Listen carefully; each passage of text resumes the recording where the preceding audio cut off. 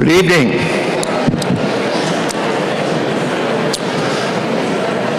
It's 7 o'clock.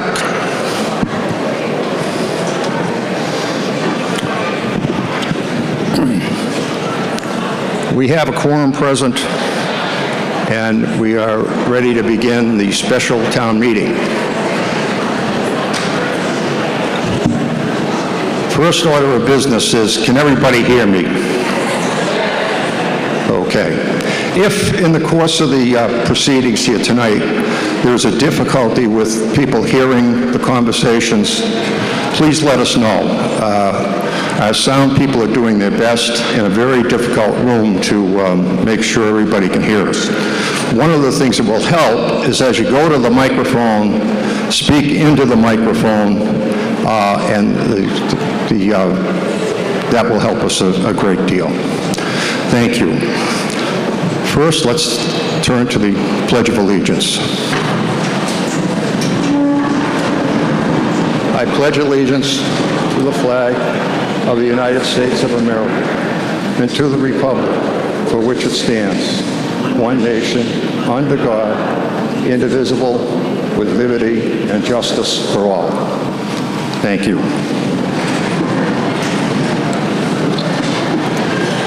I've been advised by the town clerk that the warrant for both the special and the annual town meetings have been properly served. I would entertain a motion to dispense with the formal reading of the warrant, which was posted on March 21st, 2022. I have a motion. May I have a second? I have a second. Any discussion? All those in favor, please say aye. Any opposed? The ayes have it. The reading of the warrant is waived. I have nominated Peter Toppin to serve as the deputy moderator. Peter is here with us tonight, ready to go if we need him. I would ask for the meetings to ratify that appointment. All those in favor, say aye. Those opposed, nay. The deputy moderator is appointed. Thank you. I'm going to ask the deputy moderator and the following tellers to come forward to be sworn. Already sworn in. I'm informed that the swearing in has already occurred, and so we can dispense with that.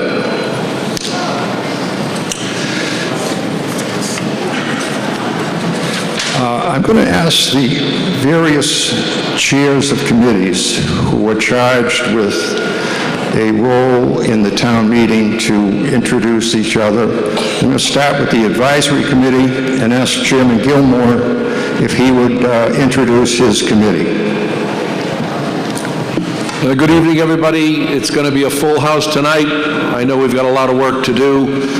Please know that your advisory committee consists of Elise Russo as our vice chair, Jerry Kelly, who was our former chair last year, Mike Westhort, Patrice Metro, Lincoln Heineman, who's also been a prior chair, Daniel McGuigan, Linda Ferguson, and Missy Seidel. We have worked for you every week since the last town meeting. We meet every week. We go through all of the budgets. We interview all the department heads. We think we've got some good reasoning and good decision processes. And I encourage you to read your advisory committee book because there's plenty of background information here that will help you navigate tonight and maybe tomorrow night's future. And thank you very much for your attention. Thank you. Next. Next, I would ask the Chair of the Board of Selectmen, Karen Conley, to introduce her board and those at the front table. Good evening, ladies and gentlemen. I have with me tonight Nancy Holt, our Finance Director, Jim Boudreau, our Town Administrator, Cindy Amara, our Town Council, and the Select Board consists of Karen Canfield, who is the Vice Chair, Maura Curran, Member, Tony Vignani, Member, and Andrew Goodrich, Member. Thank you.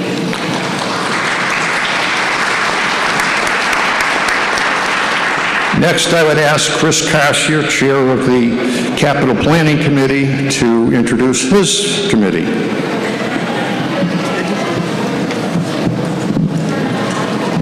Good evening, everybody. My name is Chris Karsher. I'm the chairman of the Capital Planning Committee. The members of the committee are Jack Whitaker, Joe Gibbons, Richard Taft, and our newest member is Tony Machini. Michael Long from the school committee is a voting member. We also have representatives from the advisory board and the select board. Thank you. I would next ask the chair of the school committee, Michael Long, to introduce his committee. Thank you. Good evening, everyone. I'm Mike Long. I'm the chairman of the school committee. With me tonight is Dr. Carrie Borkowski, Nicole Brandolini, Peter Gates, Janice Lindblom, and Superintendent Bill Barkett. Thank you. Thank you. Next, I would ask Ann Burbine, chair of the planning board, to introduce her committee.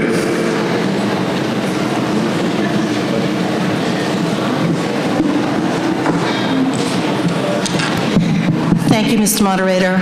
I'd like to introduce Vice Chair Patricia Lambert, Ben Bornstein, Bob McLean is our alternate, Stephen Pritchard, a member. We are missing Rebecca Lewis this evening, and our town planner, Karen Joseph. Thank you. Thank you.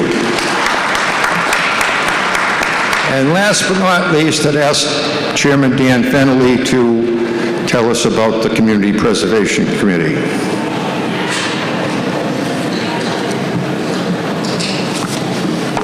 Good evening. We have 9 members on the Community Preservation Committee. Myself, co-chair Skylar Chick, who's here, Ann Burbine, Suzanne Brennan, Doug Smith, Meg Stillman, Mike Connor, Penny Pipes, and Jill Caffrey. Thank you. Thank you.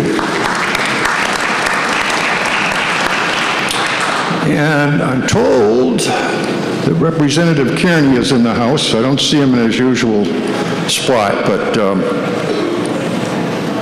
we can have him say hello, but I guess he's probably busy out getting petitions. Last, I wanted to make an announcement on the, and you have it all on your pink card here tonight. Ship Shape Day is April 30th. We encourage everybody to participate in getting the town to be shipshape. So the website reference is on your pink card for details on how it works. Now I would like to take a moment to memorialize employees of the town who have passed away since our last meeting. They are John Kulovich, former superintendent of schools, Alan Kozlowski, recreation coach, Hope Crowell, election worker, William Hayes from Scituate Schools, and Alice Healy, police department dispatcher. We all take a moment to remember those employees who have passed.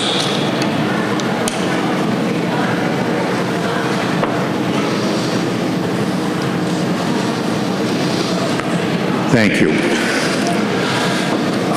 As we get into this meeting, I want to note it's the first time in 3 years that we're not contending with the tight restrictions that we have had in the past couple of annual meetings with COVID. We kind of did those meetings on speed dial, so we're going to try and get back to a more normal pace, which we hope still will be efficient and will get us in and out of the meeting, get the business done, but we won't be rushing the way we have in the last couple of meetings.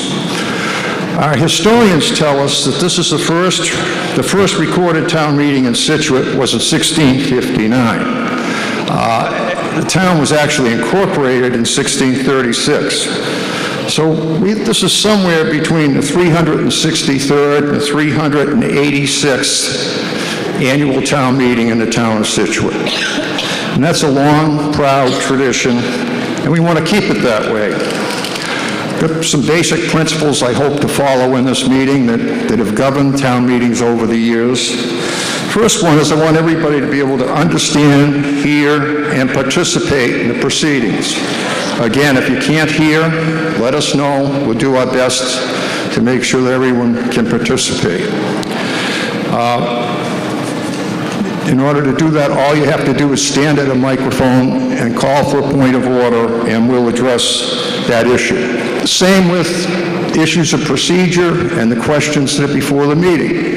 If there's some lack of clarity, if it isn't clear what the vote is on, what the issue is, please stand and ask that question as a point of order. We want to make sure that everyone is clear on what is on the floor and what is being voted on.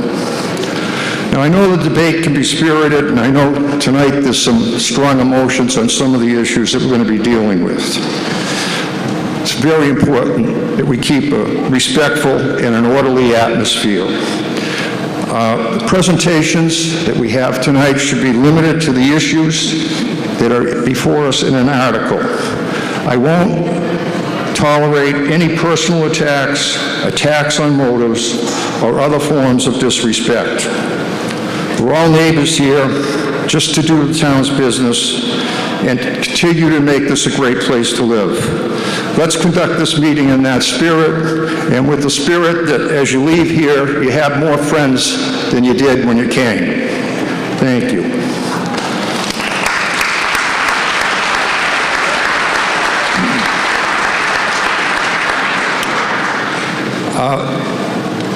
As we move through the protocol, I'd ask you to recognize your role here tonight is the legislative branch of our town government. Each of you is a citizen legislature. The executive branch boards, whose members are guests here today, have made requests asking for your approval.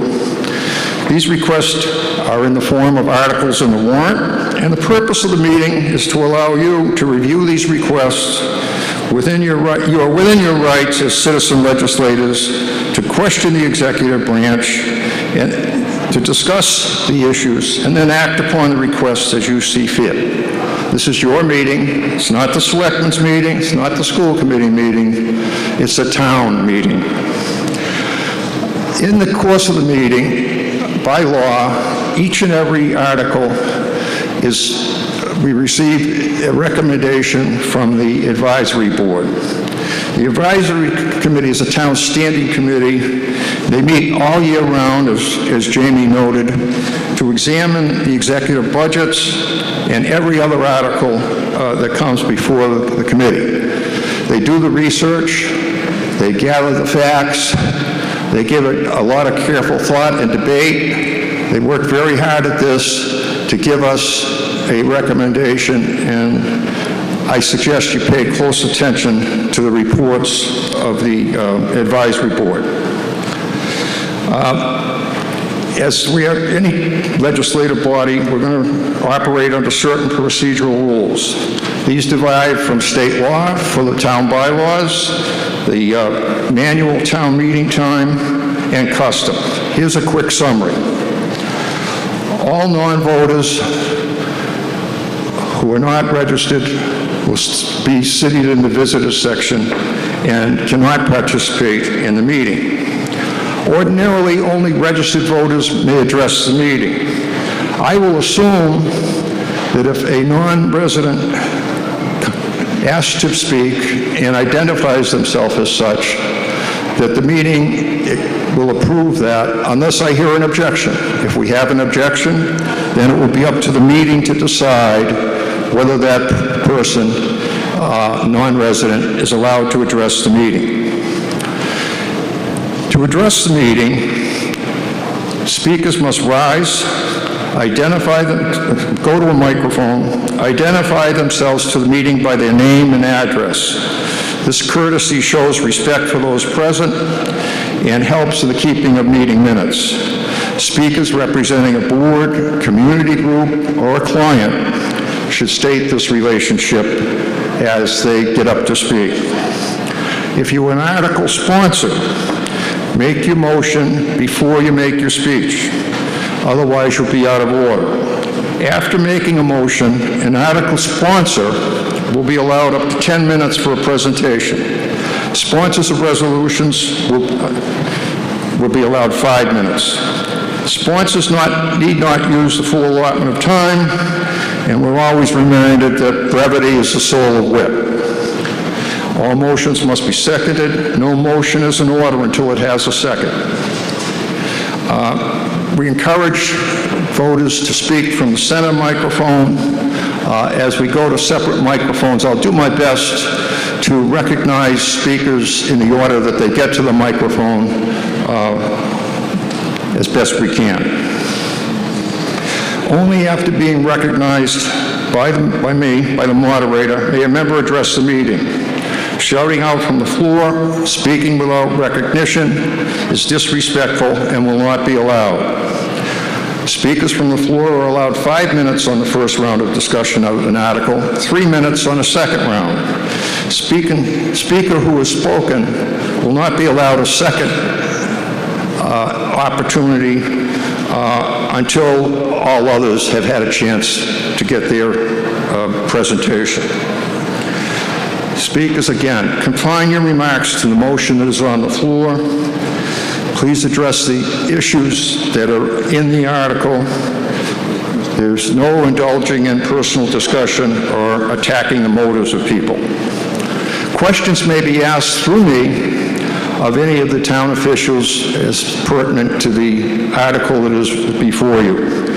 Town official can choose to respond, not respond, or respond in a way that you might find unsatisfactory.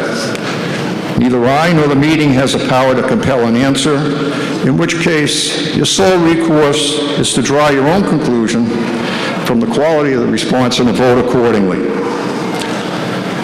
Should debate go on and you tire of debate, if you don't want to suffer in silence, you can offer the motion, I move the question.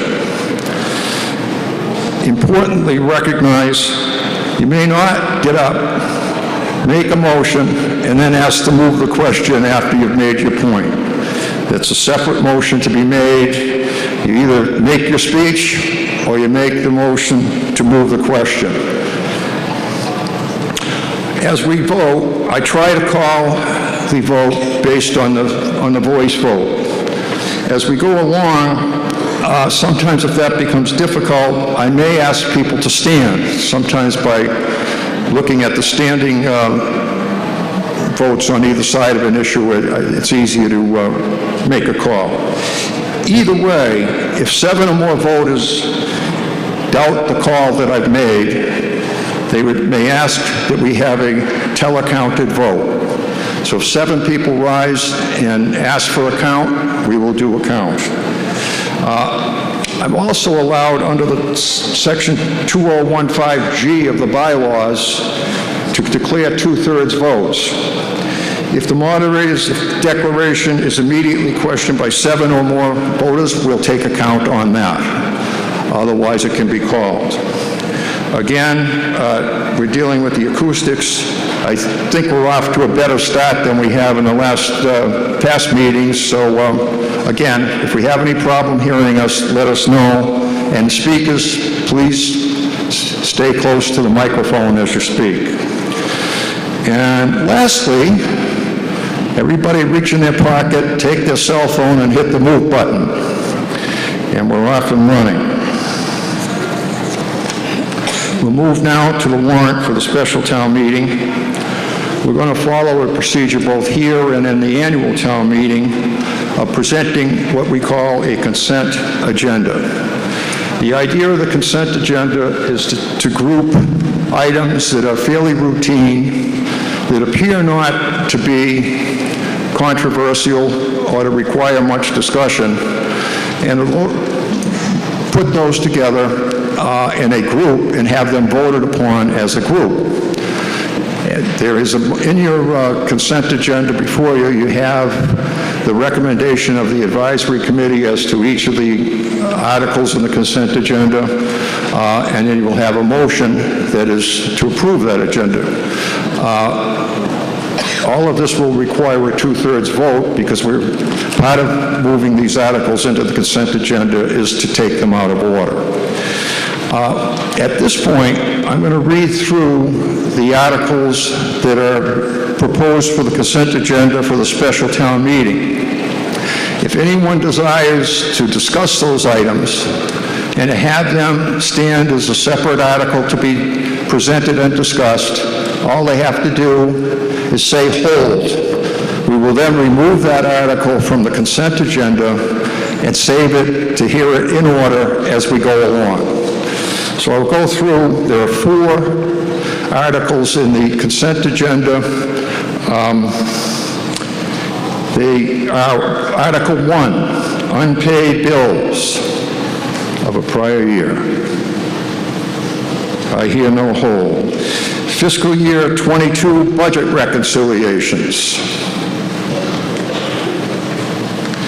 Number 3, Article 3, emergency storm and snow and ice removal and related costs.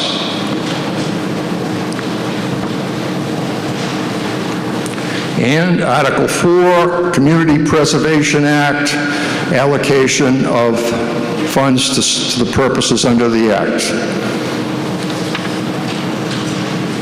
Okay, hearing no holds on any of those, we'll proceed to have those considered in the consent agenda.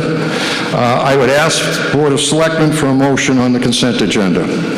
Karen Conley. So moved. Do I have a second? Second. I'd ask for the recommendation of the advisory committee with respect to those 4 articles in the consent agenda. Jamie. They're all basically housekeeping issues. We agreed in full. Okay. Is there any discussion? Hearing no discussion, we'll proceed to a vote. All those in favor of the motions presented in the consent agenda, say aye. Aye. Those opposed? I declare that a unanimous vote. We will now move to Article 5 of the special town meeting, and I would like to hear a motion from the Board of Selectmen.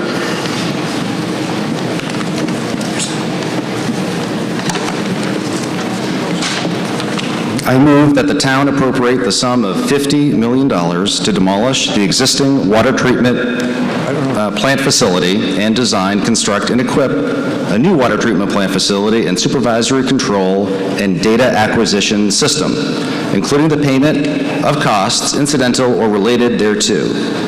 That to meet such appropriation, authorize the treasurer with the approval of the select board to borrow up to $50 million under Mass General Law, Chapter 44, Section 8, Subsection 4, or any other enabling authority.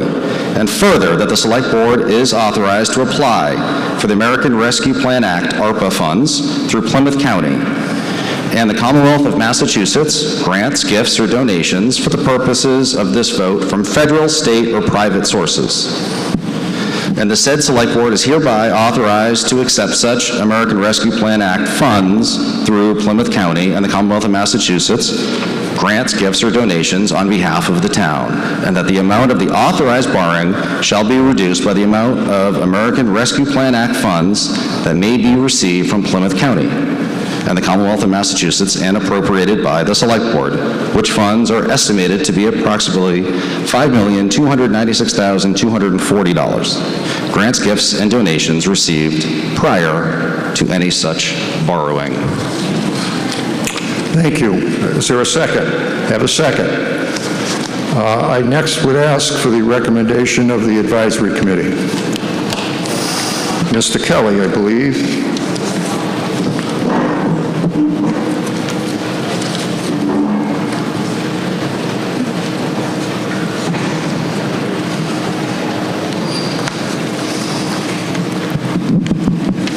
Thank you, Mr. Moderator. Thank you, Andrew.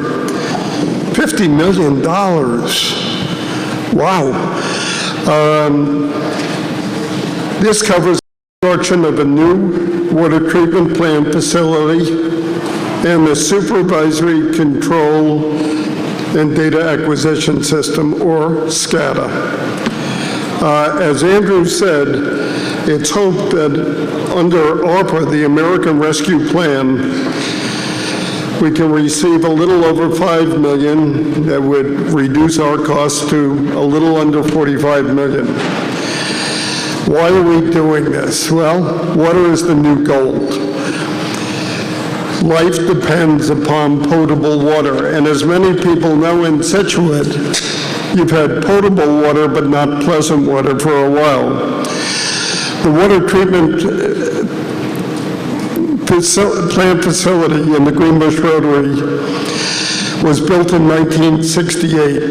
It's currently not in compliance with regulations. The plant cannot remove enough manganese, and this contributes to the brown water. There have been sporadic Tthm violations, that's trihalomethanes, which is considered to be carcinogenic. The current treatment plant cannot be modified. Potential for cross-contamination is high, but none has existed to date. There is a lack of redundancy in sand and carbon filters. So why is all this important? Well, let's travel back to February and March of 2019, right before the pandemic. There was a failure in the sand filter at the water treatment plant. This required that the plant be taken offline. And because of the expertise of the people in our water department and their creativity, you could still turn your tap and get potable water. This was not Flint, Michigan. What these individuals did was they pumped water from well 17 by hose to a temporary sand filter set up in a garage over by the water treatment plant, and then they filtered the water again and pumped it into the distribution system. All of us still had water, but boy, it was close. The current plant also generates a lot of sedimentation residuals that are then sent to the sewage treatment plant for further processing, which puts a further stress on the wastewater treatment plant. The new plant, to address this, will have a series of lagoons where the water can be recycled, residual solids can be identified and then removed. Our current building footprint is far too small. The treatment processes are stacked atop one another, and the clean water well is below the filters, so the chance for cross-contamination is high. The current plant utilizes 14 100-pound canisters of chlorine gas. For some of us who are old enough to remember World War I, that's called mustard gas. And if there was a leak there, we don't have the abilities in town in public safety. We'd have to bring in a hazmat team and evacuate an area 2 miles around the plant. The current plant is an insecure facility. There's no fencing around it. There's no fire suppression system, and it is not ADA compliant nor handicapped accessible. The current plant is rated at a capacity of 3 million gallons per day. It can only run at 2.4 million gallons, and that only for a period of about 16 hours. On July 4th weekend, we top out a little bit over 1.5 million gallons of water demand per day. The new plant will have 4 filters versus the current one. It will have 3 1.5 million gallon processing lines versus 1. You'll have redundancy to prevent failure. You'll have filtration to address the manganese and the carcinogenic minerals. The build will probably take 2 to 3 years, so you're looking at 2025 optimistically. The advisory committee spent a lot of time discussing this, and we voted 8-0 to support this, and we encourage the acceptance of this article. Thank you. Thank you, Mr. Kelly. We next have a presentation. I think we will begin with Town Administrator James Boudreau. Thank you, Mr. Moderator. I'll be very brief, as Mr. Kelly covered a lot of the points that we wanted to go over. I think this is probably the most important slide I'm going to show you tonight. So when you're looking to your left, that dark water on the end is the water that comes out of our current pond at Old Oaken Bucket. That's what it looks like when we take it out of the pond. And then we put it through our pilot program that will be the new treatment plant. The next one is the flocculation tanks, where the water settles out the organics, the plate settlers, which treat the water, the filtered water, and then the last picture right here, that is what the water looks like when it finishes the pilot program that we are using to determine the new water treatment plant that we will build. As you can see, that water is crystal clear and meets every single requirement that the state can have. Mr. Kelly covered the new plant, why we wanted to do that. We started this process in 2019. We appropriated money to begin to design the new treatment plant. A year ago, town meeting met here and voted to purchase the land, what we're calling Stearns Meadow on Route 3A across from the Lutheran Church, with the thought that we may need that property for a water treatment plant. We hired Woodward & Curran in 2001 to start to operate the pilot plant, and we've been operating that for the past year. The pilot plant tests various types of treatment to see what's best for our particular water brand. When we started both the water treatment plant site down at Old Oaken Bucket and Stearns Meadow were considered for potential sites. One of the things we're shooting for, as Mr. Kelly said, is a zero discharge plant.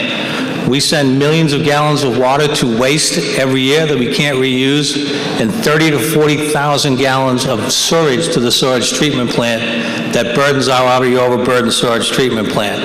This plant is designed to recycle that water and not send that material to the sewage treatment plant.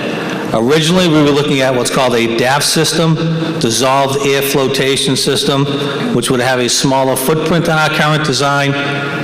That's a process where, this is very technical now, air bubbles would come up and take the solids out of the water. It doesn't work. It will not work on our water. Our water is not the correct water to work on that, so we had to abandon that because we couldn't meet state standards. The treatment methodology for the new plant is the zero discharge, and we cannot fit that at the current treatment plant site.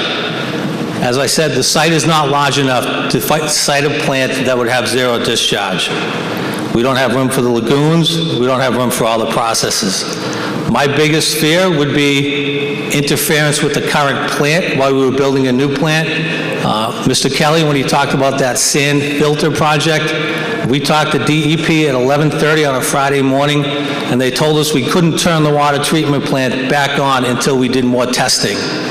We told them, geez, that's great, but we'll be out of water in 12 hours unless you let us turn our plant back on. That's how close it was to us running out of water. So anything that would interfere with the treatment of the current plant, particularly in the summertime, would be worrisome. As part of the meeting the other night, the residents asked what it would cost to construct the plant at the current facility if we wanted to do that. And as you can see, it would be over $62 million to construct that plant at the water treatment plant site as opposed to the $50 million we are currently asking for. The Stearns Meadow site, we showed a plan that's a proof of concept plan. All that means is that everything we need to do fits on the plan. It is not the final design, it is not what it's going to look like, and it is not what it's going to fit on the site. It just says everything fits. Several questions were asked. One, is the site going to be clear-cut? The answer is no, it will not be clear-cut. There will be a buffer on Route 3A, and there will be a buffer for the residents of the Stearns of the Old Forge neighborhood. The Board of Selectmen's one charge to the consultant at the Board of Selectmen's meeting was provide the largest possible buffer you can for the residents, and that is something we will do. The residents asked if we could not put the administration building on the site. That's something we can look at. Maybe we could have one building instead of two, but those are farther down the line questions when we get into the actual design of the project. Finally, to put the plant at the old treatment plant site would take 4 years as opposed to 2.5 if we built a new plant. Same thing, I just went over the existing plant, why we want to put it at Stearns Meadows, and this is the big question I think everybody has. If we build this plant and we do an override, what will it cost you? If we apply the almost $6 million in opera funds, which we got from the federal government and the board has voted, then the impact on the average taxpayer would be $255 for the new water treatment plant. That's just it in graph value, and at this point, I'll turn it over to Mr. Goodrich. Mr. Goodrich for the Board of Selectmen. Thank you. So I must start first with separating wants from needs. Hopefully it's clear by now that you realize that Scituate does not want a new water treatment plant. We need one. Hopefully we understand that built in 1968, this plant was built before man had walked on the moon. Environmental and safety standards are much different than they were in 1968. And again, 2 years in a row, DEP safety violations for water quality should be concerning. The plant is at the end of its life cycle. So what's the criteria? Quality water, highest environmental standards, future-oriented at the best possible price. I'm confident that this plan will do that. So I now want to talk about some of the concerns that may have been raised recently. One is the proposed location of the new plant. A few things to keep in mind. Number one, the water treatment plant needs to be, well, near the water that you want to treat. And the town has limited locations available. You have to go where the water is. Yes, we looked at multiple locations, and this is simply the best spot. But also because this is a drinking water treatment plant, DEP and federal regulators do not allow the board, our board, or the town sole discretion of the site. If everyone in this room voted right now on their preferred location, it is meaningless. Because DEP and other agencies get a say as well. This is not like building a playground or a school. The mountains of red tape to site a new treatment plant is enormous for safety, and that's a good thing. That's why it typically takes about 5 years to build. The preferred site is one that we know we can get approval. It's not just the preferred site, but it's happily also financially the least expensive. The site at Stearns Meadow also allows the town to build a zero-waste facility. This means we will stop the practice, which happens every day today, of throwing away 30,000 gallons of water that a modern treatment plant would reuse. That's over 9 million gallons of water that we are simply throwing down the drain. It's unacceptable. Again, the old site, as we've heard, tens of millions of dollars more, twice as long, and physically not big enough to go to zero waste. I've even heard some argue that our current water is clear, that we don't have any problems. I'm a little surprised to address this one, but let me be clear. The current facility allows brown water to leave. We will never get rid of brown water if we don't address this plant. And the plan to eliminate brown water includes the treatment plant and pipes, which we are now about 40% complete on. So we need to do both. Some will raise objections to how this project is financed, through water rates or a tax override. The pipe replacement plan is currently financed through water rates. And again, to move forward, it is at the next town election where you get to decide if you'd prefer it essentially on your rates or through property taxes. And that is the best time to raise those objections. There's also concerns about protecting wildlife and trees in this proposed area. Over 60% of the size of the proposed project is currently dedicated to those water lagoons. not buildings. Those are water retention devices. Those are what will save us the millions of gallons of water, naturally, with less chemicals, less electricity, to save the most water. That is something you cannot do at the other sites. As we've heard, there is no plan, no matter what you've heard, to clear cut the property. It is a reality, though, that many in this room believe that it is unfortunate the town's development has excelled in recent years. We see more condos going up, homes being built, businesses coming in. It's because people want to live here. But saying that we must stop building of a new water treatment plant to stop development is an extremely false narrative. Some are also concerned that this is just a feasibility and not a final plan. And I understand this seems unfair, but this is the process that is laid out for us. We have to become partners with state regulators. Hence why we're asking you for funding. Someone at a recent meeting with neighbors asked a great question. What does a no vote mean? And I'm not gonna lie, I was caught off guard. Because I couldn't imagine our town making such a mistake. I've lived here for 12 years, and from the very first summer moving here, brown water has come out of our faucet. And I've thought such a reality is atrocious. And it's one of the reasons why I'm up here today.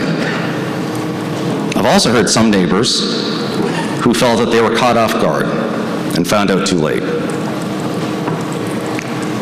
And for that, I offer you no excuses. And I blame myself, and we need to do better. But a no vote also means a guarantee that we will be living with brown longer for much longer. It means new construction on a plant that will take twice as long. A no vote means not having the will to do what is right. A yes vote means we will fix it first. A yes vote means we are serious. And if you're still listening to me, I want to tell you a quick story. A year ago, an 8th grader student at Gates wrote to me regarding an assignment for her civics class. She emailed and said that her class assignment was, as a class, to vote on the most important issue Scituate faced. This is a class that at the time was still in class wearing masks in the middle of a global pandemic with an uncertain future. They had just discussed issues related to racial inequality, and only a few weeks before witnessed terrible violence at the U.S. Capitol. And something that to me was very telling, the class unanimously picked a topic that not every 14-year-old you would think would care about: water infrastructure. Specifically, the questions were, why is this taking so long? Why can't we do more? And then Ms. Quinlan asked, what causes the brown water?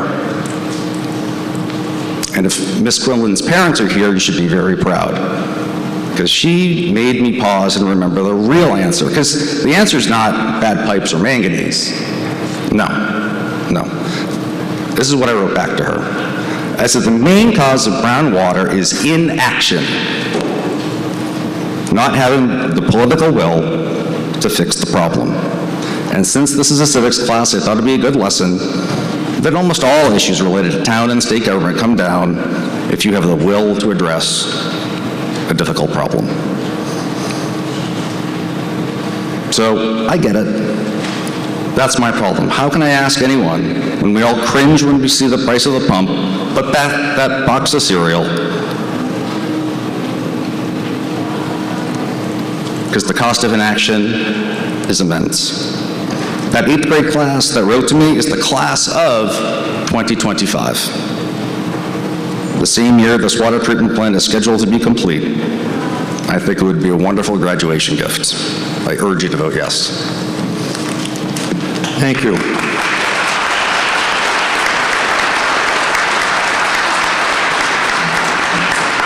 The gentleman at the center mic. Good evening, and thank you, Mr. Moderator. My name is Michael Gibson, and I live at 142 Old Forge Road. I'd like to preface my comments with this. I don't think there's a single person in this town that disagrees a new water treatment plant is necessary. It absolutely is. However, the shape of the current plan is concerning. It came at us extremely fast. You'll note that the first meeting on the site location happened just Thursday night, April 7th. It's wildly expensive and has lacked any transparency. There are several vague, cryptic, and misleading statements that have been made by the Select Board and the project owner about this plan, and I think they need to be discussed, clarified, and answered for town residents before moving forward. The first thing we've heard is that there's no room to expand the current Old Oak and Bucket facility. However, Scituate's own 2019 master plan included a proposal to expand the water treatment plant at the current site. The second thing we've heard is that we cannot use the Little League field adjacent to the Old Oak and Bucket facility since there's a deed restriction. Well, I looked at the deed. I have a copy of it right here. I can't find a single restriction on it. So my question for you is this: what exactly is the deed restriction barring us from using this town-owned land? Third, the Stearns 3A site is the lowest cost option. How do we know this to be true? We haven't even seen a budget for this project, a cap table, just a nice round $50 million blank check. What are the other options? What are those costs? We haven't seen any. Fourth, we've heard that the Stearns 3A site would cost less than expanding the Old Oak and Bucket facility. And I'll be honest, I had prepared this ahead of hearing tonight, that $62 million number. However, when we asked what the cost would be on Thursday night, project owner stated they hadn't even run the numbers. How do we know that this $50 million costs less than other options for the town? Fifth, we've heard that the town is not clear-cutting the land. Well, I'd be curious what the definition of clear-cutting is for everyone. Because I'd say that clear-cutting, or cutting down all the trees on a 15-acre parcel, certainly qualifies. And the only plan schematic that's been presented to us so far includes the entire parcel being cut and developed. And I don't think anyone here wants a repeat of what happened with the public safety building. Finally, we've heard that the Stearns 3A site has the lowest environmental impact. How do we possibly know this to be true? Has there been an environmental impact study? A wildlife impact study? Wind impact? Noise pollution? Certainly none that you presented here tonight. No, the plan that's out there from 2018, the Scituate Open Space and Recreation Plan Update, cited this land as being a wildlife corridor. And quote, "Corridors are particularly important in urban and suburban areas where wildlife ranges can be limited by fragmented habitat, roads, houses, commercial and industrial areas, and other human activity. In Scituate, the First Herring Brook, which connects Tack Factory Pond Reservoir and large tracts of conservation and water protection land between First Parish Road and Old Oak and Bucket Road, also serves as the east to west wildlife corridor across southern Scituate," end quote. This is a direct quote from the plan update, and it notes that this is the only wildlife corridor in this part of town. Has the Select Board reviewed this at all? The plan put forward tonight is rushed. It has not been properly reviewed, and many steps that ought to have been taken have been outright ignored with a preference for speed, secrecy, and ambiguity. A new plan is necessary, but the hard work and the homework needs to be done by town officials before asking residents for this blank check funding. I look forward to reviewing a new plan, one that addresses the practical, financial, and environmental concerns that I've raised here. But until that time, I cannot support this. And I therefore encourage my fellow residents to vote no on Article 5. Thank you.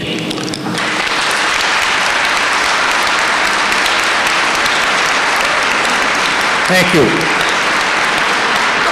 I believe the lady at the center mic is next. I'll get you. Ma'am? Vote for this article and vote for clean water. The gentleman to my left is next. Hello, my name is Lawrence Stone, and I live at 117 Old Forge Road. Good evening, Mr. Moderator and members of the town. We need an updated water treatment plant. I'm not here to debate that. However, for the general public, Article 5 came up very quickly, and we need time to digest, discuss, and study potential impacts financially and ecologically. 2 business days ago, just days before this vote, a last-minute meeting was announced to review the proposed water treatment plant project. Residents met with town officials, and we received very few answers to our questions. The following oversights are extremely concerning. First, there was zero discussion of cost-saving alternatives and no breakdown provided to explain why the cost is so high. Second, splitting up the admin buildings from the water treatment plant has never been considered, even though in a post-9/11 world, it's important to maintain security at a water treatment plant. Shouldn't access to that area be restricted to those specifically working at the plant? By moving the admin building to a different location, the plant could be expanded and updated at its current site. Third, no study has been done to assess the environmental impact of runoff water and wind barrier changes from clear-cutting nearly 15 acres. And no study has been done to determine if there are protected plant or animal species on the property. How can we trust that this $50 million plan has been fully thought out if none of this due diligence has been done?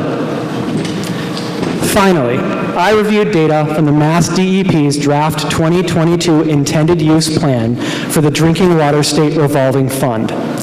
Per capita, Scituate's proposal is more expensive than similar initiatives by other towns in eastern Massachusetts. It's also the most expensive single-town new project listed. And once in motion, these types of municipal projects often balloon in cost. $50 million is an incredible amount of money. It's 1/20th of $1 billion. A request to spend this much money warrants an equal level of scrutiny, planning, ecological impact studies, peer review, compromise, and transparency. $50 million demands we ask the right questions. It demands we consider multiple proposals. It demands we scrutinize multiple locations. It demands we ask the question, why are we starting out by building a state-of-the-art water treatment plant when we haven't even researched all the other options? I've been told Scituate does not own much open building space. Well, $50 million demands answering that question. How much property does Scituate own adjacent to a water supply, and where is it? I'd like that information in front of us right now. We have one opportunity for no regrets. Other initiatives in our town have been rushed. This has been to the detriment of our community. Let's slow down, do our research, and take the time to do this one right. Vote no on Article 5. Thank you. Gentleman at my right. How you doing? My name's Stephen Young. I live at 5 Old Forge Road. I would like to thank the selectman. He's a very eloquent speaker. He has a great story to tell. It was great, right? Well, you're probably asking yourself, how did we end up here? I have a couple minutes to bring you up to speed on the history and the 23 years of this property along 3A, Route 3A. So listen up. It's what he's not telling you.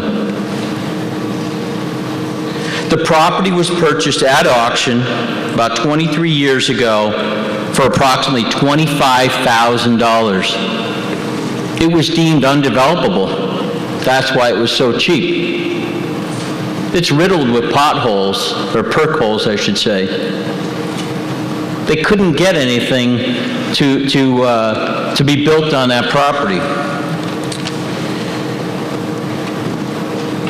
For the past 23 years, the residents of Stearns and Old Forge Roads have been working with the town leaders, Conservation Commission, Planning Board, to keep this parcel preserved, to help protect the property.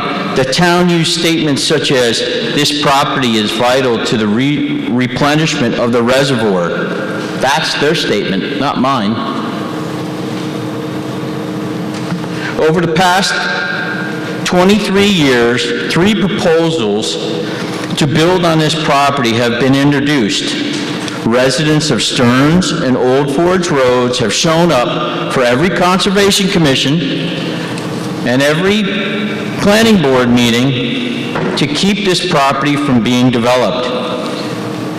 You heard from them tonight, their concerns.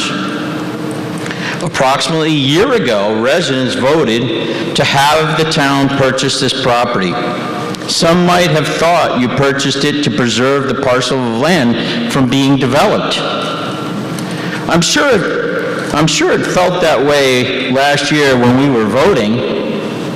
Maybe you felt that way too, right?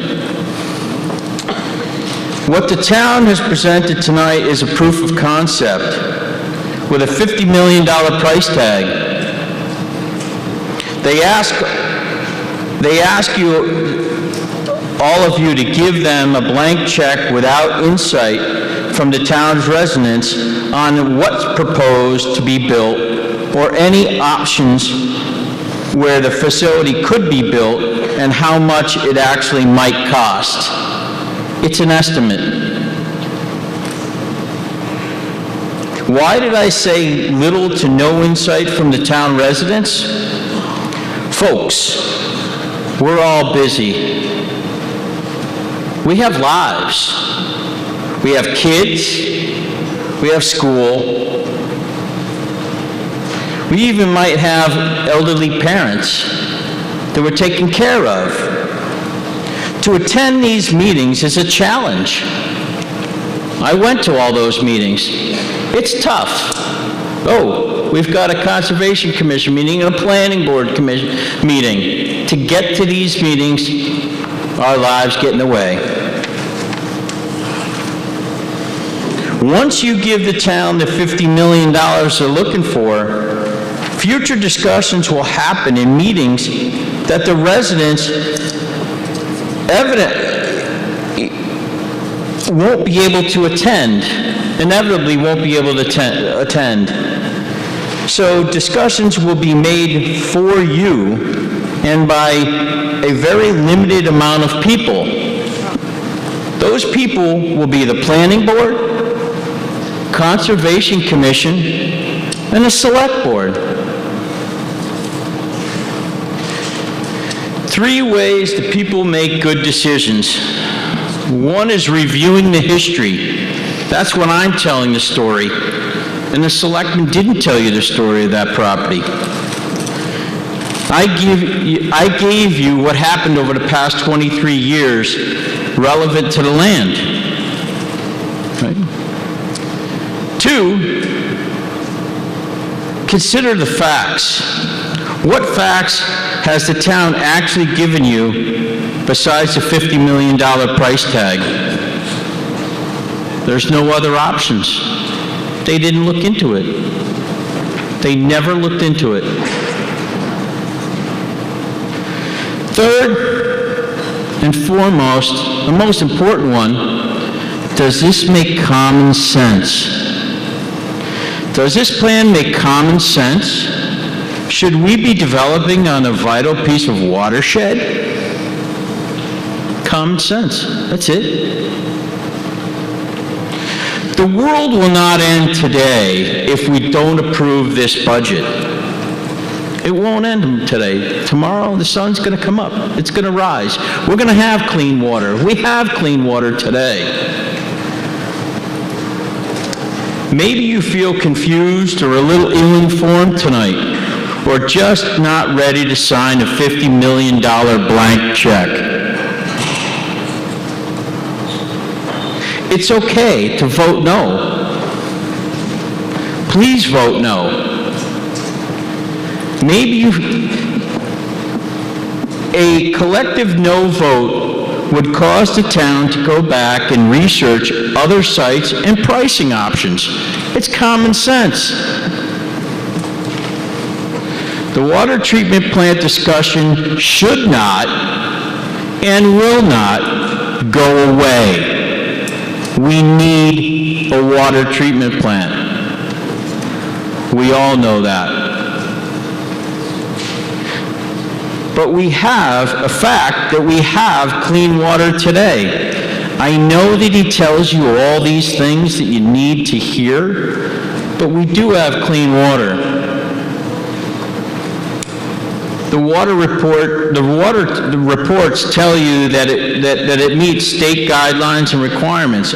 I'm asking the town to consider alternative locations, designs, and budgets. Please demand more from your town leadership. Demand more site and price options. It's your chance to voice your opinion tonight. Thank you and vote no. Thank you. Gentleman to my left.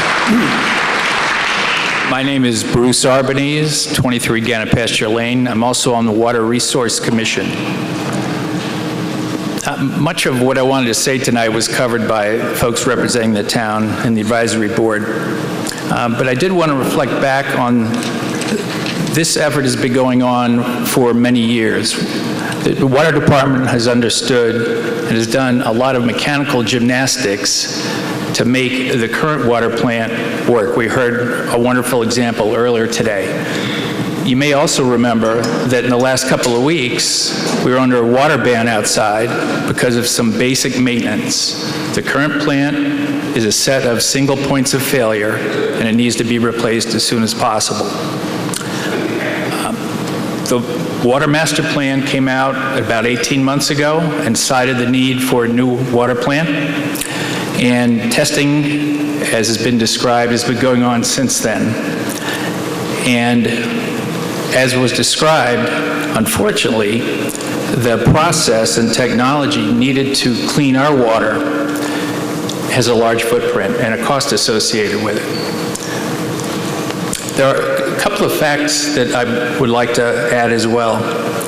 It's important for all of us to remember that during peak periods, which let's say from May through September at least, the water treatment plant produces up to half of the water in the town.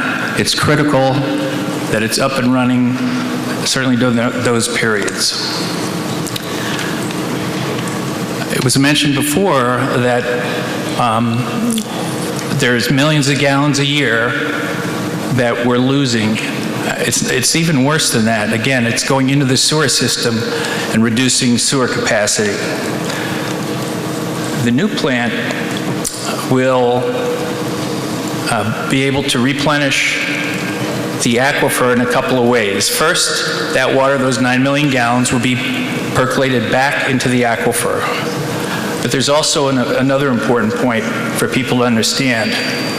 Currently, our pumps run about 24/7 by 365. So we are pulling water out of the aquifer all year round. The new plant will be substantial enough and new and reliable that it can run during the peak water periods this time of year, for example. And so we won't be pulling as much water out of the aquifer.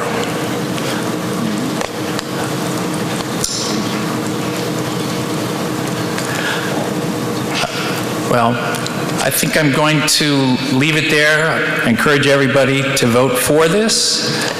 And no matter how you vote, if you go to the town site and search for water resource update, you'll find examples of how we can all conserve water and help all of the community. Thank you. Thank you.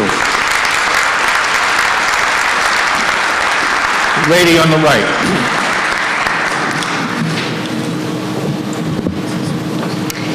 Hi, I'm Sharon Galoni. I live at 87 Old Forge Road. I fully support building a new water treatment plant. It is an absolute priority for this town. There seem to be a few misperceptions about tonight's vote. A no vote on Article 5 does not mean there will be no new water treatment plant. Scituate must and will build it. For Little League families here, a misperception has been spread to you via email that this vote is about baseball fields. And if you don't vote yes, you will lose a baseball field. This is simply untrue and misleading and takes away from the very important issue you should be voting on. Tonight we are voting on approval of $50 million in debt without an understanding of how this number came about or whether appropriate due diligence has been done on this project. I have 3 points to make. Point 1, are we sure $50 million is the right amount for this project? The answer is no. The proposed budget of this project has gone from $24 million in March 2019, as quoted in the Water System Update in Scituate, to $40 million, as quoted by Ty and Bond in June 21, and as quoted in the Scituate Master Plan Update, and now, 9.5 months later, $50 million. I request taxpayers be provided with a timeline of budget changes and reasons for each change, along with line item detail. Research on cost for new water treatment plants in Massachusetts that will produce a similar or increased capacity of water than what Scituate is planning shows typical costs of build to be between $9 and $25 million. Scituate is proposing $50 million. I request an explanation as to why Scituate's project is priced at $50 million versus other projects' lower prices. Point 2, did taxpayers receive appropriate information and opportunity to voice concerns and ask questions prior to voting tonight? The answer is no. There has only been one public meeting to discuss this project, which took place 2 business days ago. In this meeting, there was no presentation of the project, no demonstration that proper due diligence has been done, and no rationalization of the proposed budget. I request that appropriate public forums be implemented before voting on a $50 million debt. Additionally, there has been limited written communications to all taxpayers over the past year to educate voters and enable them to make informed decisions about tonight's vote. I request the town work in partnership with representative citizens to create a comprehensive fact sheet that increases the transparency of this project and its financials before holding a budget vote.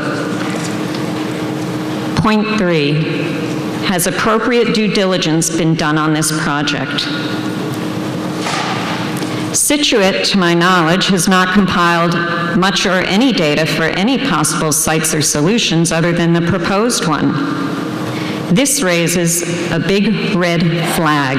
I request an analysis of all possible build sites and solutions in Scituate and cost to build on each site.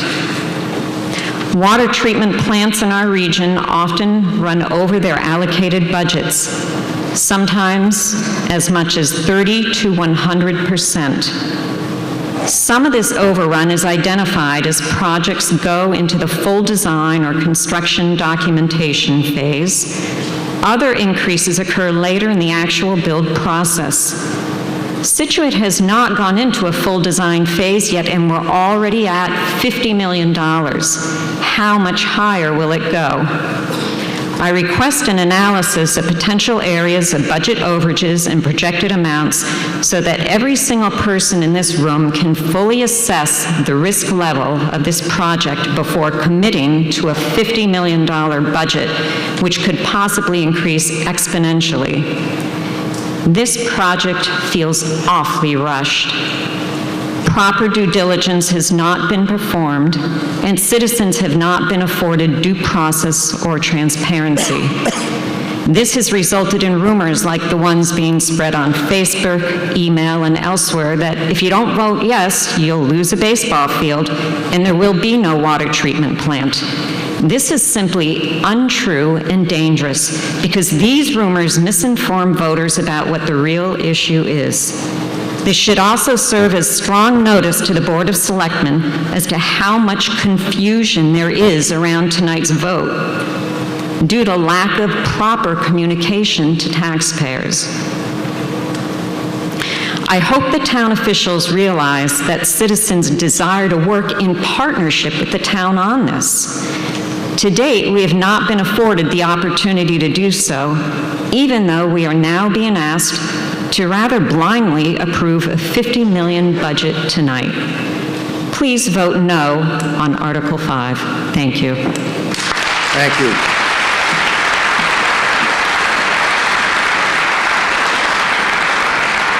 I believe the lady on my left is next.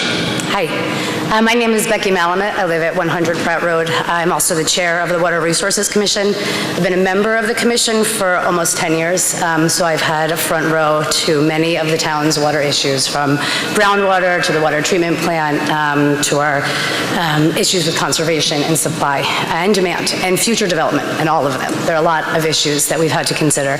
And I would just like to clarify a few things. You know, this has, while the meeting that was held a couple days ago, I believe, was the first meeting, maybe where abutters were invited, but there have been public meetings for the last year about siting a new water treatment plant at this location.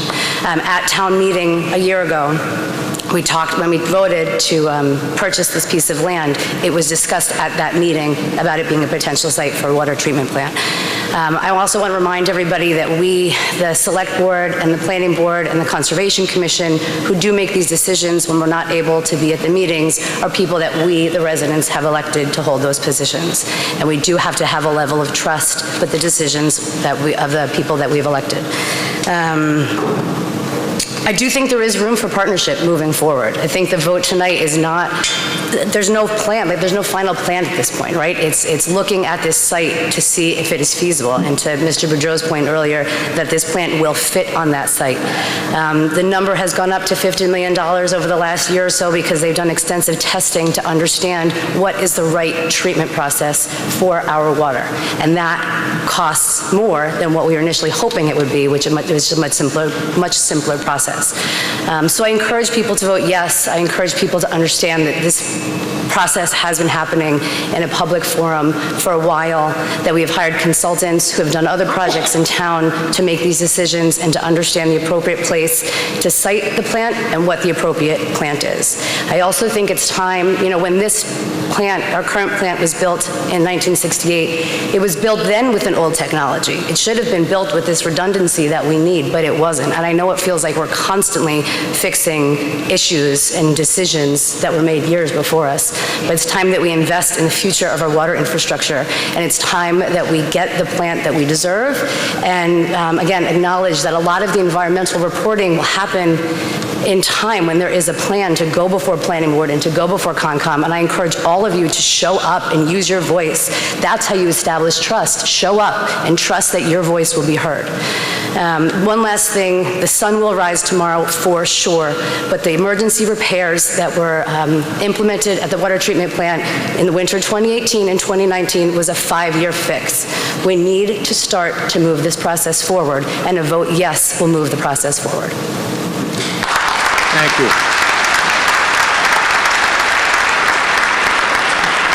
Gentleman on my left in the green shirt is next. Oh, me? Gentleman in the green shirt, I think was up. I don't think so, but... You don't think so? All right.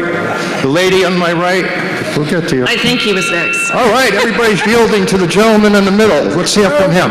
Thank you, Mr. Moderator. I guess you know what I'm going to say, because you appointed me. I'm a member of the Scituate Capital Budget Committee. Well, you're going to have to tell us your name and where you're... Oh, yes, that helps. I'm John Whitaker, 594 Country Way. I'm sorry I didn't say that. I think it's been well indicated why we need to go forward with this.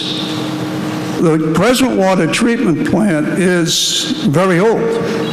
mean, we certainly wouldn't be riding around in a 1968 car. There is a significant danger of failure of our water plant. And then we'll really have to scramble and maybe buy water in truckloads. That water plant needs to be replaced. It's interesting, you know, I share this frustration that residents feel that it's so hard to find out what's going on sometimes. And there's so many meetings. I don't recall anybody coming to our hearing. We had an extensive hearing on this project. And we've been talking about this at our meetings for several years now. We, of course, all took an in-depth tour and had an in-depth discussion with our water people. Where do we go? My suggestion is we vote yes. We have to do this. We cannot really afford to postpone it for a year, 2 years, maybe even 3 years. That's a very risky proposition.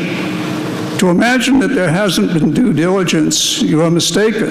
There have been in-depth discussions, in-depth. I mean, I don't want to just continuously repeat what's already been said by the Water Resources Commission. At the same time, yes, as a town, we need to wake up and look at the fact that the ordinary citizen can't get to all the hearings. I don't know these people. I should. They should have known about our hearing and come to it and had their very valuable input. But don't make the mistake tonight of voting no. We have to do this, and soon. Thanks. Thank you.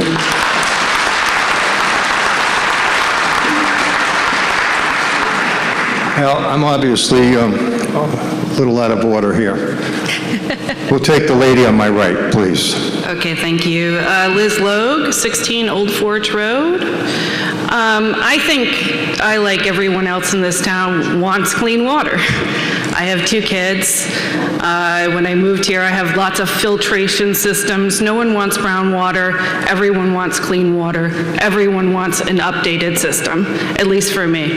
And the money is not really the issue even. I think it's really the transparency. So someone said when we had this meeting they weren't going to clear cut. Well, I was on the call on Thursday. I asked the question, are we clear cutting 15 acres of land? And it was like, yes, we're clear cutting 15 acres of land. That was the answer, and I think it's recorded if anyone wants to listen to it. So, you know, the question is, can we build on the existing plant, or do we have to cut down 15 acres of forest with deer and all the animals running around to put this plant there? That's, I think, the really question. And I heard tonight, well, I heard on Thursday, first it was a space issue, right? That was the issue, it was a space issue. And so some people asked, well, you have this huge administration building, right? I think they said 2.5 times the size of the administration people just for offices. Could we at least consider moving that someplace else?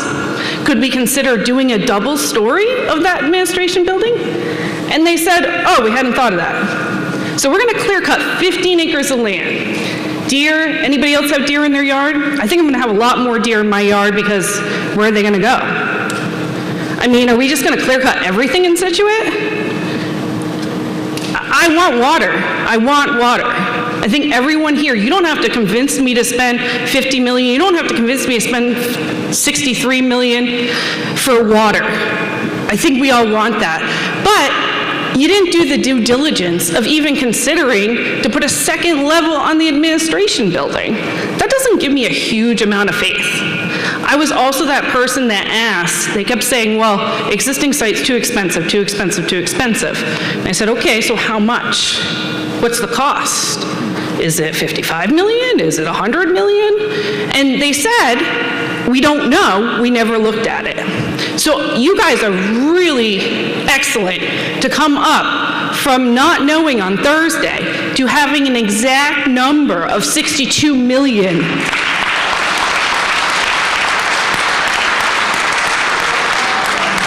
Two business days later.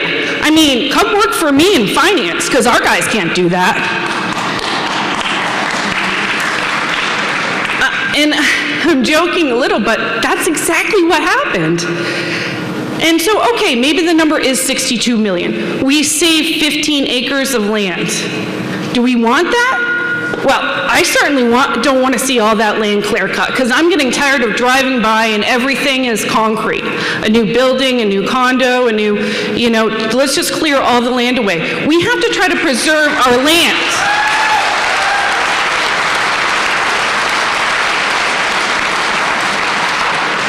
At last town meeting, someone said, what do we want to be as a town, right? Do we want to be the quaint little town where we have a great education system, we invest in our education, we have land, we have beaches, we enjoy nature? Because that's what I want this town to be. But it seems like every time we have to make a decision, it's just easier to clear cut and put it over there. And quite honestly, that's the answer we got Thursday. The challenge was, well, the contractors don't have the space. Okay, so close off part of the rotary or do something creative. I'm sure you can find a way. But the answer was it will be simpler, cheaper and faster to just clear cut. And I think that's the answer for a lot of things in this town. Simpler, cheaper, faster, just clear cut it. If you figured out the math, and also we asked how much is it going to cost per citizen? Because I think if you had done your due diligence, I worked in M&A for many, many years, and I will tell you, due diligence is a big part. You're going to do a big project, you're going to spend $50 million, you do your due diligence, and your boss not only asks you for your number, but asks you how you got to that number, what assumptions did you make, did you have a bad math calculation, what overages are you going to have? And we can't answer any of those questions. In fact, 50 million is the answer for the new site. Round, 50 million, no zeros. If you saw the old site, it was 62, I couldn't even write it all down fast, 62, 500, 329, and like 50 cents. Somehow we figured that one out.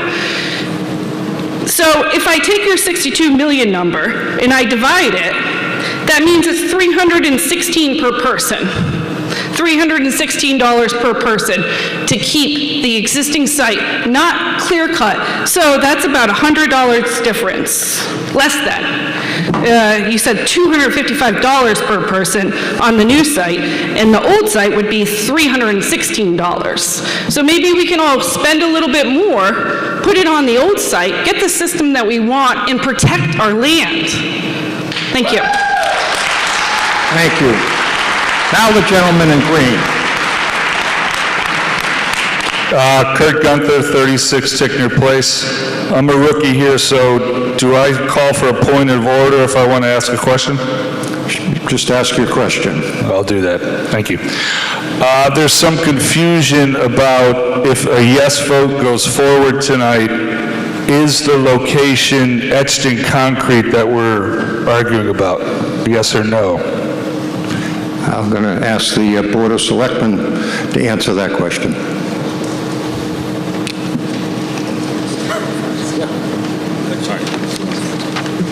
So this is the preferred site.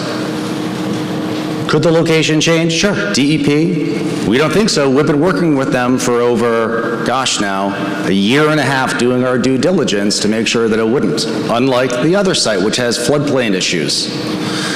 However, we have to understand that we're working with those state officials to ensure. So do we find something in there when you start digging? But that is the preferred site. Okay, so being somewhat of a manic baseball fan, there's just a bit of discussion about whether Greenbush will go the way of the wrecking ball, and that's what I'm trying to clear up. So it sounds like a yes vote, this is a preferred site, and Greenbush will be out of the equation. Correct. Okay, play ball. Thank you. I think the lady on my left is next. It would be me? Okay, thank you. Mary Ellen Schloss, 50 Manlot Road. So I think we've heard from a lot of speakers, and I think the Water Resources Commission person was speaking very eloquently to the fact that we need to move forward.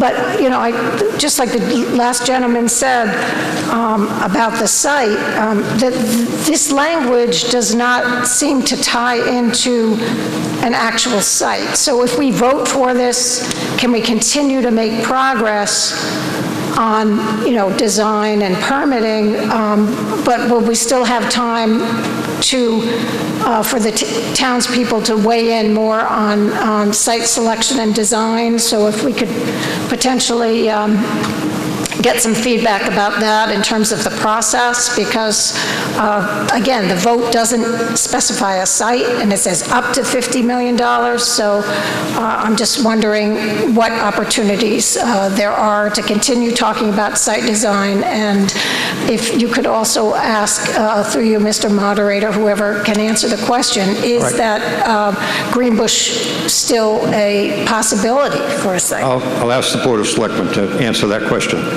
Mr. Goodrich. So a few things about that, and then I'd like to talk about the deed restriction on why Greenbush is problematic. You're there to answer the question right at the moment. You'll have a chance to come back. So there will be opportunity, because the core function of a water treatment plant is to treat the water. So when people talk about this administration building, the building department, that is, we absolutely can have, that is not something that DEP is going to mandate where that goes. In the plan, we originally had it there, but that does not mean that we cannot go back to that specific sort of thing. That's something that is not fundamental to treating the water that we are going to drink. Adding trees to different places, where the trees get cut. You'll be able to see a plan, where it is, count the trees, understand what's being cut and what's not, and hold us accountable. I understand some people may think that things have gone wrong in the past, but you can hold us accountable, and we want to have you in those discussions and bring people together for that. Again, there's a separate discussion between those that are essential, such as the actual treatment that we have to deal with, versus those other aspects. I hope that answers your question. I think you've answered the question. Thank you very much. Lady over on my right. Hi, Stephanie Burke, 93 Marion Road. I hear the residents surrounding the potential site's frustration. I live somewhere that just recently, we had a ton of clear cutting done, and all we got from it was Seaside at Scituate, which seemed to only benefit 600 residents, than the potential to benefit the entire town. So I'm sorry, but I see the frustration, but at least at the end of this, we have the potential of getting a new water treatment plant. So I understand clear cutting, but that is definitely something that we can look at setting site rules, putting regulations on Scituate in the future. I think it's definitely something that should be addressed. But moving forward, for the $255 that Andrew Goodrich, I think, referenced, I just paid $120 to Poland Springs last month. I've lived in different countries. I've lived in other states. I've lived in towns and cities, and never have I had to spend that much money on water to drink. So even if this does have the potential to go over budget, I have a few extra dollars that I'm willing to spend, and it will still be saving me money every year to be able to drink our water. So again, I encourage people to vote yes, because this doesn't set anything in stone. It just continues the process moving forward, and we need that, because they have been working on this, and this, although feels rushed, other water treatment plants, my father runs a water treatment plant in my hometown, and some of the site studies that they're doing, that Scituate has done to expand the current water treatment plant. For example, they did a study to expand the water treatment plant, and it failed because of wetlands and marshlands in the area. I say, what happens next? What are you going to do? He says, well, we have about a 10-year deadline to figure it out. Scituate didn't have that 10-year deadline because they didn't put those restrictions in place to figure out what they couldn't do if they couldn't expand. They had a 5-year fix that they did a few years ago, but time is of the essence, so I know that people think that this is a rush plan, but it's not, and I'm willing to spend however much money it takes because every year I spend $1,000 to be able to give my kids water to drink. So please vote yes to continue to move this process forward. Thank you.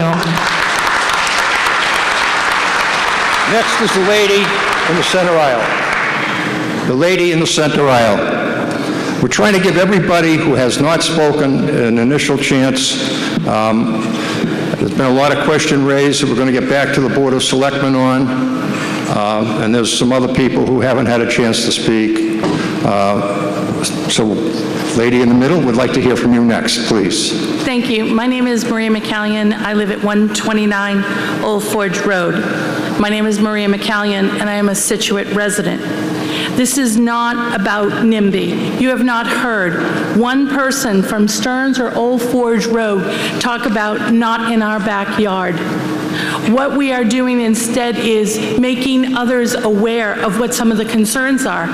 Maybe you would have those concerns if it was in your backyard. We're concerned about traffic. We're concerned about when you turn out of Old Forge Road, you're taking your life at your hands, if any of you ever tried to do it, at 50 miles an hour up at the top of the hill. Doctor's Hill entrance is across the way as well. We're worried about those two cuts of the in and out in that particular location. We're concerned about traffic mitigation. What is going to happen in a project that's going to take 2.5 years to build? Route 3A is a main thoroughfare, again at 50 miles an hour. Where is the traffic going to get rerouted to? We haven't seen anything about that in the plans for that particular location. The question about clear cutting, a buffer of 30 feet in the back where it abuts and 50 to 100 in the front. Granted, that's not clear cutting 15 acres, but I think if you do the math going around, it is a significant amount of the space itself. So I'm hoping lessons learned from the police and safety area where too much was cut, that you'll take into consideration that when you go to look at this particular space.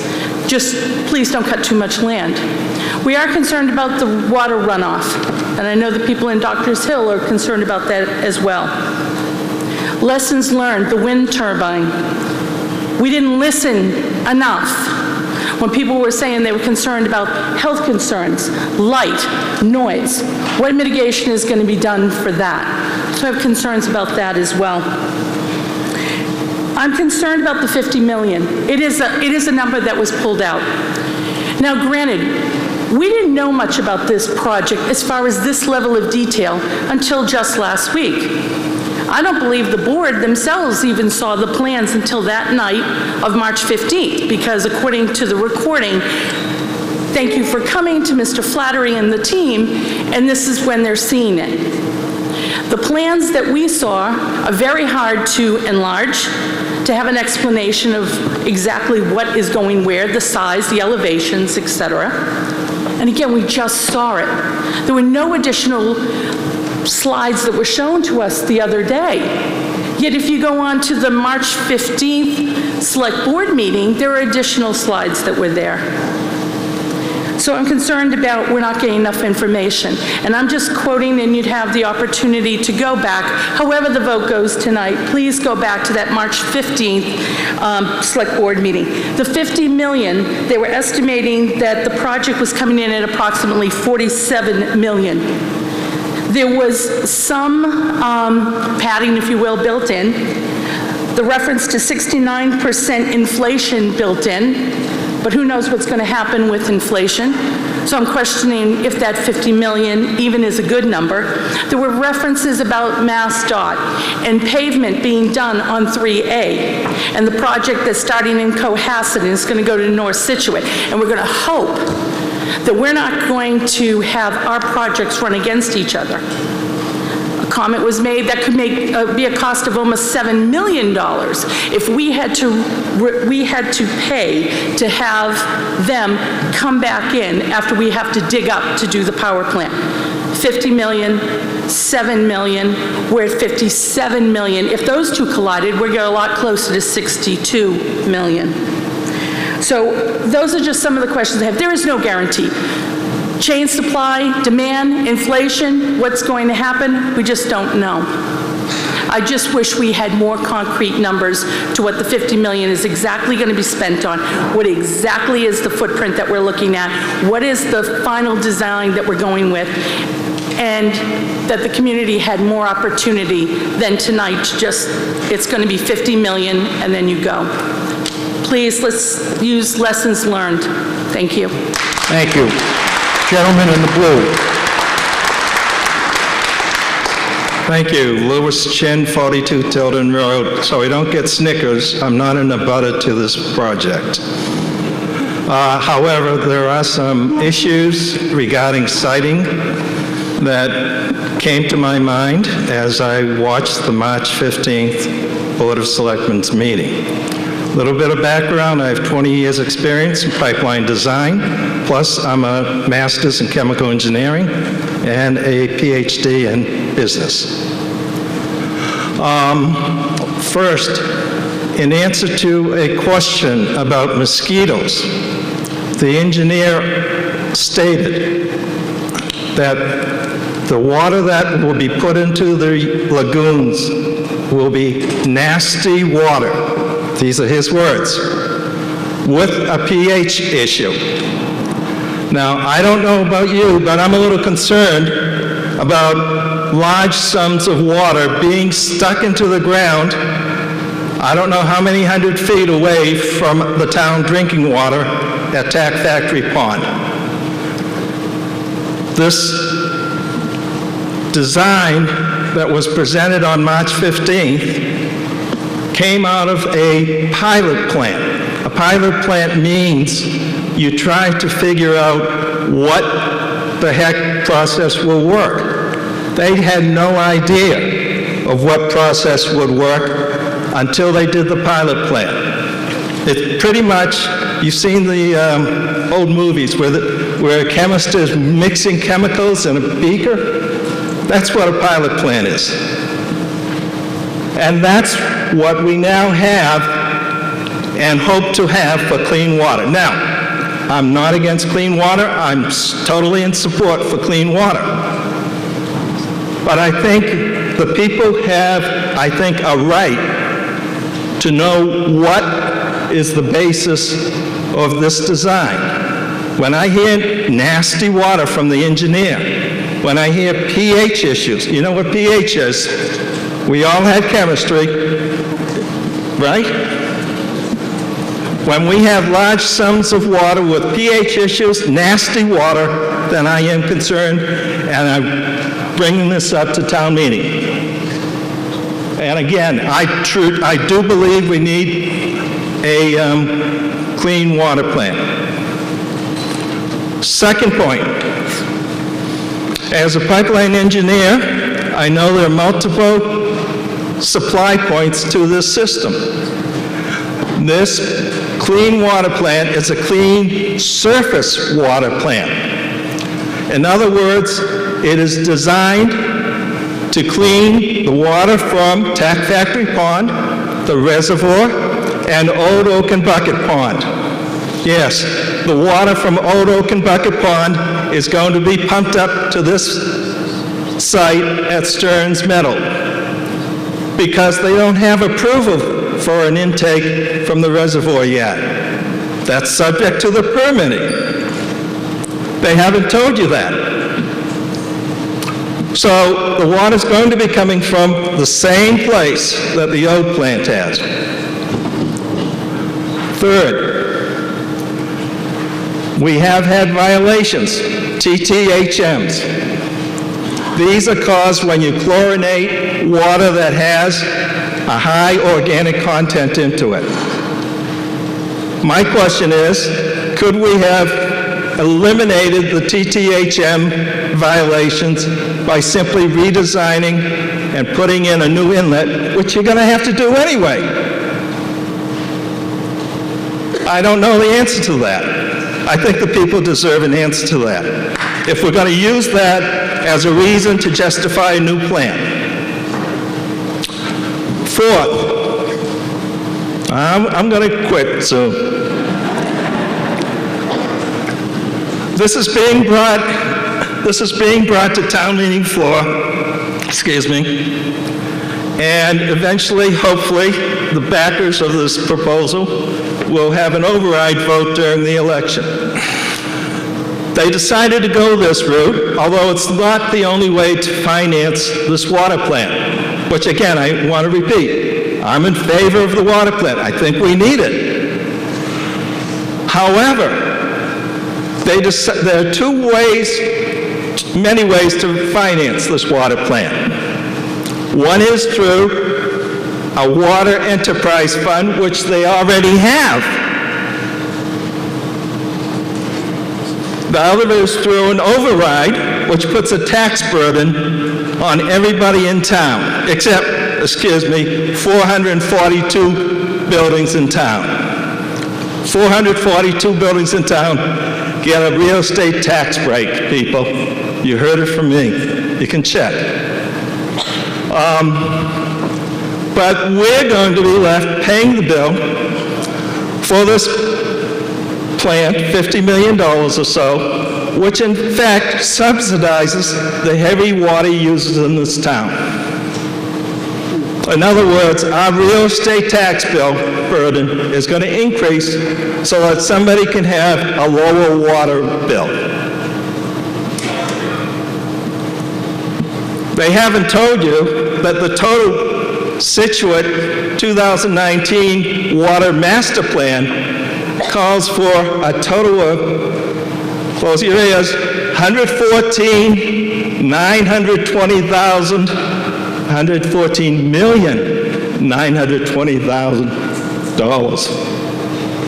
That's from their own water master water tap plan. Not 50 million, 115 million. And that's last year's numbers. We need to fix the problem. We need to get rid of the dirty water.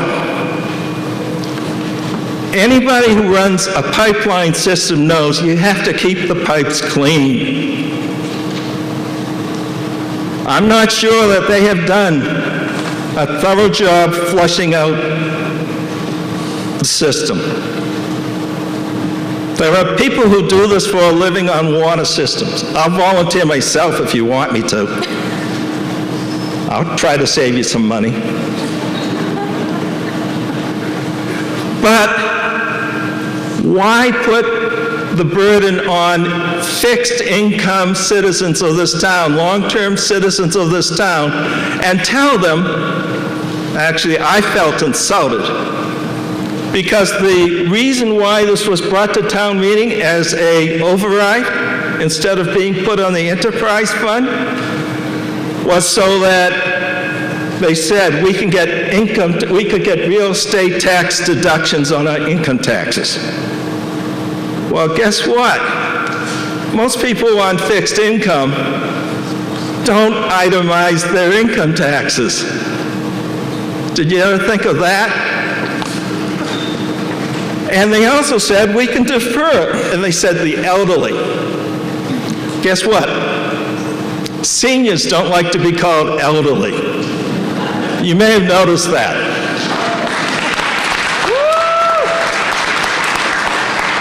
But the elderly, and this is on a slide that they put up, the elderly can get deferrals on their real estate taxes. Well, guess what? Those deferrals have to be paid. If I move, if I downsize, I have to pay those taxes, don't I? You know, as we start to think about schools and the sewer plant and other things that have to be bought, let's give some people a chance to live in this town. I don't want Scituate to become the next Atlantic City. Thank you. Thank you. Gentleman in yellow, we're going to try and move this along. Let's try to avoid repetition. There's been a lot of points raised. I intend to have the Board of Selectmen come back and answer those questions. I want to give anyone a chance, but let's move it. Bill Longberger, 29 Arborway Drive. Mr. Moderator, I feel we've had a full, fair, and vigorous debate, and I'd ask you to consider accepting a motion to move the previous question.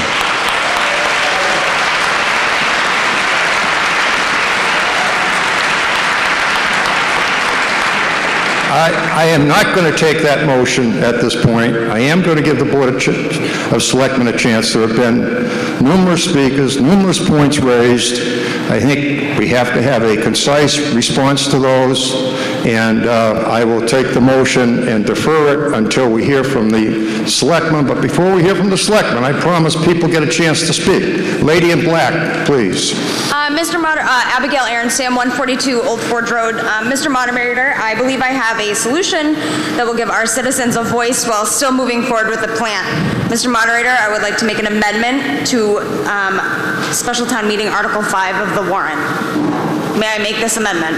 Let's hear your motion to amend. The following to be added to the end of the Special Town Meeting Article 5, and further, the Select Board, Department of Public Works, Water Division, and their respective agents shall have no authority to determine the site location of a new water treatment plant under this Article 5 without formal presentation at annual town meeting and the approval of residents. Is there a second to the motion to amend? Second. This is a debatable motion. We'll hear from the sponsor first. Thank you very much. Oh, that's me. That's you.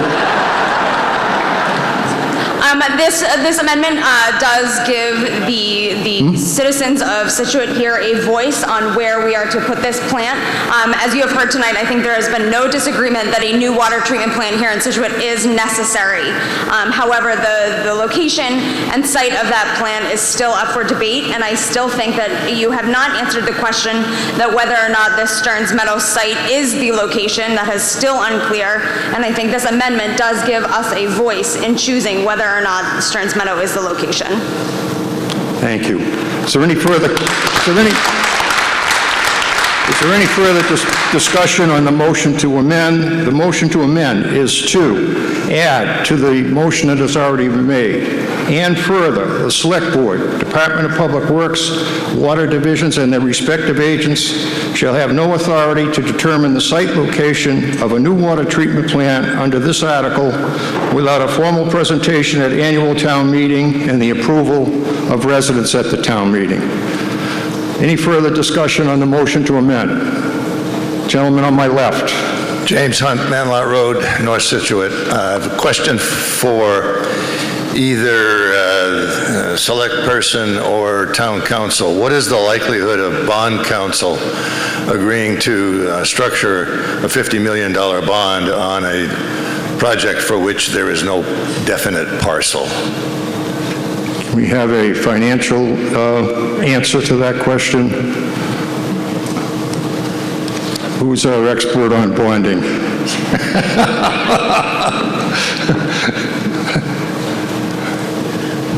I'm not an expert on bond counsel. They get about $1,500 an hour. But bond counsel has drawn up and approved the question that you see in the warrant. So, it's already been approved. What does that mean? Through you, Mr. Moderator, did that bond council decision, was that predicated on this particular parcel? It was based on the language in the warrant. Thank you. Thank you. Any further discussion on the motion to amend? Mr. Vignani. Thank you, Mr. Moderator. I would like to suggest maybe one adjustment to that. First of all, I hope everyone's hearing the need from all the people that are involved that we need a new water treatment plant, right? And I understand that the neighbors don't want it there or want to have it look somewhere else, but we do need it desperately. And by you postponing it to the next annual town meeting is probably too long. So I would suggest that you change it to the next town meeting, which could be a special town meeting. My clap-o-meter says this probably isn't going to get 2/3 of a vote tonight anyways, and it is going to be prepared and ready to talk at the next meeting because it is that important. So if you can amend it to the special town meeting, then I think if it fails tonight anyways, that's what the intention is going to be. I will just add that a lot of your concerns, that's where we are in the process. You know, we are at this part in the process right now where we're looking for feedback, where we're looking at the plans, where we're looking at the conceptual design and making adjustments to it.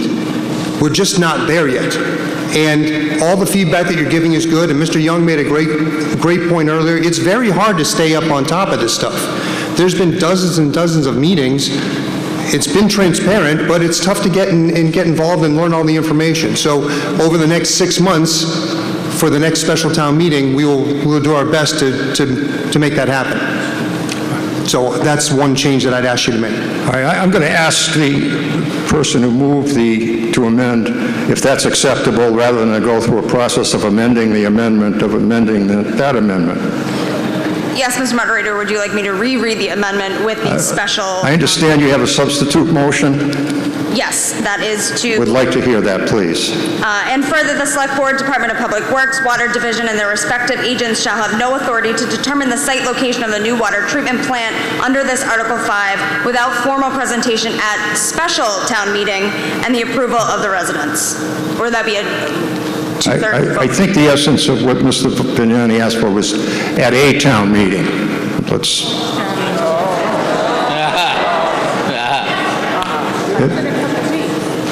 We're going to have a town meeting or a special town meeting? What's your pleasure?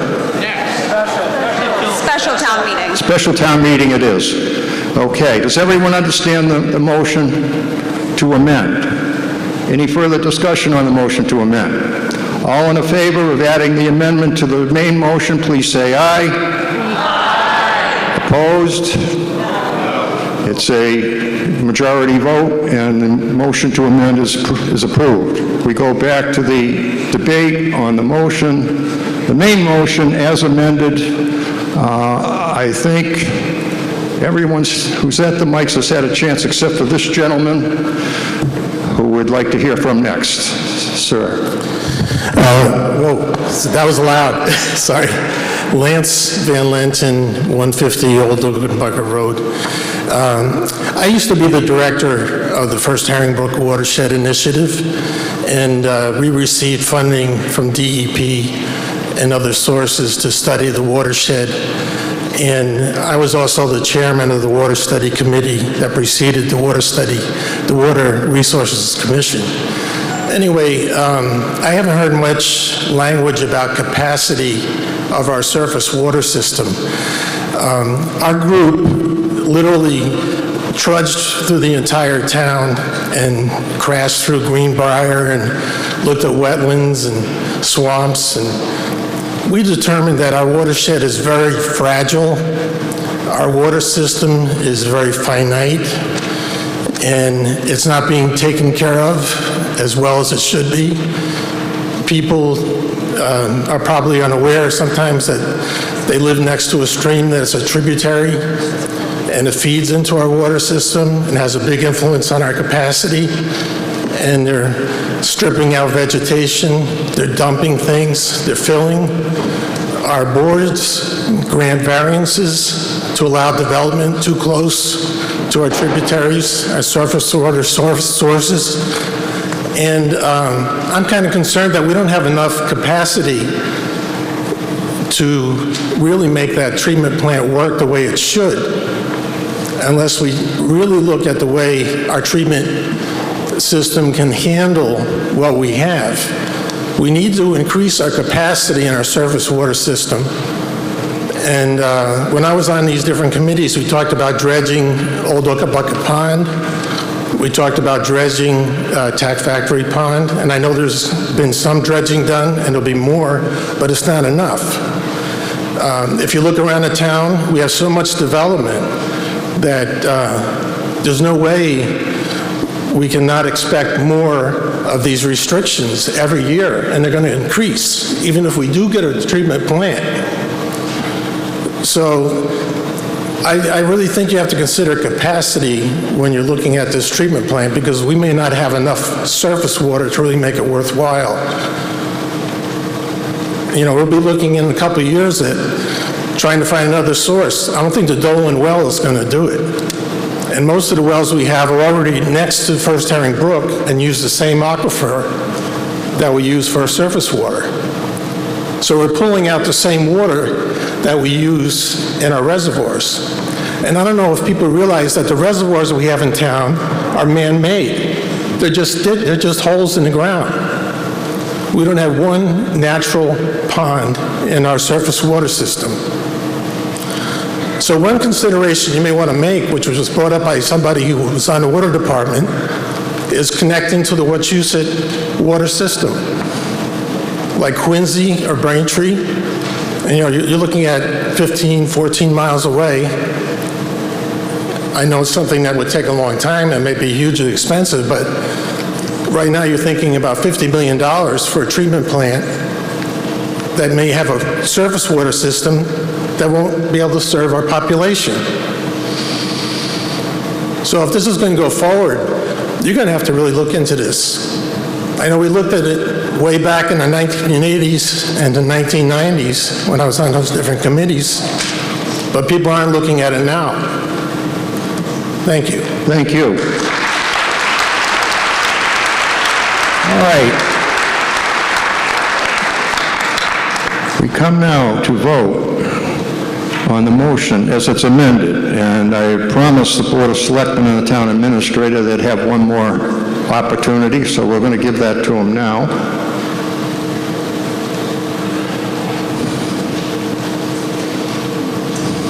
I want to address one misconception, that the town has not done due diligence, and we need to talk about the design of the treatment plant.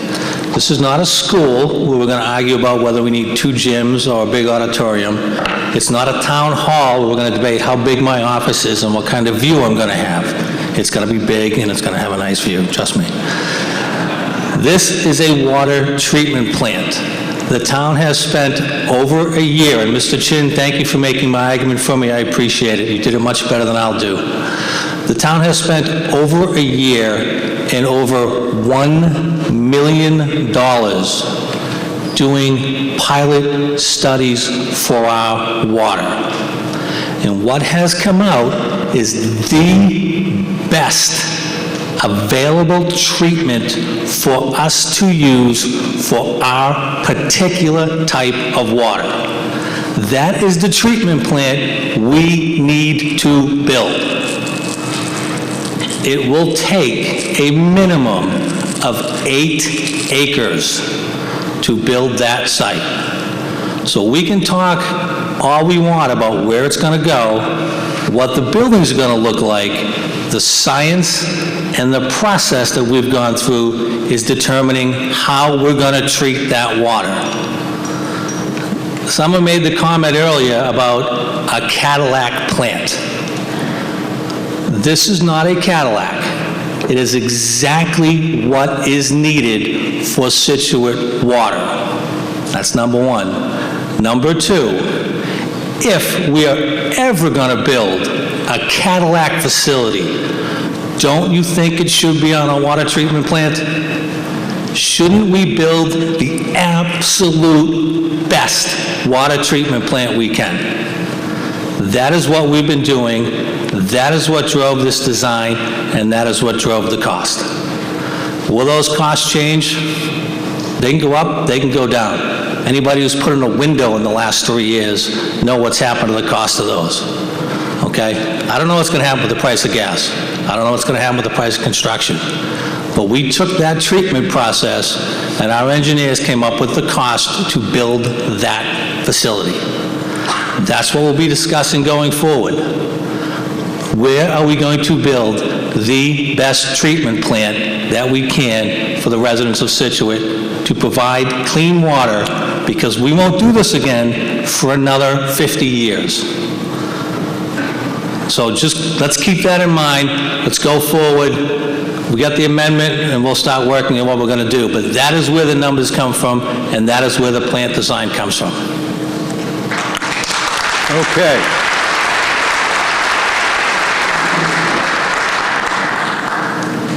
Briefly, Mr. Selectman.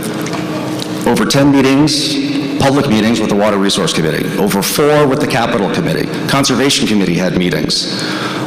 Over 7 town updates, weekly updates, talking about this project. Our select board had over 8 meetings over the last year talking about this project. I even brought it up at a school committee meeting. I'll talk to anybody about this project, anywhere, anyhow. It's not rushed. It's been 20 months. We've done our due diligence, and again, it's going to take 8 acres no matter what. The old site, the current site, does not have 8 acres. It's not available. This is the site that has 8 acres. You need the 8. So, again, we have to be understanding that this is going to be a long process. And why do the prices go up from 24? Because we kicked the can down the road. From 24 to 40 to 50 million, guess what it's going to be if we wait? More. I encourage you to be careful and understand the due diligence has been there, that we've been talking to folks for a long, long time. Thank you. Thank you.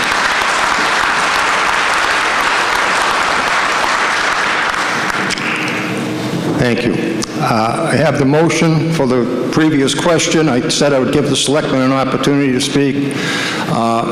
The motion for the previous question has, I'm asking for a second. Is there a second? It's not debatable. Requires a 2/3 vote. This would put the main motion up for a vote. All those in favor say aye. Aye. All those opposed say no. I declare it a 2/3 vote. If 7 people challenge that, stand up now. That will bring us to the main motion as amended. Is everyone clear that the amendment requires a second town meeting? It approves the project, it approves the bonding, but requires another town meeting to approve the site, in essence. Any questions on that? Is everyone clear? All those in favor of the amended main motion as amended, please say aye. Those opposed say no. I'm going to declare that a 2/3 vote, which is required for bonding. If 7 people challenge my call, please stand now.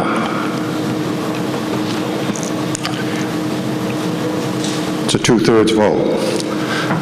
That concludes the special town meeting. I would gratefully accept the motion to dissolve the special town meeting.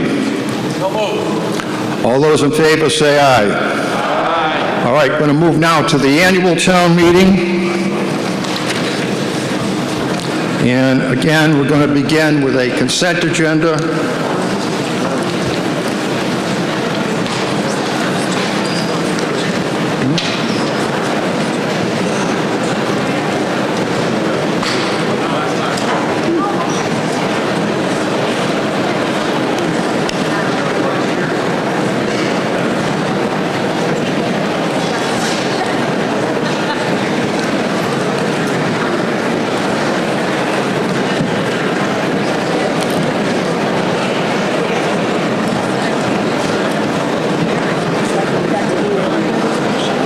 Trying to find the consent agenda here.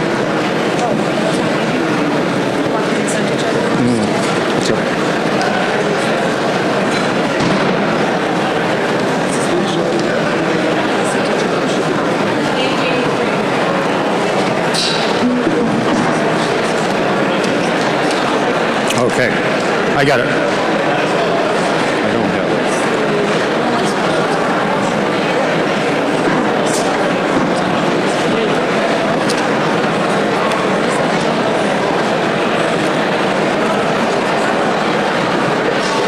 I know it was here all in one place.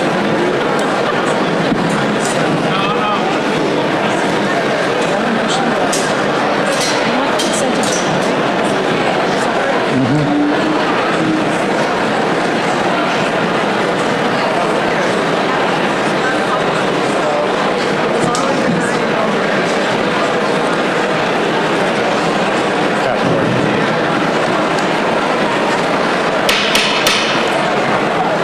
right, let us move on to the annual town meeting.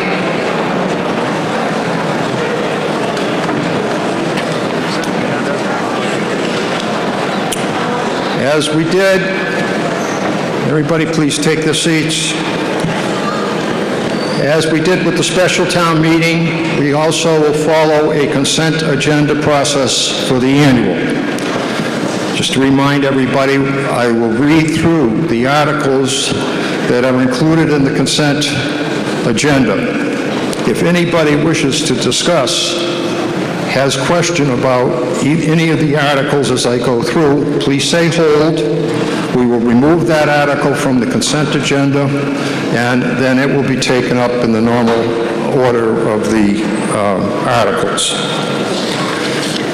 The items in the consent agenda are Article 1, the compensation of elected officials. Article 2, reports of boards and committee. Article 5, the Waterway Enterprise Fund.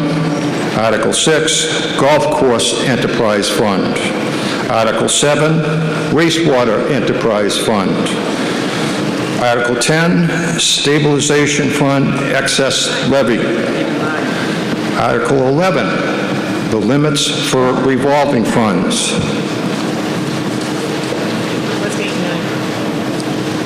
Okay. Back to, I realized I jumped over. Article 8 and 9. 8 is the transfer station enterprise. Article 9 is a water enterprise. Article 10 is the stabilization fund excess levy. 11 is the revolving fund limits. Article 13 is the community preservation reconciliations. Article 16 is Chapter 91 liability. And Article 27 is the acceptance of land on Deer Common Drive. I've heard no holds. Are there any holds on any of the items I've just mentioned? I will take a motion from the Board of Selectmen on the consent agenda. Move to approve the articles in the consent agenda. I would ask for the advisory committee's recommendation as to the articles in the consent agenda. Thank you, Mr. Moderator. We find these acceptable. Thank you. The motion before you is to approve the articles as moved by the Board of Selectmen and recommended by the advisory committee in the consent agenda. Yes, ma'am. My name is Susan Dower, 16 Northey Farm Road. I understood that you skipped over number 12, Article 12, before it's approved. Can you just confirm whether that's in or out? I did. Article 12 is going to be taken up as a separate article. It's not part of the consent agenda. We'll get to Article 12 separately. Okay. Again, the motion is to approve the items, the articles contained in the consent agenda. All those in favor say aye. Aye. All those opposed, no. I declare it a unanimous vote. We move now to the financial operations of the town. At this time, we would ask the chair of the Board of Selectmen to give us a brief update as we move into the fiscal issues facing the town with the capital plan and the budget.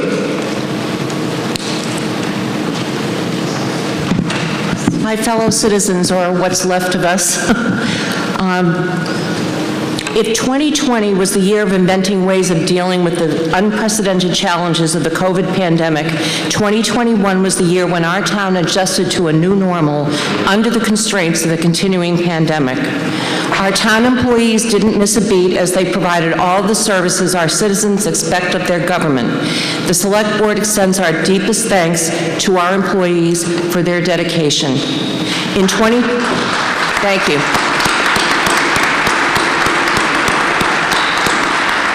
In 2021, the new athletic complex opened on the grounds behind the high school. Thanks to a years-long effort by countless people and financing by the citizens of Scituate through the Community Preservation Act, Scituate has beautiful new fields we can all be proud of. In the spring, the new senior center opened, the culmination of a long-held belief that our senior citizens deserved a state-of-the-art building designed to accommodate their needs.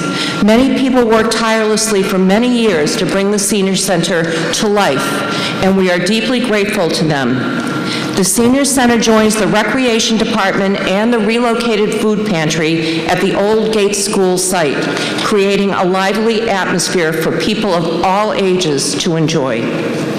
At the end of the year, we opened a new fire station in Hummerock to replace the aging station, which was vulnerable to storms and flooding.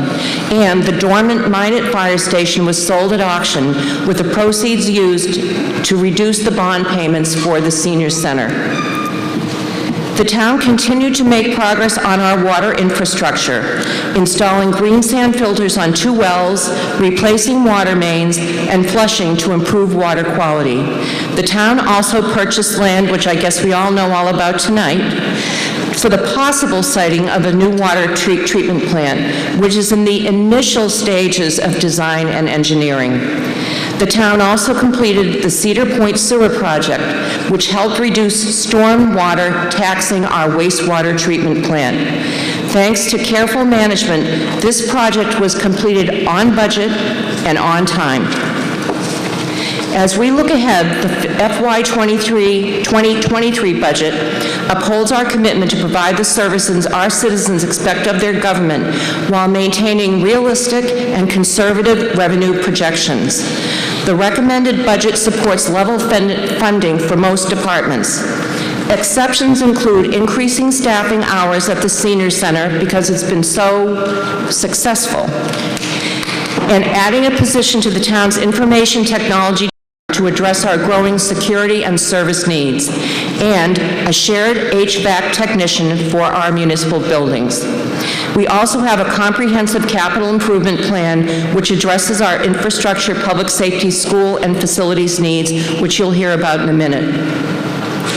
On behalf of the board, our deepest appreciation to Jim Boudreau, our town administrator, for his leadership in these difficult times. He has managed complex projects, led many initiatives, and presented our issues and challenges to state and federal officials. He has also worked with neighboring towns on regional issues, including the proposed closing of the seasonal Coast Guard station in Scituate Harbor. Marshaling local officials from Cohasset to Plymouth, along with our state and federal legislators, Jim prevented the station from closing. Thanks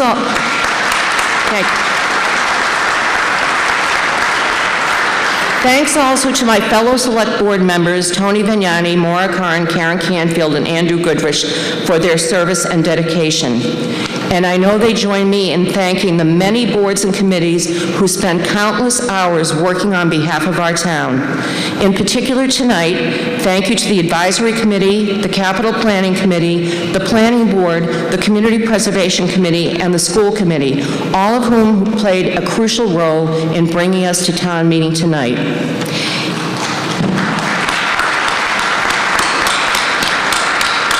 In closing, I ask you this: how lucky are we to live, work, and play in this beautiful town, to have loving family, friends, and neighbors, and to enjoy peace and prosperity that most of the world can only dream of. Of course, we have problems and challenges, but we can meet them. And I am sure we can do so with respect for all, even when we disagree. At the end of town meeting tonight, I hope we will leave as fellow citizens committed to the common good. Thank you.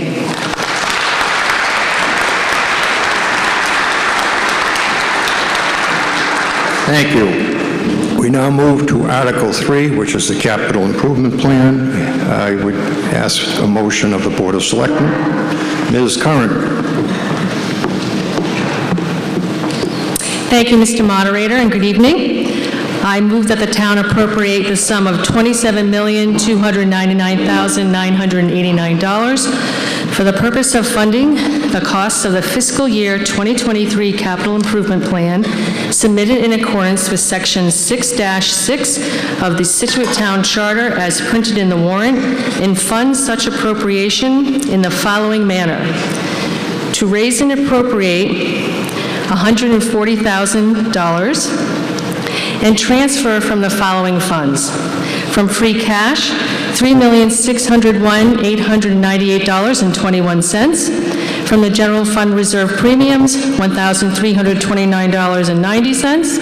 From the water enterprise retained earnings, $1,249,343.49. From the water reserve premiums, $1,713.81. From the sewer enterprise retained earnings, $375,614.08. From capital stabilization, $351,935. From the waterways retained earnings, $260,780.97. From the waterways reserve premiums, $48.98. From the expanded Cudworth Cemetery Number 3 Annual Town Meeting article from April 18th, Article 3J, $554.51. From the Cudworth Cemetery article from Annual Town Meeting in April of 2019, Article 3B, $6,500. For the 1985 John Deere Tractor Replacement Annual Town Meeting article from June 2020, Article 3D, $1,338.38. From the Truck 2-5 Replacement Annual Town Meeting in June of 2020, Article 3D, $2,015. From the Master Plan Update Annual Town Meeting from April 2018, Article 3O, $1,500. From the Upgrade Sand Hills Pump Station article of the Annual Town Meeting from April 2015, Article 3R, $421.92.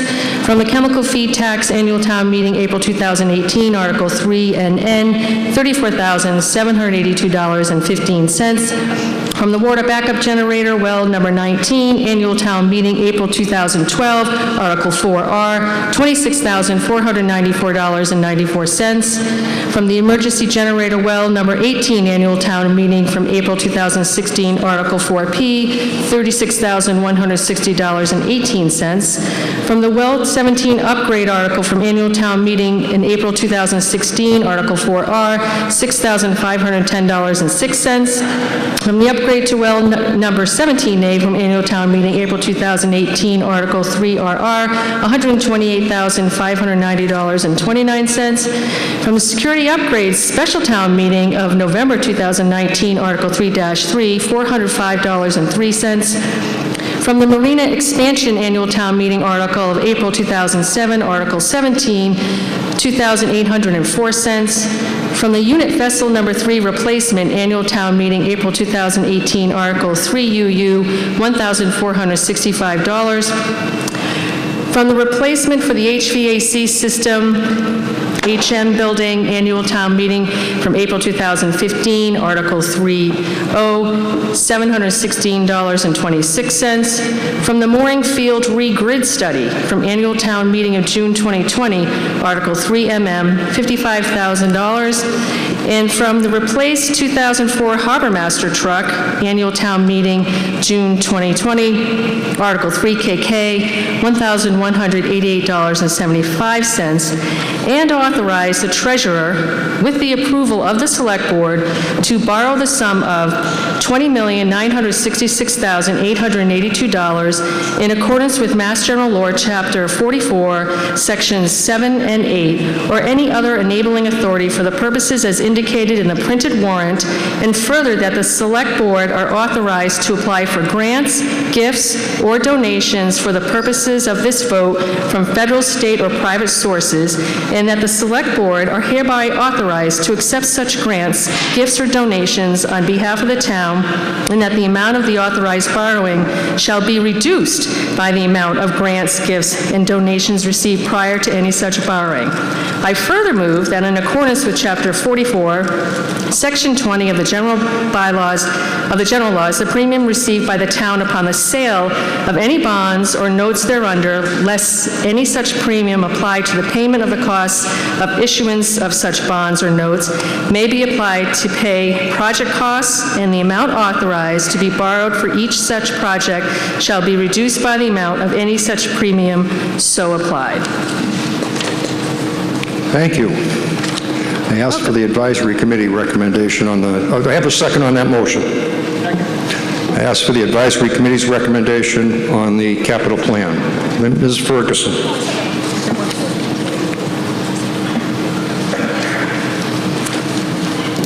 In the interest of brevity, I will keep it short and just simply say that the advisory committee is made up of all volunteers that were asked to serve at the behest of the town moderator. Again, volunteers who spend all year long going through and doing deep dives into all these articles, listening to presentations, financials, budgets, answering questions, asking questions, attending all kinds of other board meetings. And with that being said, we voted unanimously to support this article, 7-0, with the exception of B and EE, which were voted in the majority, 6-1 in support. Thank you. Thank you. And we have the report of the Capital Planning Committee. Mr. Carcier.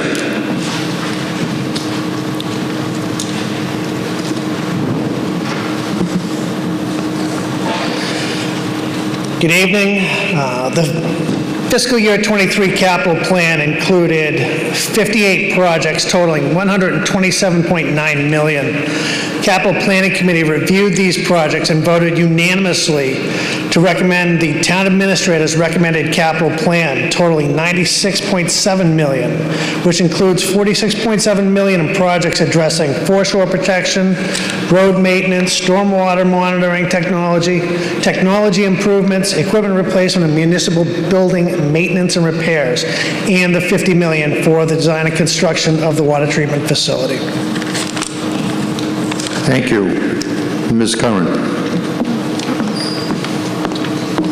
Thank you, Mr. Moderator. I'd like to thank our Capital Planning Committee and our Advisory Board for all the work they did looking at this plan. As Chris just mentioned, it was extremely extensive. And I also want to thank and take a moment to recognize Nancy Holt and her finance team. As you had the patience to listen to all those line items where she finds every single penny that is left over to put towards future projects, and that is no easy feat. So I hope you all appreciate the hard work that our finance team does day in and day out.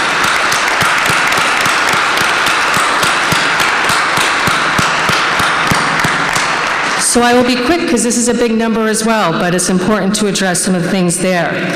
So this year's capital plan brings before you a number of investments that are necessary to complete in order to protect our coastline, to continue forth with improving the quality and distribution of our water supply, to fund the completion of our town-wide facilities plans and repairs, to continue removing I&I from our pipes, freeing up capacity for our sewer treatment plant, and updating or replacing equipment and technology necessary to perform town-wide and school services. This fiscal year's original request, as Chris mentioned, was close to $97 million, excluding the water treatment plant. The teams worked collaboratively together to reduce the 2023 plan to the $27 million before you tonight, as outlined in your booklets. I'd like to take a moment to call attention to some of the larger ticket items that are outlined in the book. There are 8 projects to repair damage in coastal areas that were suffered during past FEMA-recognized storm events.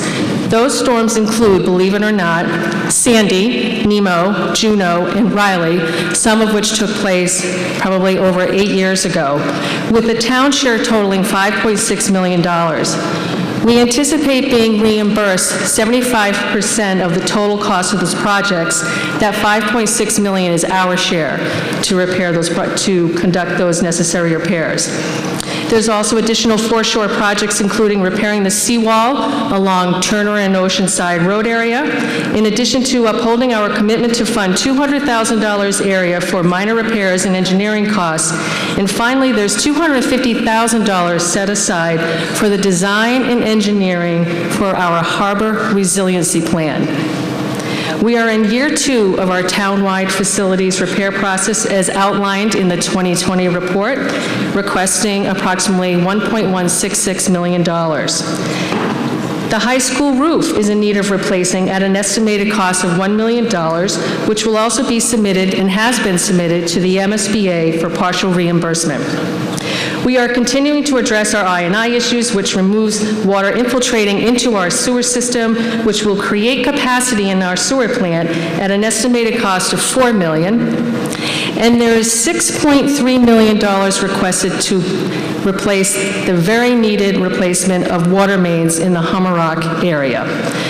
Many of the projects before you tonight qualify for a variety of outside funding resources, such as the MSBA for the schools, hazard mitigation grants for the Harbor Resiliency Plan, the American Rescue Plan, otherwise known tonight as ARPA, for our sewer and water projects, and the Seaport Advisory Grants for the South River dredging projects.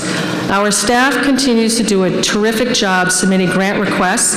We also get terrific support from our legislators up on Beacon Hill. And if such funding outlined above is not received, those projects that are outlined will be reevaluated and put through the capital planning process again. All funding sources are outlined in your advisory booklets very well, so thank you for that. Approximately 76% of it will be funded through borrowing, with the balance being funded through our retained earnings, free cash, and less than 1% from our tax levy. The Select Board voted unanimously in favor of this article and respectfully asks that you approve this motion, which will require a 2/3 vote of approval. Thank you. Thank you. Is there any discussion on the motion to approve the capital items as outlined in the motion? Gentleman to my left.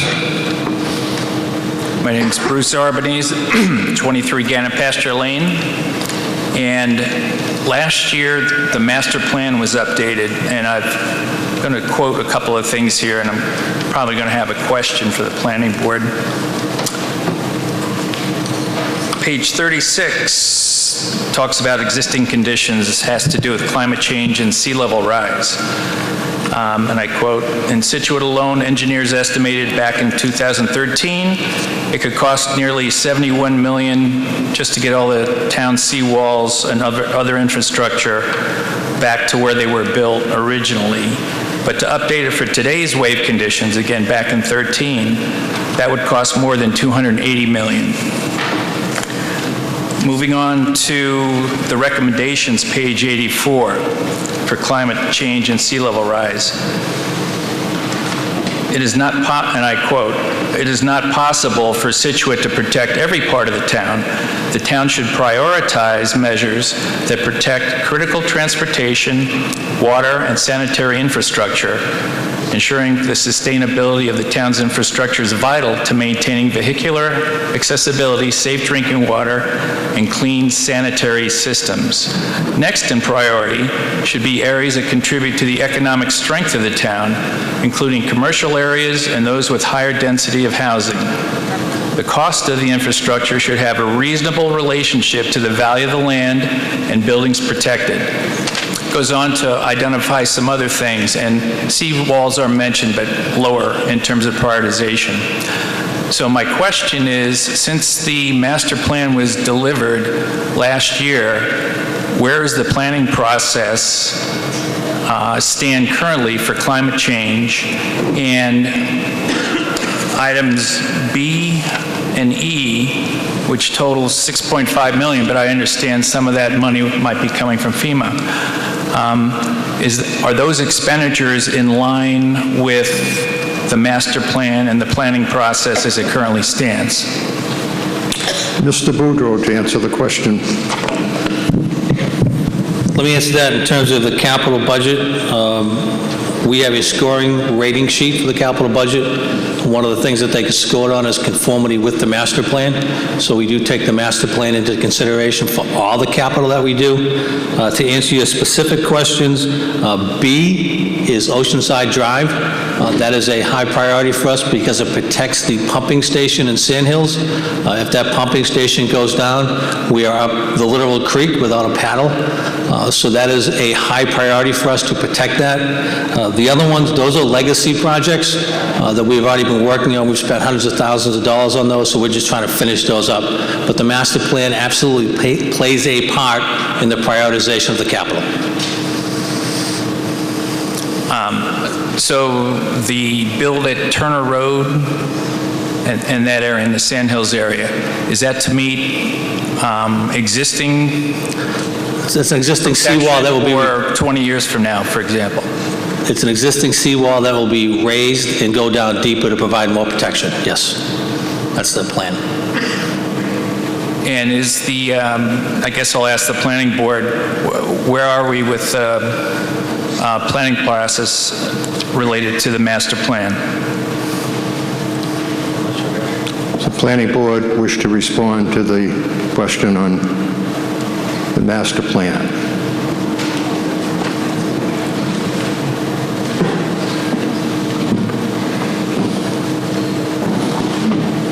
Ms. Burbine, Chair of the Planning Board. An implementation committee has been formed for the implementation of the master plan. There's a select person, Mr. Boudreau, a number of different people, planning members, and their first meeting is upcoming. So yes, we are working on this. Thank you. Thank you. Okay, thank you. Gentleman in the blue shirt to my right. Gordon Price, 48 Manlot Road. My question is concerning the townwide facilities plan, year 2 projects. I'm assuming that a bulk of that money is for maintenance of municipal buildings, and if it is, are there any particular buildings you have on your radar to target in the coming year? That's a question for the town administrator, I take. Yes, it's maintenance in almost all of them. So there's almost $500,000 for school buildings. There's 600,000 plus for various town buildings. So if you recall, town meeting directed us years ago to do a facility study, which we did, and now we're funding each successive year of that, but it's maintenance on pretty much almost every single town building. Thank you. I'm encouraged to see that the town is finally putting some significant dollars into maintenance of the buildings that are putting up currently and have been put up for a long time. Thank you. Thank you. Gentleman at the center mic. Yes, Hal Stokes, 11 Curtis Street. This is a question about item EE, an automated license plate reader and parking management system. I noted that the advisory committee was not unanimous in approving that, and I just wondered if we could hear a little bit more about what that system entails and involves. That is a question, I believe, for Chief Thompson, our Chief of Police, Mark Thompson.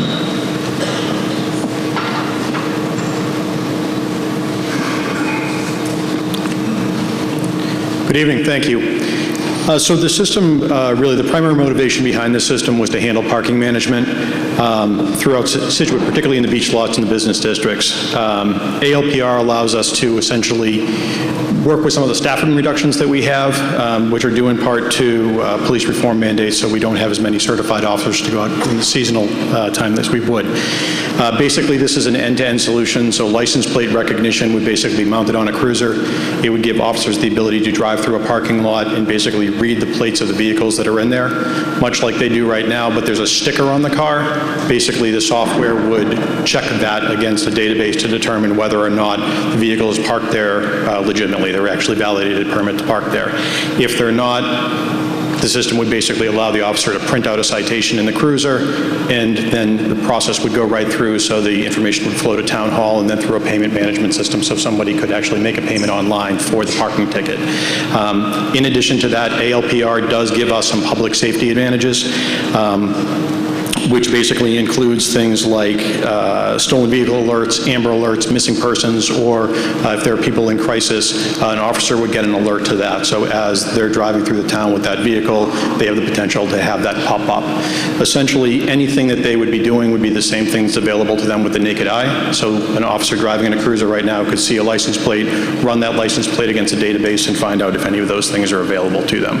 So ALPR is essentially automating that process, and then we're marrying that to parking management so that we can basically streamline what's happening with doing our citations, particularly in the summer. Okay, thank you. Could I just follow up with what, so the cost of $82,000, is that roughly, does it save on having an extra officer on duty to just go through manually and look at stickers? Yeah, so your cost savings are going to basically be from the efficiency standpoint for not having as many officers on the street to actually go out through the parking lots, but then that actually flows downstream as well. So we would typically have a parking clerk that's entering in all the information that's going to the deputy collector's office, that's going to the treasurer's office. So we're taking out a lot of the manual redundancies along the way, but the primary savings are up front with not as many officers that are actually walking through parking lots to actually being able to check on citations. All right, thank you. Thank you. Are there any further questions or discussion on the capital plan in Article 3? There being none, this requires a 2/3 vote. All those in favor, please say aye. Aye. Those opposed say no. I declare it a unanimous vote. We move now to Article 4, which is the town operating budget. I would ask for the Board of Selectmen to make a motion.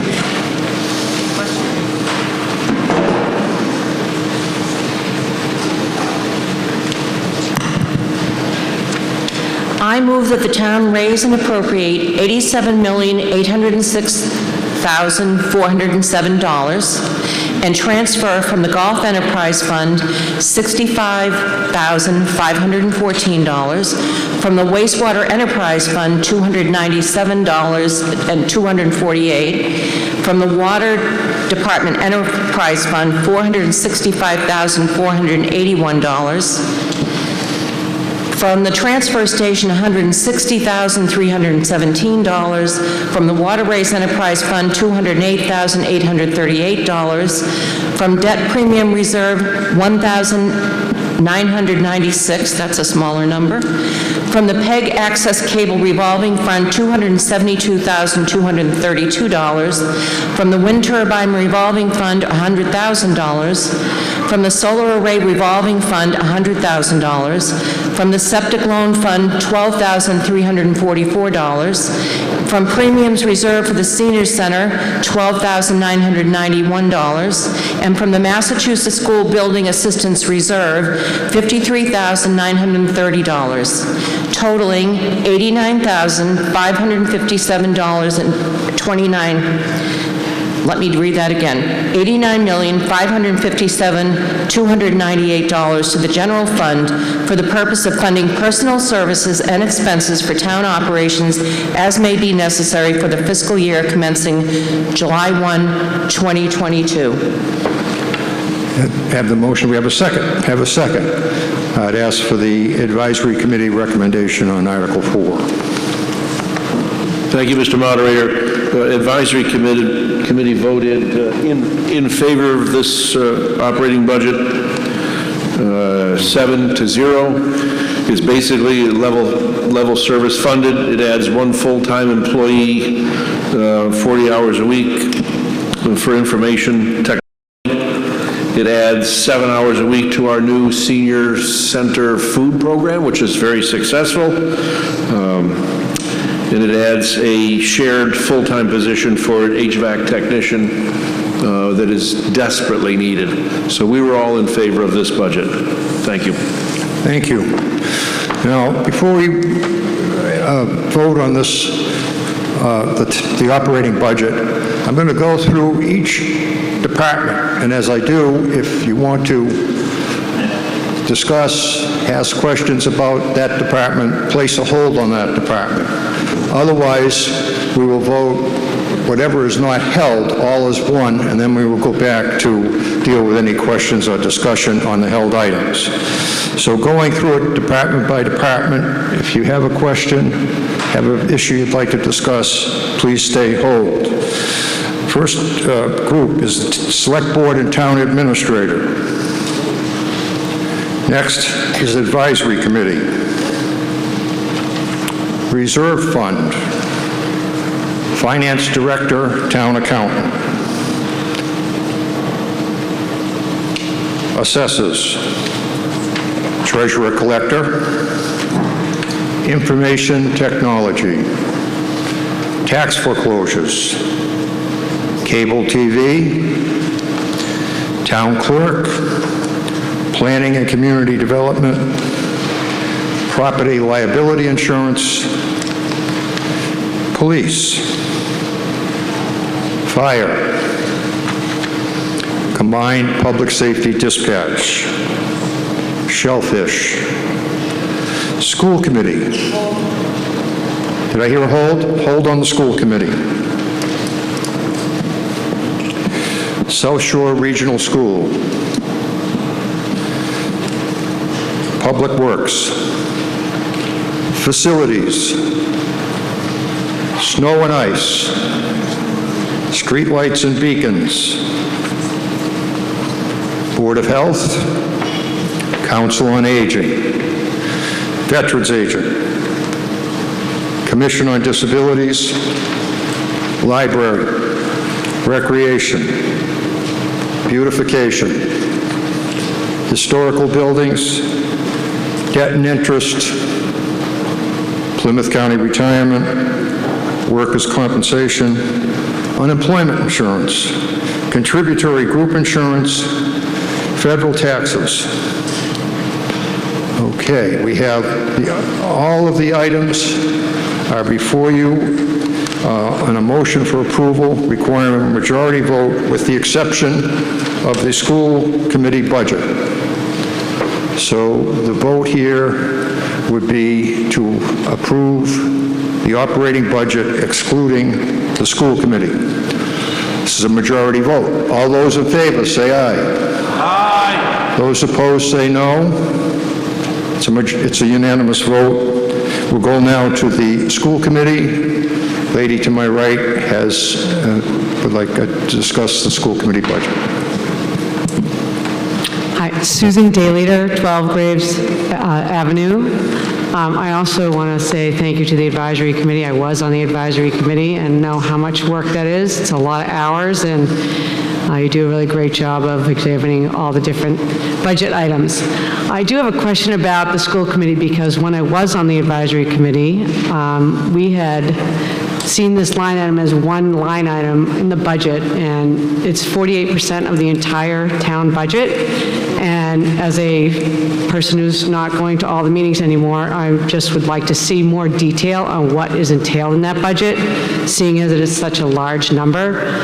I just think, similar to what you've done on the capital budget and line iteming some of these items that are in that budget, I think it would just be helpful in the future to have a little bit more detail on what is happening with the school committee, because not all of us attend all the school committee meetings, but it would just be helpful in this meeting to know a little bit more detail about what's happening. Okay. Question is for the school committee on an overview of the school committee budget. It can be brief. I know that this is a long meeting, so I just was wondering why we don't have more detail on that line item.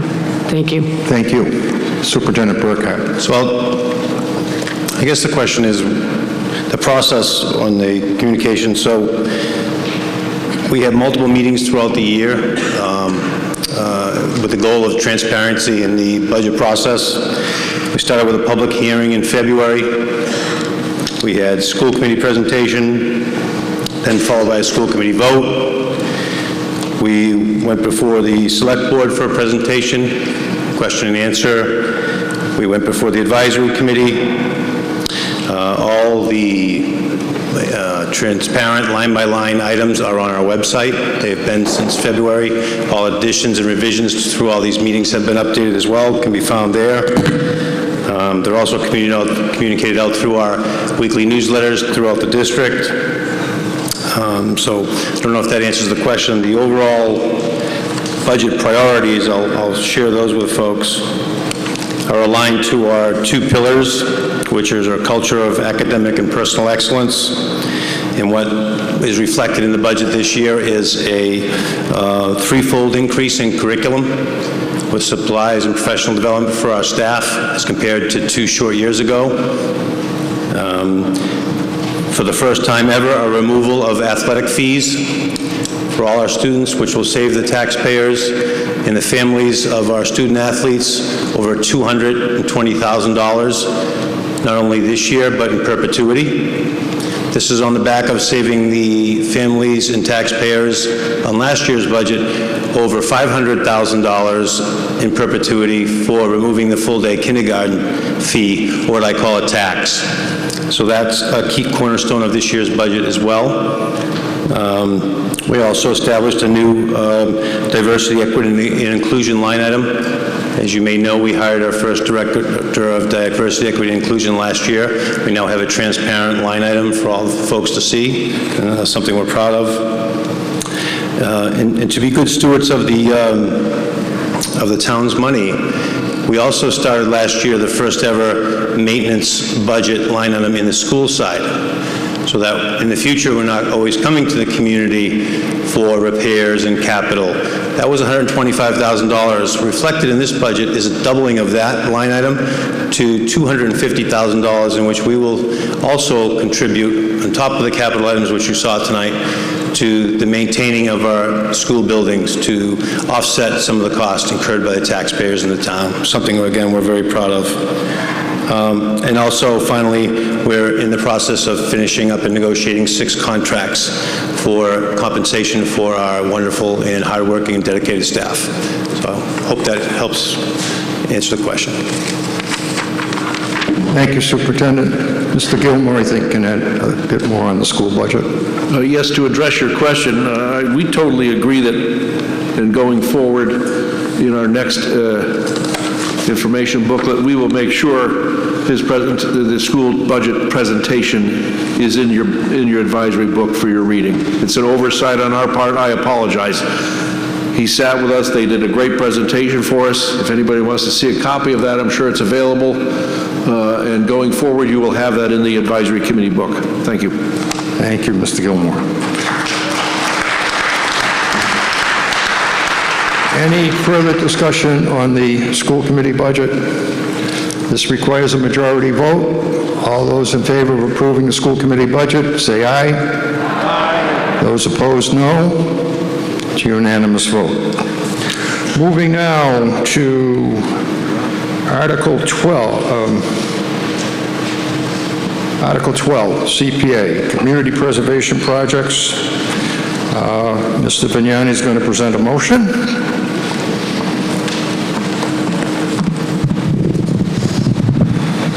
Thank you, Mr. Moderator. Before I say the motion, thank you to everyone that worked on that budget. We just passed a $90 million budget for the town, and a lot of work goes into that, so thank you, Nancy and Jim and your teams. I'll make a motion for Article number 12, which is Community Preservation. I move that the town hear and act on recommendations from the Community Preservation Committee, also known as CPC, on the fiscal year 2023 community preservation budget, and pursuant to Massachusetts General Law, Chapter 44B, appropriate and/or reserve the sums of money indicated below to meet the administrative expenses and all other necessary and proper expenses of CPC for the fiscal year 2022. For the acquisition, creation, and preservation of open space, for the acquisition, creation, preservation, rehabilitation, and restoration of land for recreational use, for the acquisition, preservation, rehabilitation, restoration, and historical resources, and for the creation, acquisition, preservation, and support of community housing. Appropriations for the items below are to be expended from any of the existing reserves for the purposes of such items, and then appropriated from Community Preservation fiscal year 2023 estimated revenues, with any excess to be appropriated from Community Preservation unreserved funds unless otherwise specified below. All such sums appropriated are further to be expended subject to all of the terms and conditions of the applications regarding such projects filed with the CPC and the votes of the CPC regarding approval of such items. Item number 1, for $251,417 for community preservation fiscal year 2023 estimated revenues to be reserved for the recreation and, for the creation and support of community housing consistent with the Act. The same amount, $251,417 from community preservation fiscal year 2023 estimated revenues to be reserved for the acquisition and preservation of historical resources consistent with the Act. The same amount, $251,417 from community preservation fiscal year 2023 estimated revenues to be reserved for the acquisition and preservation of open space consistent with the Act. Item number 4 is $62,854 from the community preservation fiscal year 2023 estimated revenues for the administrative expenses of the Community Preservation Committee. Item number 5, $281,800 from the Community Preservation fiscal year 2023 estimated revenues and premium reserves for payment of the debt relevant to the athletic field renovation project voted as Article 12 in the annual town meeting of April 2019. The next item is item number 6, which is for $1.9 million, and this is for historical resources, the Scituate Lighthouse restoration. Item number 7 is for $41,000 for open space, the acquisition of land on Holland Street, parcel number 20-4-38. Item number 8 is for $1,200 for historic resources for the town archives to digitalize of the WPA project documents. Item number 9 is for $13,560 for recreation purposes, and this is a feasibility study for the restoration of the high school tennis courts. Number 10 is for $29,833, and this is for recreational purposes for the small dog park. And the last one, item number 11, is for $400,000 for open space, and this is the land acquisition of Mordecai Lincoln property. Thank you. We have a recommendation from advisory.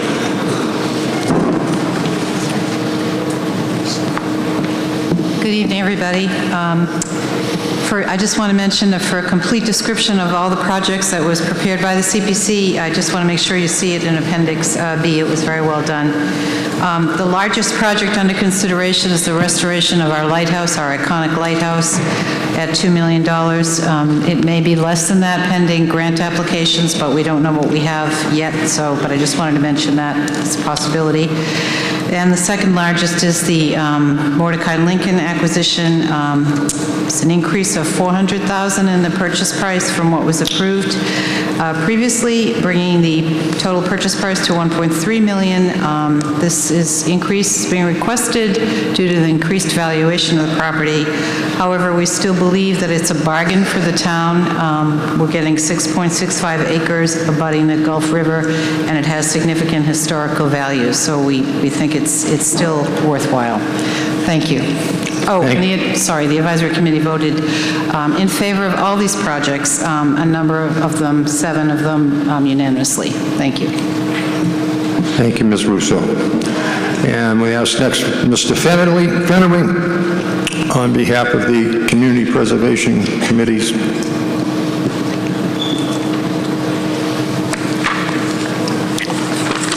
Thank you, Mr. Moderator. The committee this year had 10 applications. We vetted and approved 7 of them, which are on the warrant for tonight. I'm not going to talk about each of them, but I would like to mention a few things. The $100,000 out of the $2 million for the Scituate Lighthouse restoration was voted on in the special town meeting earlier tonight.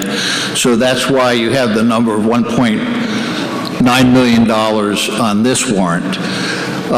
The $281,000, as you can tell, is a pay down for the financing of the athletic field project at the high school. The $2 million for the lighthouse is to completely renovate pretty much the lantern room and some of the wood and insides of the house. The structure is fine, but if you ever have the opportunity to go up in the lantern room, I would not go outside and take a walk around the rim there.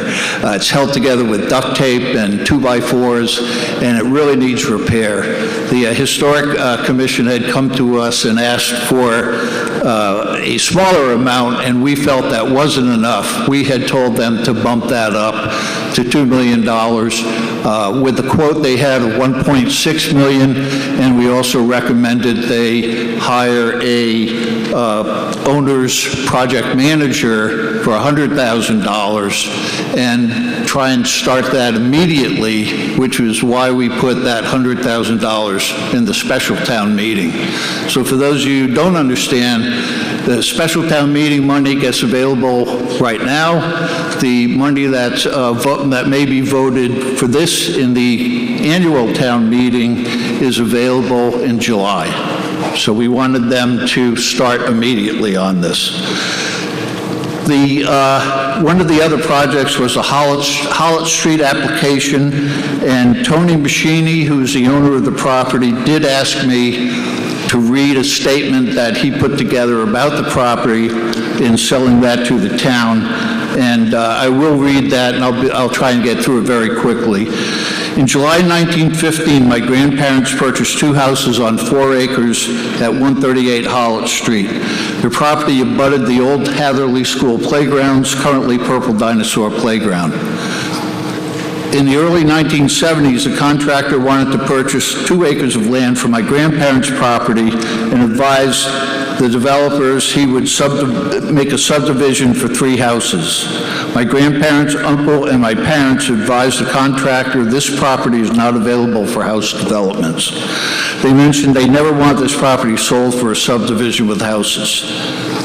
I inherited the property in 2004 and decided in 2014 to sell the property and remembered what my grandparents, uncles, and parents wanted. I met with Scituate Planning Board and Scituate Select Board in 2014 with my plans to cut out 2.3 acres of land from 138 Hollitt Street. I advised I didn't want a contractor to demolish 2 houses on the property and add a subdivision.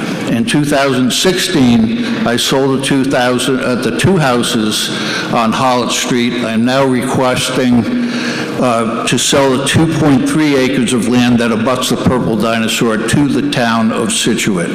This property could add baseball fields, soccer fields, and recreation for Scituate youths. I absolutely know my grandparents and parents would want this done. Thank you, Tony Machini, and thank you, Tony, for providing the opportunity for the town to buy the property.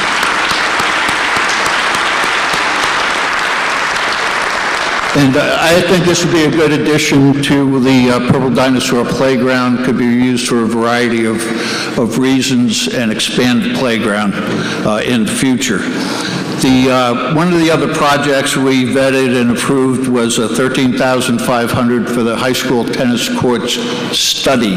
That is for a study. It's not for repairing or doing work on the tennis courts.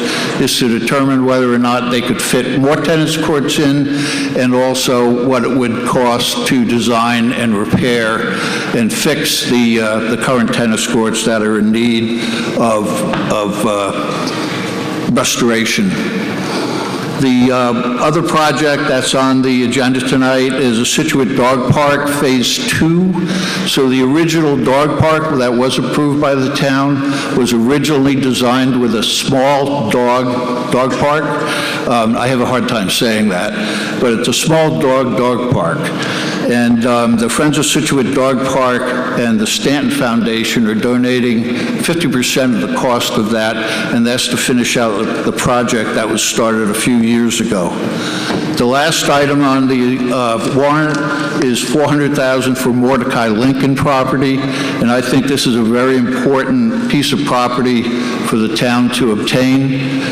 It's one of the most historic properties in town, if not the most historic property in town. The offer that was originally given to the town was way below the assessed price 2 years ago, and the town meeting had approved $900,000 for the purchase of that property.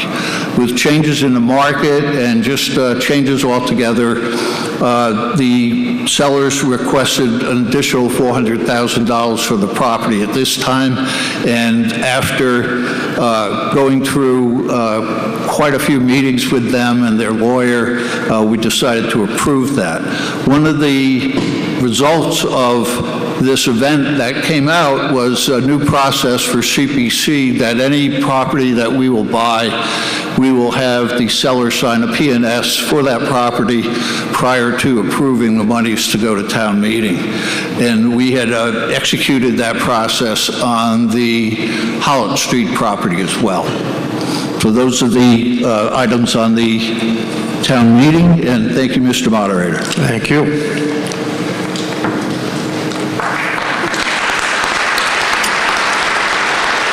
Further discussion on the community preservation projects. Tony?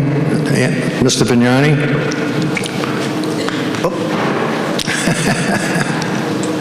Thanks, Dan. No need for me to repeat everything that he already said. The only things I'll mention is the first 3 articles are mandatory. 10% of the revenue has to go into those 3 buckets every year. So the Select Board voted unanimously on all of the articles. Thank you. Is there any further discussion, questions on the community preservation projects? We have a motion. This motion requires a 2/3 vote for land acquisition. All those in favor, please say aye. Aye. Those opposed, no. It's a unanimous vote. Thank you.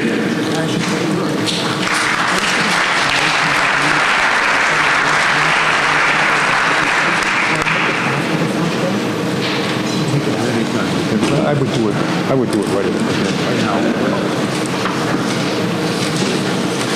Our next article is Article 14, which is the wind turbine partial curtailment.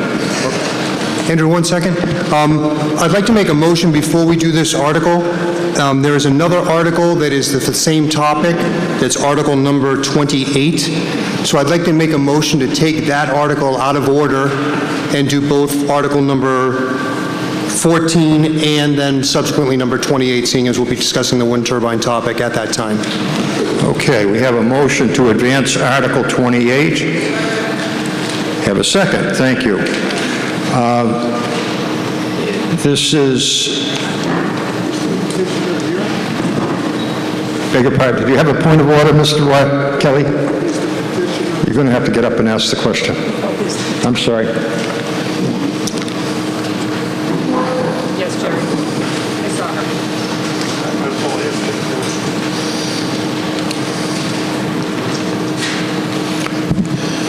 Mr. Moderator, point of order. Is the petitioner present if we're going to advance that from last to right now?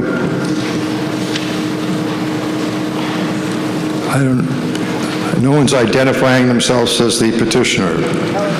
Is the petitioner on Article 28 present?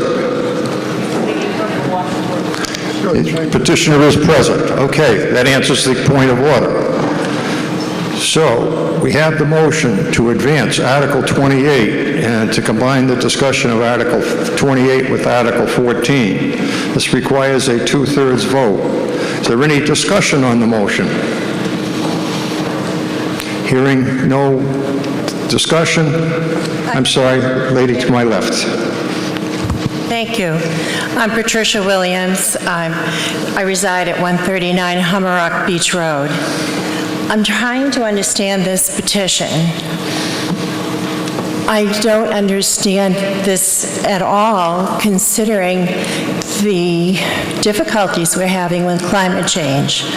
I'm kind of shocked that you've come to a conclusion, or are hoping to shut down a windmill.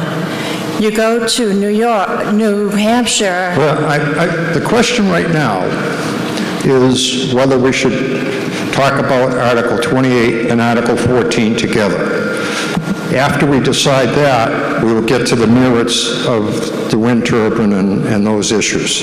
Okay. It appears to me that what you want to talk about is the wind turbine issues, I correct? do, yes. Okay, we'll get to that momentarily, and you'll have a All chance right, to thank talk on that. Anyone else on the issue of advancing and combining the two articles? Okay, it's a 2/3 vote. All those in favor, say aye. Aye. Opposed? Hearing no opposition, we will advance Article 28. The way we'll do this is we will get a motion on Article 14. We'll have a discussion which will deal with the Article 14, which is the partial curtailment. We take a vote on that, understanding that the discussion will entail both issues of partial curtailment and full closure of the wind turbine, and then there'll be a second vote on Article 28. Mr. Goodrich for the Board of Selectmen. We have a motion, first of all, on Article 14. Right, yeah. I move that the town authorize the Select Board to enter into a curtailment agreement with Scituate Wind, LLC, so-called, for the cessation of operation of the wind turbine located at 161 Driftway, year-round from the hours of 11 p.m. to 6 a.m. And we have a second. We have a second. We have a recommendation from the Advisory Committee. Ms. Ferguson.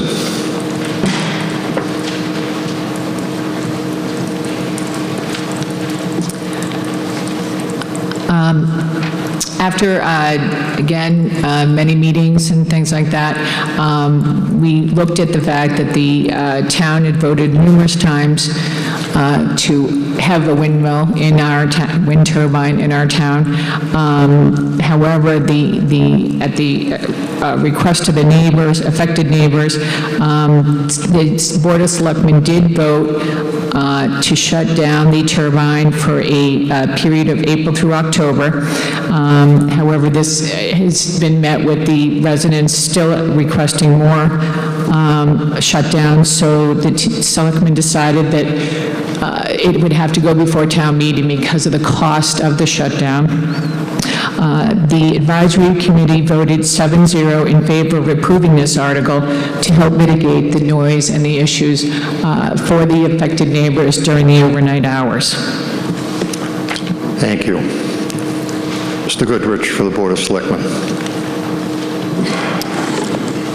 So I'll try to address what this article does, and also, so you note that we are not all of one mind on this. It was a very close vote, 3-2. Voting yes on this amendment will be shutting down the turbine all year round, because currently it's, again, only from April to October from the same time. And the thought of that was, for some of us, on a question of equity, that if you're at TK's or Untold, the folks who live around there, at some time, the music stops, everyone's on the same page, where this one facility has had complaints going back ages. And I went back to look through my emails about how many different families and folks who have complained and talked to us and said, here are the issues, and it's numerous. And again, there are also financial considerations. And part of this, to bring this forward, was to make sure, because it is have a financial impact of close to $300,000, that we wanted to make sure that the folks here were able to have a say in what we're doing. Thank you. Now the lady to my left. Thank you. Do I need to repeat my name? Please do, just so the clerk My name has is it. Patricia Williams, 139 Hummerock Beach Road. I'm trying to understand this petition. It says that there are multiple concerns about health. I would like to know what they are. I think they should have been listed. I personally am not aware of any. I've heard that there are multiple issues with noise. I just want to state that I have walked to that windmill many times with my dog. I had to look up to see if it was even running. It was. There was no noise. There were no dead birds. There was no problem. Someone mentioned to me you should go down sometime in the evening, sometime in the early hours. I have done that. And honestly, I could not hear anything that would be a concern. We're going backwards if we vote against this. We have climate change issues that are severe. I'd love my planet to be okay for my grandchildren. This would be going backwards. And there's one other thing. I just think we need to take all things into consideration. But I would like to know what the study has indicated about health concerns. We should all know that.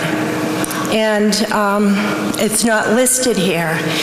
If there was a concern, it should have been listed in this comment. So if you could please let us know, I'd appreciate it. Okay. Can someone answer the question on health and safety?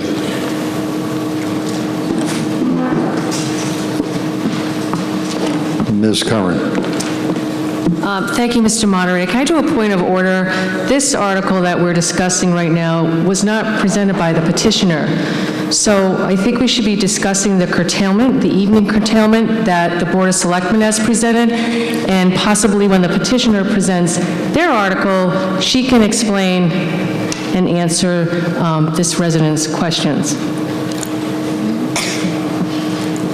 Okay, I understood the comments to be addressed to the curtailment as well as the shutdown. So, Okay. I'm accepting the discussion. I think the question, if I'm correct, the speaker's question was, were there other health issues besides noise? Is that correct?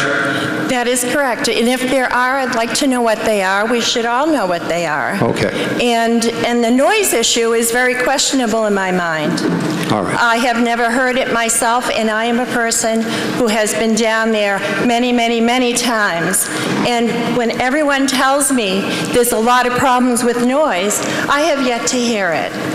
Okay, so the question is, are there health issues? And I think it applies both with respect to curtailment and completion. Well, I will defer to the petitioners to speak on behalf of their health issues. Okay. All right, I'm not getting an answer to your question. Perhaps that will come up in the course of discussion. Are you actually taking a vote on this tonight? Yes, we will. After the discussion is over, we will take a vote on it tonight. There'll be two votes. One for curtailment, so we cease the nighttime operations between 11 and 6, and then the second vote will be whether to cease the operation of the turbine entirely. Okay, thank you. Thank you. Gentleman in the center. My name is Mark McCormick. I live at 261 Gannett Road. I state my position that I think any proposal to shut down the wind turbine in part or totally is an extraordinarily bad idea. In addition, it will lead to a significant tax burden on the taxpayers. We need to keep the thing running. Those of you who think that replacing the electricity generated by the wind turbine with electricity generating by burning methane is a better idea, I think you're completely wrong. In addition, this is too important an issue to be decided by a handful of people at 10 o'clock at night. Those of you in authority need to find a better way to do this. Thank you. Mr. Toppin to my right. Yeah, Pete Toppin, 26 Clap Road in Scituate. I was on the advisory committee for 9 years, and never in that time did the advisory committee take two positive votes on two separate types of situation. Article 14, you said you want to do the partial shutdown. Article 28, you said you want to do the whole shutdown. I question what you want and if that's the right thing we should do. Thank you. Gentleman at the center mic. Hi, I'm Lyle Nyberg, 9 Parker Avenue. I can see the turbine from my house, and I take a daily walk, and I really don't hear it, except once or twice when I get next to the marsh and the wind's blowing the right way. I understand there might be health concerns, but I haven't seen the data. I don't know what's involved. There's some studies in the handout tonight that have been mentioned by the petitioners, and I don't know what protocols they followed for those. So I guess I'm very dubious about this, and I'm very proud of this town in devoting and being a leader, really, in doing this kind of energy, a renewable energy resource. So that it just makes me proud of this town, that leadership role it's taken. So I just think we ought to think again and look at the details of what these health concerns are. Thank you. Thank you.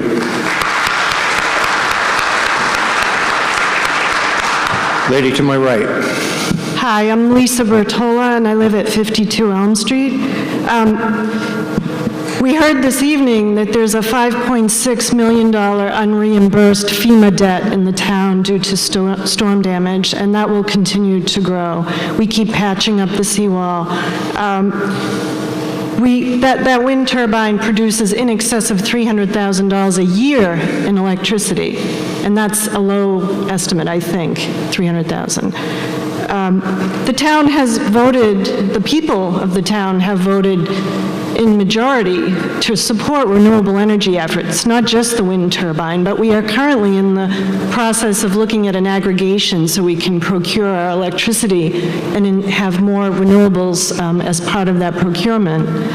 So it's clear to me that the people of the town, the greater good is to support renewable energy however we can. It's imperfect, and I feel terrible for the abutters who are affected, who perceive that they're affected by noise or flicker, and there may be some validity to some of it.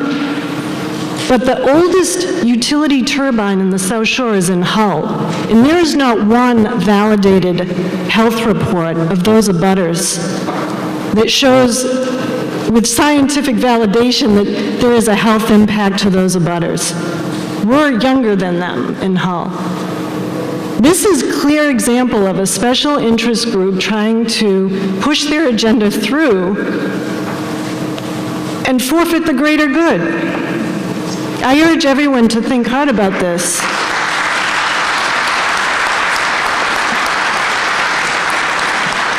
And I'm quite frankly disappointed in the leadership that we have this advisory vote, just as Peter Toppin mentioned, that's conflicting. How can you have a partial shutdown or a total shutdown? Which is it? And where is our Board of Selectmen on this as well?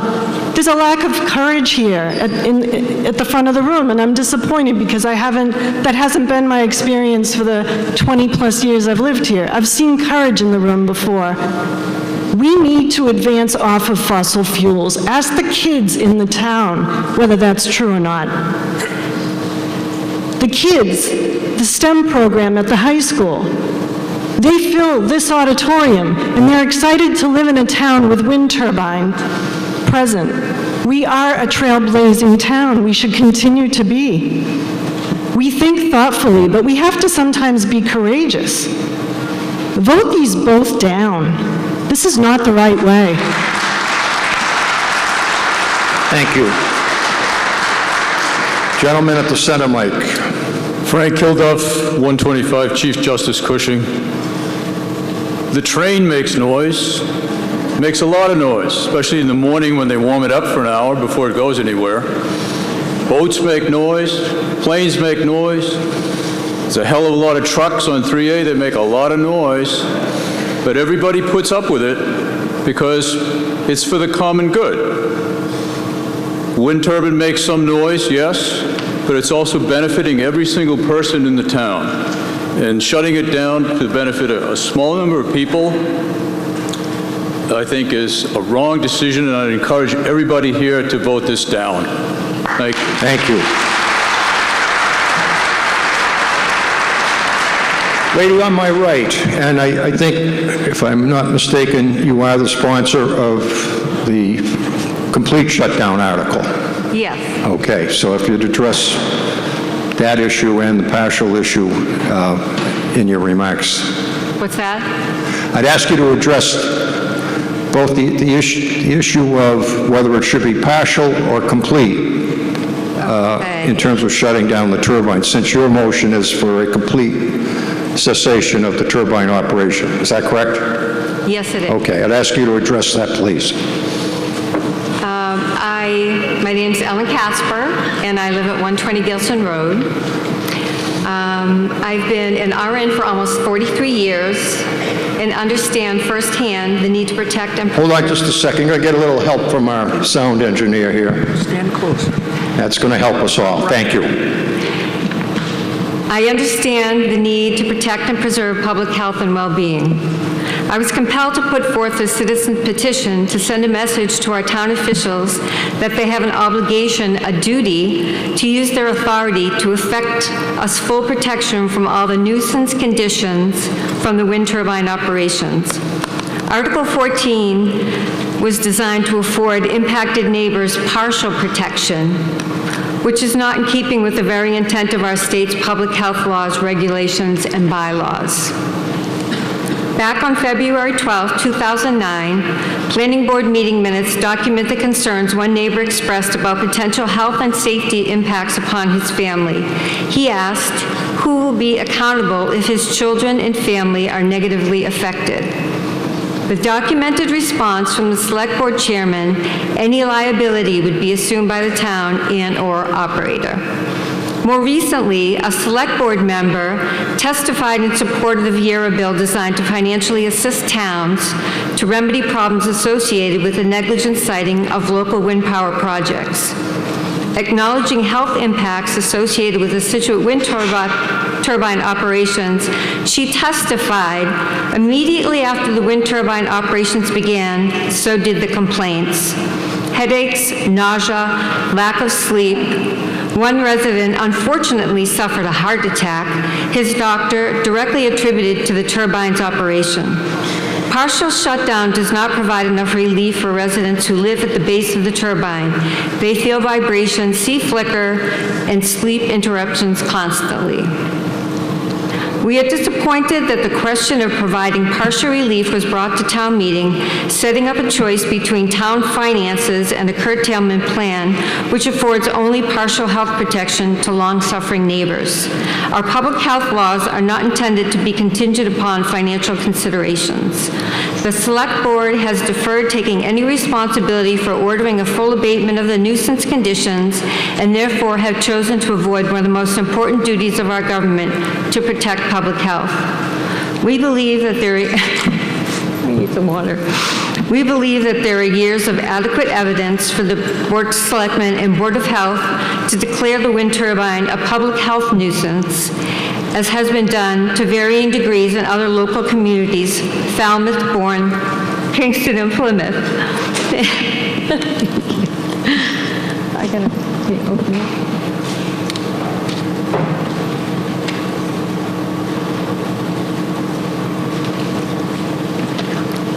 What has been plainly obvious since 2012 is that the wind turbine impacts audible noise, low-frequency noise, infrasound, vibrations, and strobing, violates the special permit granted, which requires that the Scituate Wind LLC operations adhere to all applicable state and local laws, rules, regulations, and bylaws. Our bylaw language includes the following in regards to the granting of special permits. The permitting authority shall assure, in addition to any specific requirements elsewhere in the bylaw, that the specific site is an appropriate location for the use as developed will not adversely affect the neighborhood, and there will not be an undue nuisance or serious hazard to vehicles or pedestrians. Scituate Wind LLC contractually agreed to adhere to all applicable legal requirements, but have not been held to account for the various public nuisance conditions which continue to degrade our health and property rights. The wind turbine violates state noise regulations per Epsilon's testing, showing noise noncompliance at 151 Driftway. Technical and peer reviews identifying several serious errors, omissions, and misrepresentations within the acoustic studies the town relies on to claim compliance clearly show that the regulatory noise created by the wind turbine is out of compliance with our state noise regulation. They have been provided to the town and ignored. Any attempts to discuss at public meetings have been blocked.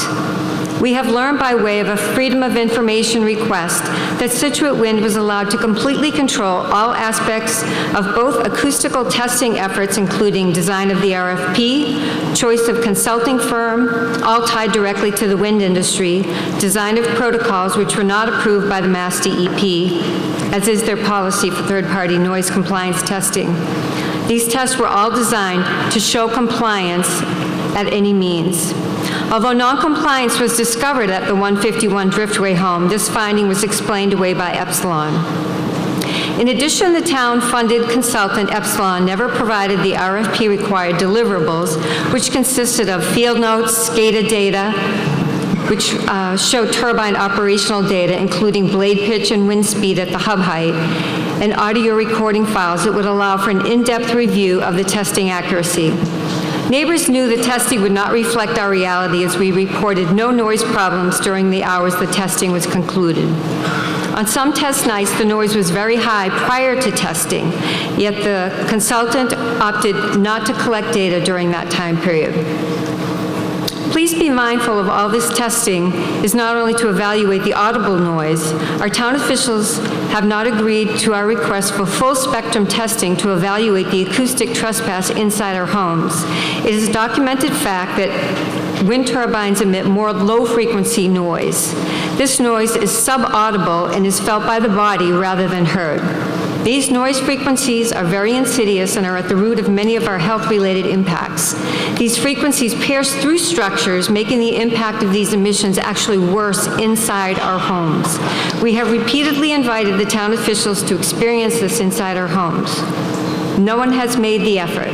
Also, no testing has been done in rooms that at the height of the rooms we sleep in that would accurately portray this noise. Mitigation such as drapes, AC, windows, white noise machines the town claims to have offered us would likely not be effective against the low-frequency impact. Pressure pulsations from blades passing by the tower are particularly discomforting and contribute to poor sleep. In March 2013, neighbors held an information session. Nationally known acoustician Rick James presented a primer on wind turbine noise. He stated that low-frequency sound emitted by wind turbines interferes with our vestibular system, signaling our brains that we are moving. This causes the stress response with cortisol output, causing long-term negative impacts on neuro, cardiac, and mental health. It is also well known that sleep deprivation itself has negative health impacts. We know this because we live it.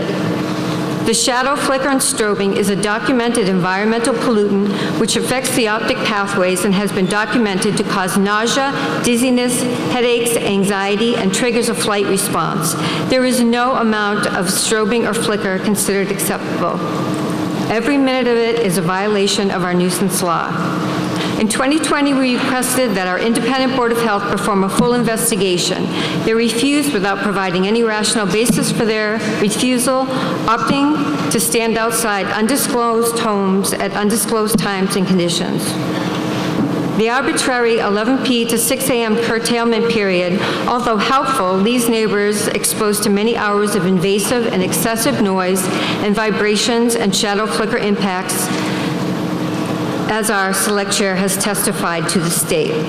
We are hopeful the citizens' petition communicates to the Board of Selectmen that our community supports full public health protections for the neighbors of the Scituate wind turbine. Since public integrity is central to our town home rule charter and our state's constitution, I believe the town needs to acknowledge the adverse public health effects resulting from the wind turbine, as the select board member did when testifying to the state legislature in support of the Wind Energy Relief Act in July 2021. Take responsibility to assure that the liabilities resulting from violations of the special permit approval are shouldered by the town and our operator as promised by our former Select Board Chair on February 12, 2009. Use available data showing years of neighbors' reports and documented noise noncompliance to declare this a public health nuisance, freeing the town from financial liability. Lobby state agencies responsible for promoting the adoption of unprotected wind bylaws, funding misleading pre-construction acoustic testing, and reporting upon which permit approval was premised to help defray any and all costs associated with ending the public health harm experienced by my household and my neighbors as a result of the negligently sited Scituate wind turbine. Thank you.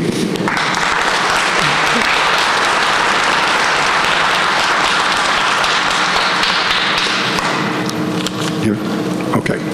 To my left, gentleman to my left. My name is Mark McKeever. I'm at 151 Driftway. I'll make it very, very quick. These allegations they're real. Ellen noted that a gentleman had a heart attack and had some stents put in. You guys are looking at him. You know, I appreciate the select board acting on the curtailment plan and shutting the turbine down from 11 o'clock to 6 o'clock in the morning, because my family and others in the Third Cliff area get to sleep. And I think everybody in this room has the right to put their head on the pillow and sleep. Myself and my family and my 2 kids, we don't get that option when it spins at night. And as Mr. Goodrich stated at one of the meetings, if this spins in the evening and let's say the Hibernian Tavern is having a great evening on a Saturday night, they have to shut down because they don't want to bother behind them after a certain hour. They have to shut down. And Mr. Goodrich made a point that I think this would be a good move for everybody involved, that this machine should be shut down so we all can sleep. And should it spin during the day, I'm not opposed to it. I just want to be able to look at my kids, put their head on the pillow and let them sleep soundly. Just like everybody else in this room puts their head on their pillow and they sleep soundly, uninterrupted. And I just ask, I know everybody has their opinions on this. It's a very hot topic, and it's been a hot topic for a long time. And there's just a very small group of us that have a voice or are trying to educate some of the folks, whether they're in the West End or up in Minot or North Scituate. This is real, you guys, it's real. When it spins in the middle of the night, it just is awful. And, whether or not my heart attack was a result of this, I don't know. My doctor said it was, but who knows? Again, have an open mind. Please, just have an open mind to be able to shut this down year-round from 11 o'clock to 6 o'clock so the people at Third Cliff could get a sound night's sleep. Thank you. Thank you. Ms. Burbine. Ann Burbine, 10 Pennycrest Road. Well, I certainly sympathize with the petitioners and that it is very difficult, I'm sure, to carry on with sleeping or not. And yet it amazes me that property was sold at 143 New Driftway for 4 more units directly beneath the wind turbine. Were you all aware of that? 2 houses and a duplex are in the process of being constructed. I just find it very difficult that a few people, rightly or wrongly so, can seem to dictate to the rest of us what should or should not be done. Whether it's the revenue, whatever it is, and I'm being somewhat redundant from previous speakers, I listen to the jets go over Route 3A when the wind is in the wrong direction every 3 minutes all night. I'm not going to shut down Massport. That's the way it is. And I feel badly about flicker. I know that if the sun is in the right position and you're driving on the highway and the trees are right there and there are no leaves, you've got flicker. And it's annoying, but it's there.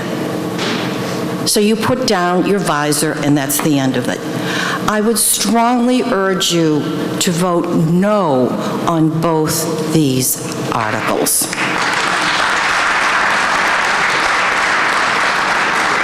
Gentleman on my right. My name's Stephen Werther. I live at 120 Gilson Road. I've been living in Scituate since 2010. The turbine went up shortly after I moved here. I actually called the town and said, hey, when are you turning this thing on? Because I'm for green energy. And as soon as they turned it on, I wanted to call and say, when are you turning this thing off? So with all due respect to all of you that, the greater good and all these comments that were made, I invite you to my house to come over and listen to this, and you try and get a good night's sleep, because I can assure you, if this was in your backyard, you'd be standing up here just like I am, having something to say about it. So I want green energy too, but my health and well-being shouldn't be affected, and people shouldn't be able to say, well, you should give up your health for the greater good. Well, I don't see you guys saying that, so for those people, I say you really should pay attention and take me up on my invitation to come over. I'll make you dinner, and you can stay over and experience what it's really like to live there. This has been going on for 10 years and longer, and I don't think that people would still be complaining after 10 years if it wasn't an issue. I've been to more Board of Health meetings and all the other meetings in this town than I care to think about. I care about this town, I clean up, I do other things that help support local things, but so I would expect that the neighbors would want to help support us. Thank you. Thank you.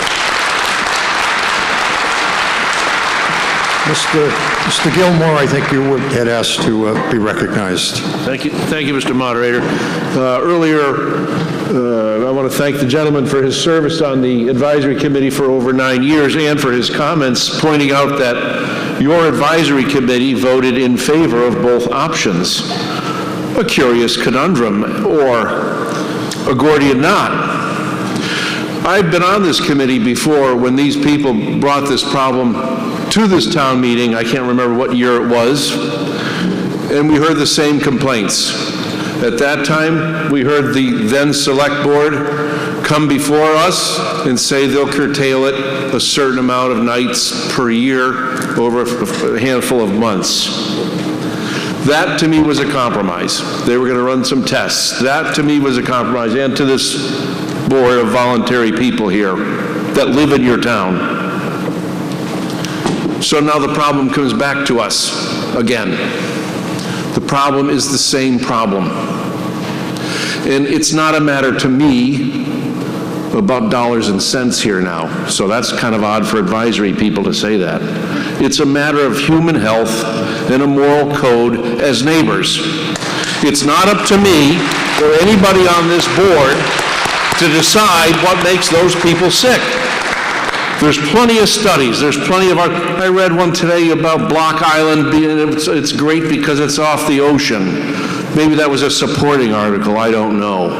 But we voted consistently on both articles because we want you, the legislature of this town, to decide this thing once and for all. And I hope you'll consider the human element here. A lot of towns have moved their windmills because they did not place them intelligently, or maybe when they placed them they thought it was. But a lot of towns, they don't want them in residential areas. That's why Block Island put them out in the ocean. Okay? That's all my point. It's just, we believe our two votes were quite consistent to bring it to you all, because we are not the medical experts. Thank you. Gentleman on my left. Good evening. Ken Ingber, 60 New Driftway. Chuck and Irv owned the Texaco station up the street from where I grew up. My father was a pretty good customer, bought all his gas and had his maintenance done and had repairs done. So Chuck and Irv were pretty sympathetic when my father was driven to distraction by a rattle in the various cars that he owned. And I remember Chuck got into the trunk and was driven around a couple of blocks to try to find it, and Irv was dangerously close to fans and fan belts trying to listen in. My father was driven to distraction over the rattles that came from his various Impalas. And I'm afraid that that's what's going on here in my estimation. The neighbors who are complaining, I have little doubt that they are complaining in good faith. But study after study, both international, national, and even the ones that were done in Scituate, find that the turbine is in compliance. And I'm surprised that the Board of Selectmen are complaining. They went to the Board of Health, which is the primary board for this. They went many times, and the Board of Health, I think, appropriately said, look, we think, we feel for you, but it's in compliance. We're not finding anything. But the neighbors found that they had a better shot with the Board of Selectmen, with a new Board of Selectmen, and that's where we are today. But we still are faced with the fact that the turbine is in compliance. The studies have been shown that it's in compliance. It happens that I know one of the authors of a study that looked at studies around the world and found that turbines do not create health impacts, with one exception. The people who are driven nuts by it are driven nuts by it. But there's no infrasound issue, there's no there's no medical evidence, so far as I'm aware, and I've looked at it. And unlike the debate that we had about the water treatment plant, which is robust, but it had to do with a thing. Here we've got neighbors against neighbors, and it's unfortunate, but this is a public forum, and we're entitled and we're obligated to tell our story. And again, where a wind turbine, this project was requested by the town, cited by the town, and the project appears to me to be in substantial compliance for the reasons that other people have stated. We live in a community. There are noises everywhere. There are noises that we all put up with. This is part of living in a community as well. I hope that we keep the turbine going. Thank you. Thank you. Gentleman in the center mic. Hello, Sean Sweeney, 9 Conehassett Road in Scituate. I don't know what the agenda is. People say there's an agenda for the individuals who want to, get this stopped in the middle of the night. I live about as far away from this thing as you can be and still live in town, so I have no agenda. I just hear neighbors and people who are fellow citizens who are getting sick and who are unhappy and who have been complaining for 10 years. And I think we should just respect that. This is affecting them. And, if it was affecting 500 people, maybe it would be a different conversation, but it seems to be only affecting 15 or 20 people. I think that's a lot, you know? They didn't ask for this to happen to them. And we're sitting here saying green energy is great, and I agree with that. I have 40 solar panels on my roof. Green energy is great, but I don't think it's fair to the people who are being affected for this, for their health, to have to deal with it. I mean, they're not asking for really that much. You know, they want it shut down in the overnight hours. I don't think that that's totally unreasonable. And maybe there's more studies that need to get done. We've got experts over here and experts over here, and they seem to be disagreeing. Somewhere out there is an expert who's probably objective, who has no ties to our town, who could come in and do a real study and put out a real report. We just voted for however hundreds of millions of dollars to fund this town for a year. Maybe not hundreds of millions, but you know what I mean. Maybe we can free up a few bucks in the next year to get an expert to do a real study and see who's right. But in the meanwhile, can we maybe just respect our neighbors and respect that they're getting sick because of this? That's all I have to say. Thank you. Thank you. Gentleman in the center.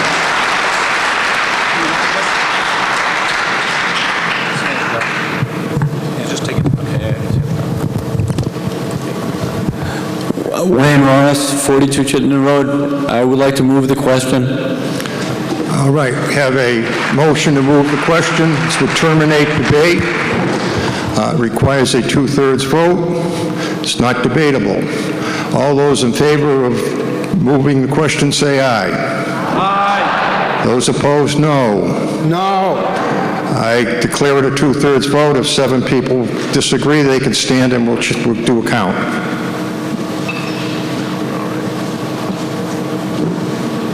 I count 4 hands, 5 hands, 6 hands, 7 hands, 8 hands. We'll do a count.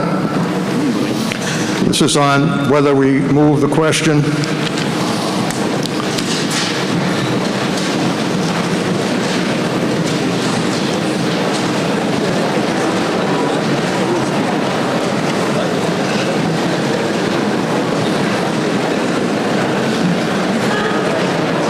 Are all the tellers in place? I can't tell who's. Please, everyone, please take a seat. Your vote cannot be counted if you're not in the seat.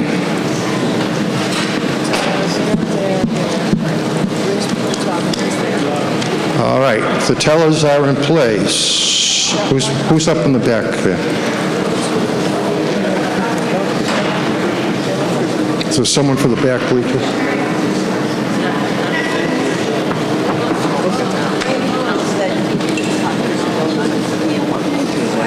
All right. I'll explain it. All right, we want to make sure we have tellers in each section. Have a teller in that? Do we have a teller in the? We do. Okay. I think we have tellers everywhere. All right, again, just to be clear, what we're doing here is the motion was made to move the question. That means that we cut off debate and we go to a vote on the motion of whether to curtail the operation of the windmill. So the issue here is not the windmill curtailment, but whether we have more debate or whether we just go to the vote. Now, all those in favor of moving the question and terminating debate, please stand.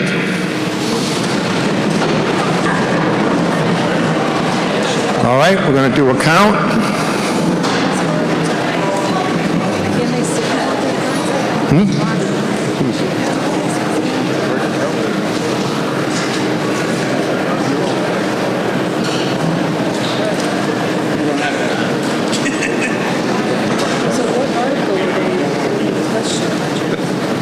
The first one. Well, we only have a motion on 14.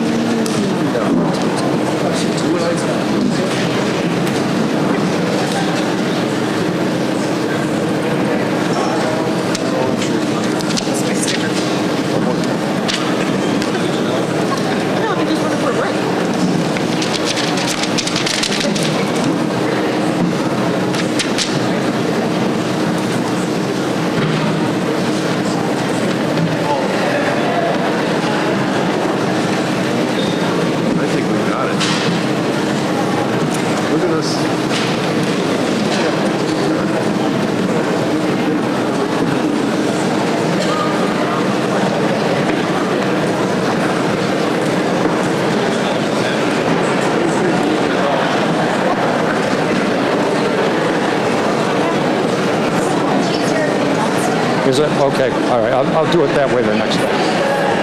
Next time.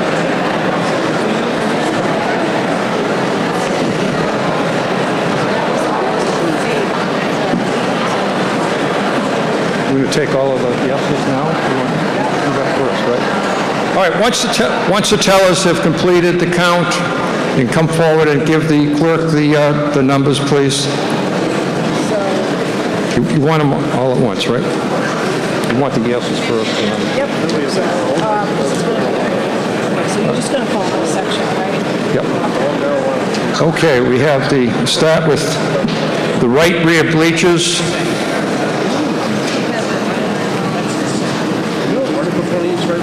Right rear bleachers, 80 yes, 4 no. You want to do the no's first? How do you want to do it? Just do the yeses. All we want is yeses. We haven't asked for any no's yet. All right, I don't know why we're doing this already then. 80. Okay, right front bleachers, penny pipes. 41. Right rear floor. 27. Right center floor. 29. 29. Right front floor, including advisory committee and school committee. 17. Left rear bleachers. 55. Say again, please.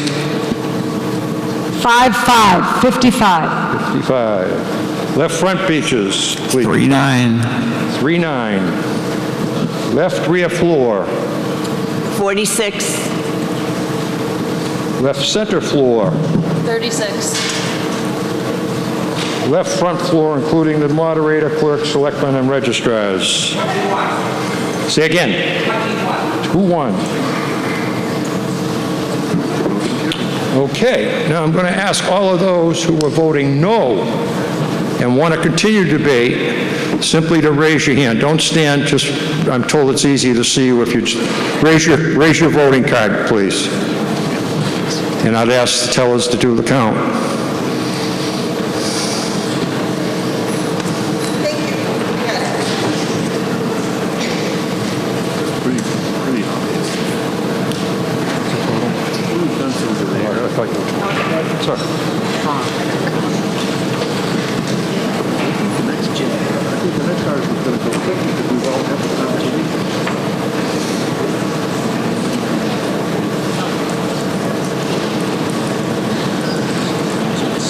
Fellas, ready? Right rear bleachers. 4 no's. 4. Right front bleachers. 3. Right rear floor. 3. Right center floor. 3. Right front floor, including advisory and school committee. 5. Much easier to count. I didn't hear you. 5, thank 5. you. Yep. Left rear bleachers. 12. 12. Left front bleacher. 3. 3. Left rear floor. 3. 3. Left center floor. 4. 4. 4. Left front floor, including the selectmen, and 0. All right, we'll tally it up, but it's pretty clear that we have a 2/3 vote in favor of terminating debate. I'll give you the numbers, our math whizzes.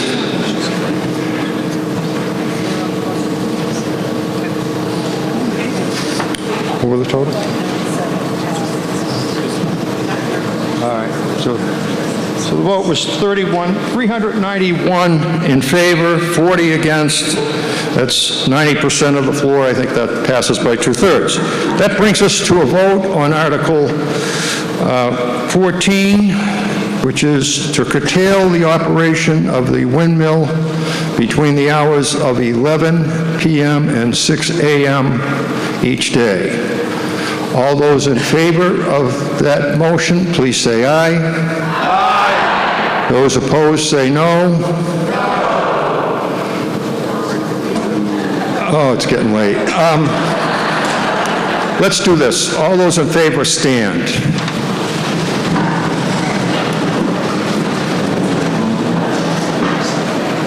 All those opposed, please sit down now. All those opposed, stand.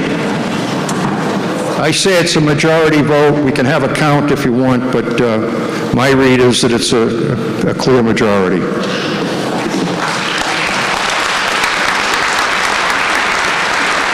All right. That brings us next. We need a motion on Article 28? On Article 28, which is the total curtailment of the wind turbine. Do we have a motion? Move the question. He needs to state his name. Is there a point of order? Come to a mic if there is, please. Do we have a motion on total curtailment? Going once, going twice. We have a motion for what? I'd like to have a motion, please. Motion is printed in the warrant. It isn't in the warrant. It's not printed. We have a motion, and that motion is... Motion. Mr. Moderator, I'd like to make a motion that we shut down the turbine completely, 24/7, 365, whatever it is, you know. All right. We have a motion Total shutdown. Thank you. We have a motion to completely shut down the turbine. Do we have a second? Second. Have a second. Okay, discussion on completely closing the turbine. Let's not repeat what we had before. My turn. Mr. Moderator, John Whitaker, 594 Country Way. In another life, I'm Dr. John Whitaker. You might not have known that. And my field of study is public facilities planning with an emphasis on the site selection process. Good facilities planning, good site selection process certainly requires that the planners take into due consideration the local economy, the local political context, that they afford a maximum of information to the public on what they're doing, why they're doing it, how they're doing it, where they're doing it, and certainly afford the public to talk back to them about what they think about their project. I think we did the right thing, and I'm part of the group that was being complained about earlier on Article 5, but as a group, we did the right thing. We put a moratorium on the critical water project, and for good reason. That last thing, there hasn't been quite enough information going out to the public and quite enough discussion coming back. So it's ironic that we're not going to do the same thing for the wind turbine. I mean, wind power, solar power, yes. We have to go in that direction as a world and as a nation. And sadly, we're going nowhere right now. Just look at Russia, China. But at the same time, we didn't do a good job with the site selection for that wind turbine. But we're not alone. A lot of other towns on the South Shore and elsewhere rushed ahead, full of the kind of enthusiasm you see here tonight for solar power, wind power. We got to go back now, and we have to do it right. And it may be we'll have to move that wind turbine somewhere else. In closing, I'm old. I've been in Scituate since 1980. It was interesting. Someone earlier said, no one ever complains about the train. Well, they weren't here in the 80s for that horrendous town meeting where 1,500 residents of Scituate and the advisory committee, of which I was a member, voted to ask the selectmen, the state rep, the state senator to do everything in their power to stop the reconstruction of the Greenbush line. Remember that? So yes, people have complained about these things in the past. What I would say is vote yes. This is only a resolution kind of asking the selectmen to do something. This Article 28 does not shut down the wind turbine. It just says to the selectmen, consider that. consider doing what some other communities have done. So I would urge a positive vote on this article. Thank you. I was remiss. I should get a recommendation from advisory, and I think the selectmen also took a vote on this. No, you. Article 28, based on new information from studies and various wood turbine impacts that have located in other towns regarding negative health effects and disturbances, it was enough to give significant pause to the advisory committee to allow the Scituate turbine to continue operating. I am reading this only because I want to make sure I get it right, but the current cost to void this contract, remove the wind turbine, and loss of annual town revenue to permanently shut down the turbine would be more than $9.4 million. However, it is hoped that with assistance from various federal, state, and the local energy companies, the actual cost to shut down the turbine would be far less. The advisory committee voted in favor of this article 6-1.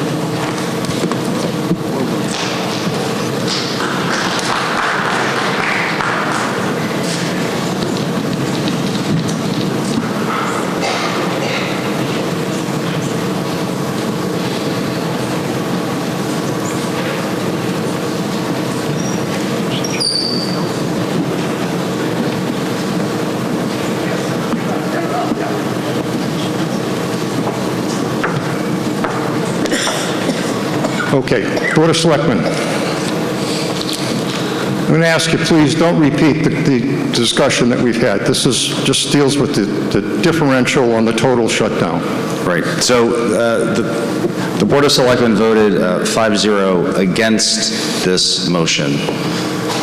The reason, for some of us, the reason was because we were concerned of both the land lease and the operation, that the lawsuits involved alone may actually not do what we were thinking we would do, which was to have the compromise, which we just got out of the way, in the middle. There's also the financial implications, but we were 5-0 against.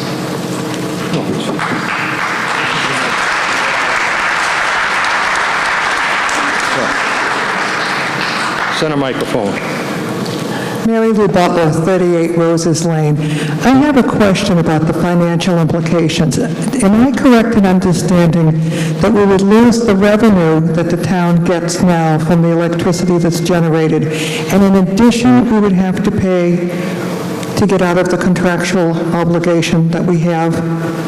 I don't know what the numbers are. That's what I'm curious about. Could we get an answer on that question? I think the Board of Selectmen.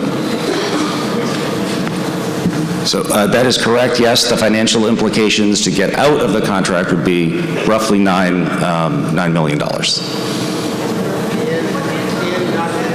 Oh, and also the electricity generated, that revenue also would be lost. Lady to my left. Phyllis Carlberg, 26 Hughes Road. I want to just tell you that I did have the testing done in my yard. It was not a very controlled environment when they did this. The first night that they came, I said, why weren't you here at 8 o'clock? That's when it was the loudest. It's not making any noise now. Why are you going to test it now? Second night they came, the one guy was up this way, the second guy was over here. I said, you got to go over there. The third night, they were in a different place, and the fourth night, they were out by the street on the opposite side of the house. So continuity was just not there for the testing in the conditions that we were looking to have them tested when it is the worst. I mean, we're not wusses, but I've lived there for 34 years before they even put the turbine up there. I mean, I love the sound of the North River Bell, ding, ding, ding, and, you know, but a whoosh, whoosh, whoosh from midnight to 3 a.m. when you have to get up and go to work the next day is unacceptable. And if you think that that's something that is acceptable for you, then let's move it over to your neighborhood, because it's not at all what you think it is. Unless you've lived it, you don't get it. And it's disappointing that you're going to put money over the health of people, and it is a nuisance. If not, then shut it down from 7 to 7 like any other nuisance opportunity we have in the town. Not just from 11 to 6. You can't sit out in your backyard if the thing is making a ton of noise. And you're right, it's not 24/7 that it makes the loud, loud noise, but there are conditions that it is terrible, absolutely terrible. And unless you come over and check it out and understand what we're talking about, you don't have a clue, and none of the information that you're going to get anywhere is going to tell you what it's like to live it. Thank you. Please say yes. Lady Shut on it my down. right. Liz O'Connell, 41 Brook Street. Just for clarification, a vote yes means that it would be permanently shut down. Is that correct? That is the request to be made of the selectmen. I would have to tell you that this is advisory. I don't think town meeting has the authority to direct the selectmen to do this. It's simply advisory.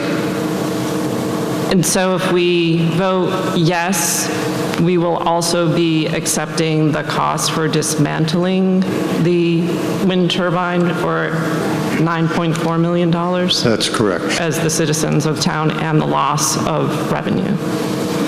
That's the way I understand it. Maybe the selectmen want to address that more specifically. Yes. So if you vote yes to shut it down, the contractor will charge, gave us a price of $9.4 million to shut it down, and you will lose the revenue that we're making now, which is about $300,000 a year. That has been reduced from the vote that you just passed a minute ago to about $70,000 a year possibly. But yes, if you vote to take it down, it will lose the revenue and incur that cost, which will more than likely be an override to pay for that because we don't have $10 million to pay them. Lady on my right. Yeah. Kathy Cerruti, 65 Brook Street. So I feel like we have to take into consideration the health issues of climate change. We have to. The warming planet, the rising sea levels, the coastal erosion, especially in a coastal town. I think we're all either going to be or are affected by that in a big, big way. I was very proud when Scituate decided to put this turbine up. I'm not going to say that any differently. I was. I feel like Scituate made a positive step to combat climate change. And I see this as a big step backward. I mean, I think we just made a vote to make a concession. I think this is going way too far, and it's going to do it backwards. Mr. Kelly. Mr. Moderator, my name is Jerry Kelly. I live at 56 Moorland Road. I, too, as have two of the other speakers, been a member of the Community Choice Electricity Committee for the town of Scituate. I'm very concerned about climate change, the carbon footprint, and the impact upon the environment. But I'm trying to balance that with the health of our citizens. And so what we should do is be more concerned about an industrial wind turbine than the health of our neighbors. Our neighbors have suffered. The $90 million that's been presented to shut this down and the override has not been audited. It has been presented by Scituate Wind LLC. Nobody's gone and checked the numbers out there. This is the equivalent of Robert E. Lee dictating the terms of the end of the Civil War. Scituate Wind LLC is a special purpose corporation with no assets other than this wind turbine and the ground lease. They are a tax shelter for ultra-high net worth individuals. I'm very concerned that all of us are concerned about the environment, but we're not concerned about our neighbors who have been hurt by this. So I urge you to please vote for this petition. Thank you. The gentleman on my right. You're next. Thank you. Nico Fonsenko, 303 Chief Justice Cushing Highway. I've been a resident of Scituate for just under 20 years. I am a doctor in town. I have an intense amount of empathy for all of our residents. I spend my life trying to help the people of this town. I served on the planning board for 3 years, including when the turbine first became a topic of discussion in this town. I'm very proud that we approved the wind turbine to be forward-thinking. And as a concept, I think it's really important that we continue to be forward-thinking. I do understand the dilemma that is presented with us tonight, and I understand the specific concerns of a number of residents, and that number may be small, but it is important as a concept of those individuals' ability to live happily in our town and in New England. However, that being said, the residents of the town that are speaking tonight in favor of shutting down the turbine have had innumerable times to speak on their own behalf against the turbine when it was being proposed more than a decade ago. And a number of those residents, as unpopular as it may be to say out loud, did at the time, including some that have spoken tonight, have an opportunity to gain specifically from the town in agreements for mitigation, be it financial, be it blinds, be it trees, be it fences, be it an opportunity to at one point or another be bought out by the town, which they did not take, and made those choices on their own. I do not judge whether or not they wish they had made different choices at that time, but they made agreements with the town, and those agreements were discussed publicly at meetings, and those were parts of agreements that I believe were signed historically. And those residents then, after signing those agreements and deciding to stay on their land and take mitigation and money from our taxpayer dollars to stay on their land, then subsequently have spoken at numerous meetings and town meetings that I've sat at on multiple occasions in multiple years, when by my understanding, they really didn't have the right to complain about anymore because they made their deals.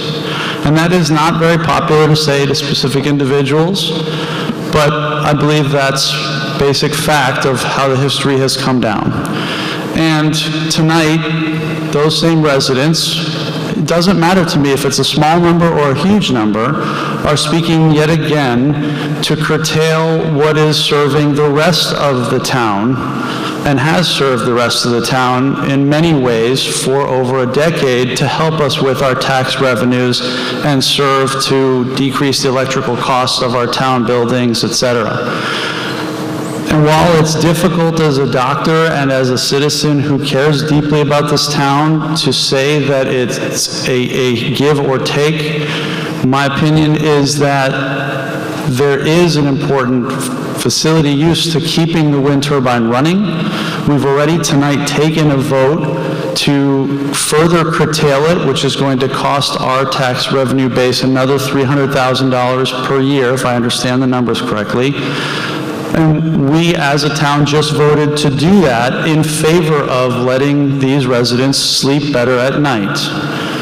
That's not 7 days a week. That's a few days a week here and there when the wind's blowing the right direction. And I appreciate that if it were my house, I would want to sleep too. And even though I specifically voted against that, I am happy that the town as a whole cares about these residents enough to make that financial sacrifice to help them have that peace of mind and get that sleep.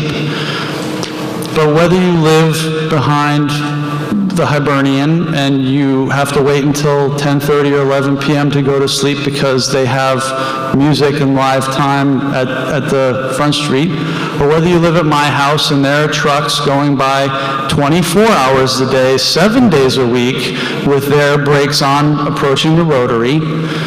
I chose to live on 3A because it benefited my family and my business opportunity in town. I don't run out with signs yelling and screaming at the trucks all day long because I chose to buy that house. I chose to build a porch facing 3A, and when I go out in a summer evening to try and sit with my friends, sometimes a truck goes by and I have to say, "I didn't hear you, what did you say?"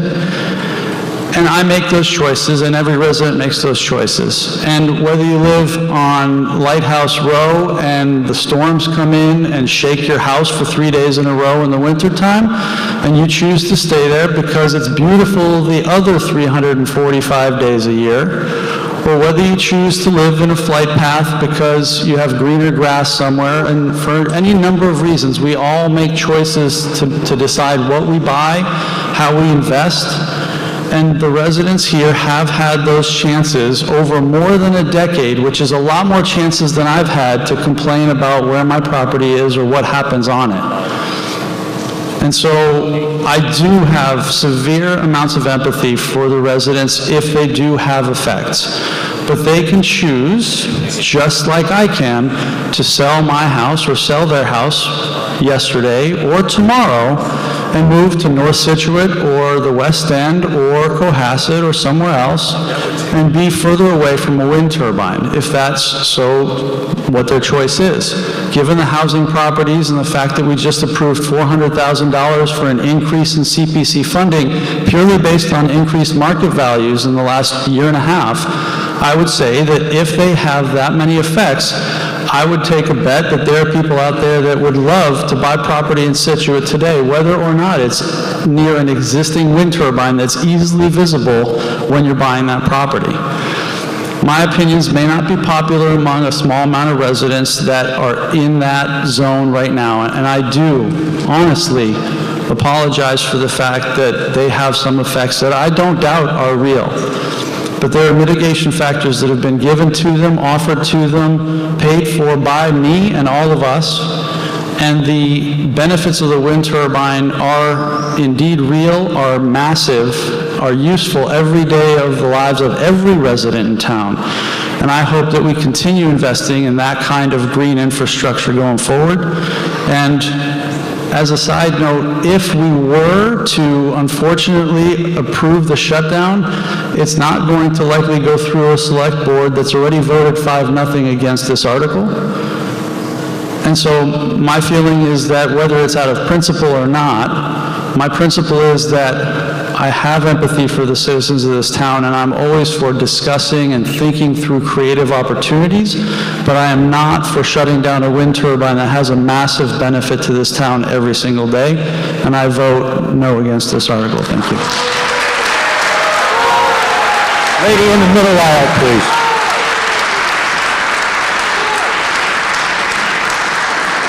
Hi, my name is Teresa Bone, 43 Tanglewood Drive. I'm on the West End, right across from the police station. And every night, I feel like a plane is going to land on my house up until midnight, and then it stops, and then it starts up again at 5 in the morning. So that's my story. And then before I moved to Scituate, I lived in Hull for 15 years in a condo next to one of the wind turbines. And maybe a condo is different from a house, but I never heard the wind turbine. But sometimes we do kayak, and sometimes I do hear it while we kayak by there. So I don't know what it's like at night. One question I had, because I'm not a wind turbine expert, but could there be something done to mitigate the noise besides shutting it down or shutting it down during the hours? Is there somebody that knows anything about wind turbines that could improve upon what they do right now? Thank you. Does anyone have an answer for that question? Mr. Vignani? Thank you, Mr. Moderator. We've met with Scituate Wind and asked them about any changes in technology or any sort of mufflers or anything else that can go on there and change the noise, and they've said that no, that there is nothing that they can do to improve the current situation. Gentleman to my right. Yes, Paul Arnberger, 127 Gilson Road.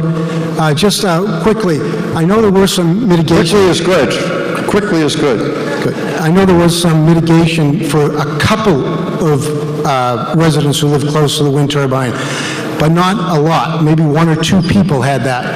I live 3,000 feet from the wind turbine. I was not offered one iota for mitigation, okay? What I just want to say is that what happened here is the town made a mistake. They had all good intentions for this wind turbine, but it was a mistake. It was not sited properly. And what the problem is no matter what we do, it will be there. That noise will be there all the time. I appreciate the town for voting the shutdown overnight. That will be a great relief. But I can tell you, I live it. There are many nights I don't sleep. It's called sleep deprivation, and it is a health issue. But what I just want to say is that this turbine was just a mistake, an expensive mistake. Unfortunately, it's going to be expensive to shut this down. But it should be shut down, and unfortunately, the town has to admit they made a mistake, and it has to be shut down. And I hope everybody can vote on this and understand that if you did live by it, you'd be standing right here where I am, saying exactly what I'm saying right now. And I know the town had good intentions, but unfortunately, it just was a mistake. Thank you. Thank you. Lady at the center mic. Mary Jenkins, Sunset Road, I move the question. Have a motion to move the question. It's not debatable. Requires a two-thirds vote, and it cuts off debate. All those in favor? Calling question? Aye. All those opposed? No. I'm going to call it a two-thirds vote. 7 people rise and stand. I dare you. All right. The question has been moved. The motion is to cease, to direct the selectmen to cease the turbine operation. Want to read it? All those, it's a majority vote. All those in favor say aye. Aye. Those opposed say no. No. Noes have it. The motion fails. And it is now 11:20. I'm going to entertain a motion that we adjourn till tomorrow night at 7 p.m. I second. All those in favor say aye. Aye. Thank you.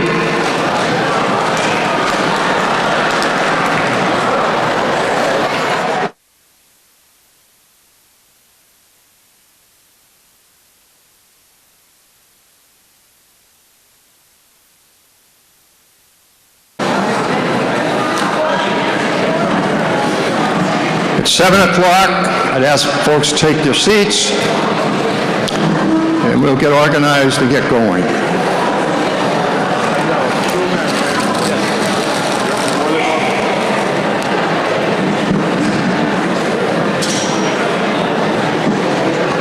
Please sit down, take your seats.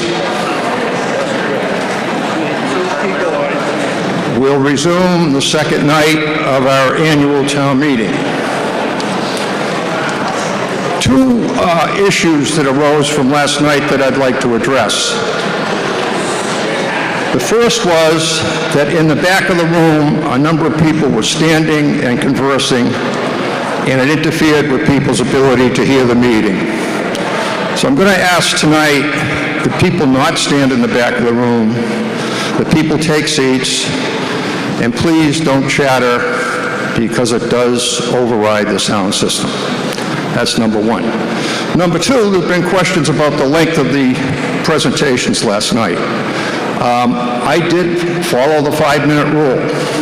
5 minutes is a very long speech, and I guess this will make us think twice whether 5 minutes is enough. Recognize the Gettysburg Address can be recited nicely in less than 2 minutes. So What I would ask people tonight is, if a point has been made by a speaker before you, there's no need to make it numerous times.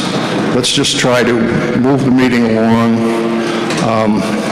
And again, we're back with the old statement, brevity is the soul of wit. So, on to business. Tonight, we're going to address Article 15, which is Affordable Housing Trust. Article 17, Business Districts, zoning of lot sizes, zoning of non-conforming structures. Those are the initial zoning bylaws. Planning Board's going to have their work cut out for them tonight. There's also a zoning bylaw in Article 20 having to do with medical marijuana, which is not before us tonight in terms of an up or down vote as far as it is required to allow medical marijuana in town. Then the next 4 articles deal with zoning for marijuana, the moratorium on marijuana, the zoning prohibition on marijuana, and the general bylaw on marijuana. So that's what we have before us tonight. Let's go to work. Begin with Article 15. I'd ask for a motion.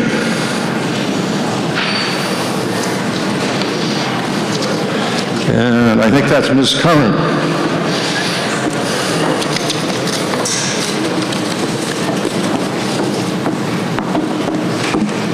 Thank you, Mr. Moderator.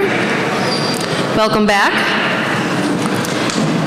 I move that the town create a small grant non-deed restricted program to be administered by the Affordable Housing Trust, and to fund such program, appropriate the sum of $25,000. Thank you. Could I have a second? Second.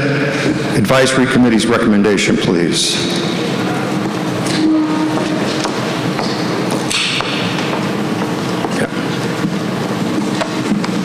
Thank you. This article seeks to create a small grant program to be administered by the Affordable Housing Trust. This is a new program to provide assistance to low and moderate income residents to make essential repairs and modifications to their homes for health and safety reasons. The $25,000 is a seed money with the goal to secure grants to expand the program in the future. Initially, the program would provide small, less than $5,000 grants for owner-occupied properties for repairs and modifications pursuant to specific program guidelines. The Advisory Committee sees this grant program as an important opportunity for assisting our residents to remain safely in their homes, and we therefore voted unanimously in favor, 8-0. Thank you. Thank you. Ms. Curran for the Board of Selectmen.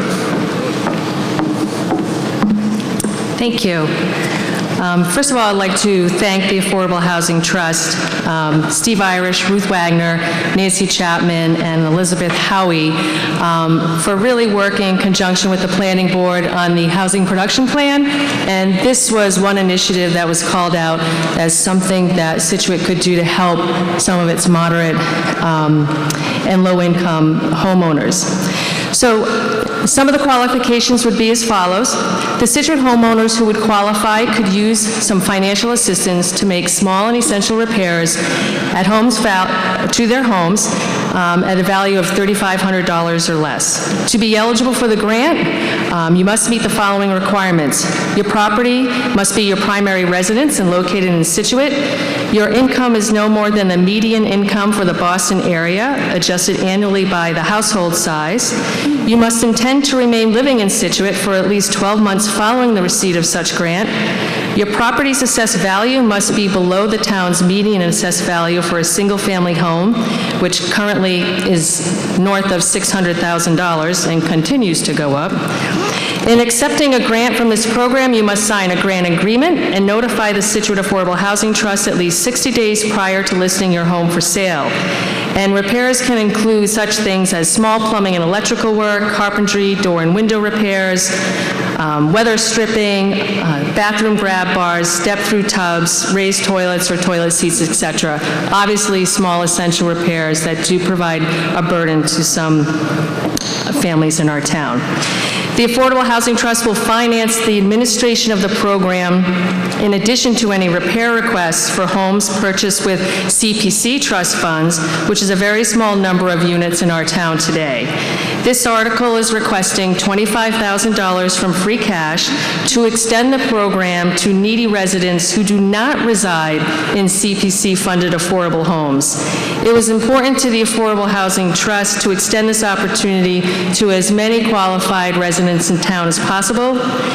And with town meeting approval, we will move forward and plan to have a process in place and hopefully ready to accept applications by November of 2022. And the Select Board voted unanimously in favor of this article and recommends approval of the motion. Thank you. Is there discussion on the article? No one being at the mics, we take a vote. This requires a majority vote. All those in favor of the motion say aye. Aye. Those opposed, no. It's a unanimous vote. Moving now to Article 17. It's a zoning bylaw amendment for the business districts. Mr. Vignani.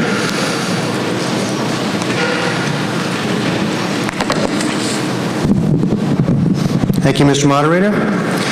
The motion is to see if the town will vote to amend the zoning bylaws section 440.5 business districts by inserting the words and/or VCN, which stands for Village, Center, and Neighborhood, as shown below, or take any other action thereto.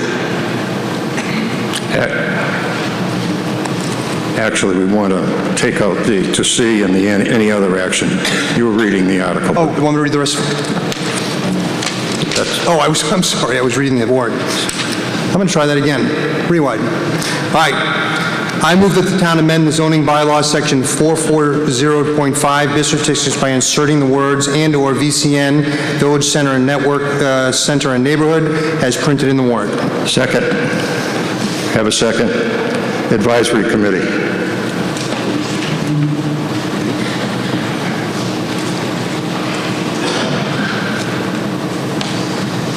Mr. McQuiggan. Thank you. The Advisory Committee voted unanimously to pass Article 17. It's a simple amendment to change it, add some clarifying language. Thank you. Planning Board recommendation, please.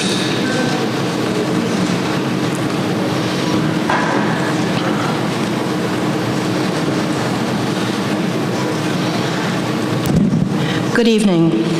The Planning Board hereby reports that in accordance with Mass General Laws, Chapter 40A, a public hearing was held on this article on February 10th, 2022, and continued until February 24th, 2022, when the hearing was closed. On March 10th, 2022, the board voted unanimously to support the passage of the article at the April 11th, 2022 annual town meeting. The changes to this article allow for the listed accessory uses in this section to be included in the Village Center and Neighborhood Districts VCN. This is a housekeeping article, as the VCN should have previously been included. The Planning Board supports this article. This article requires a 2/3 vote. Thank you. Thank you. Mr. Vignani. Yeah, not much to add. It's a housekeeping issue, just adding the words Village, Center, and Neighborhood. The Select Board voted unanimously in favor of this warrant, of this motion. Is there any further discussion on the zoning amendment of business districts? There being none, we'll take a vote. This requires a 2/3 vote. All those in favor say aye. Aye. Those opposed, no. It's a unanimous vote. Moving to Article 18, another zoning bylaw amendment dealing with lot area and widths. Mr. Vignani with the motion. I'll read the motion this time. I move that the town amend the zoning bylaws, section 610.1, lot area and width requirements as indicated in the printed warrant. Second. Second. Have a second. Advisory Committee recommendation, please. Mr. McQuiggan.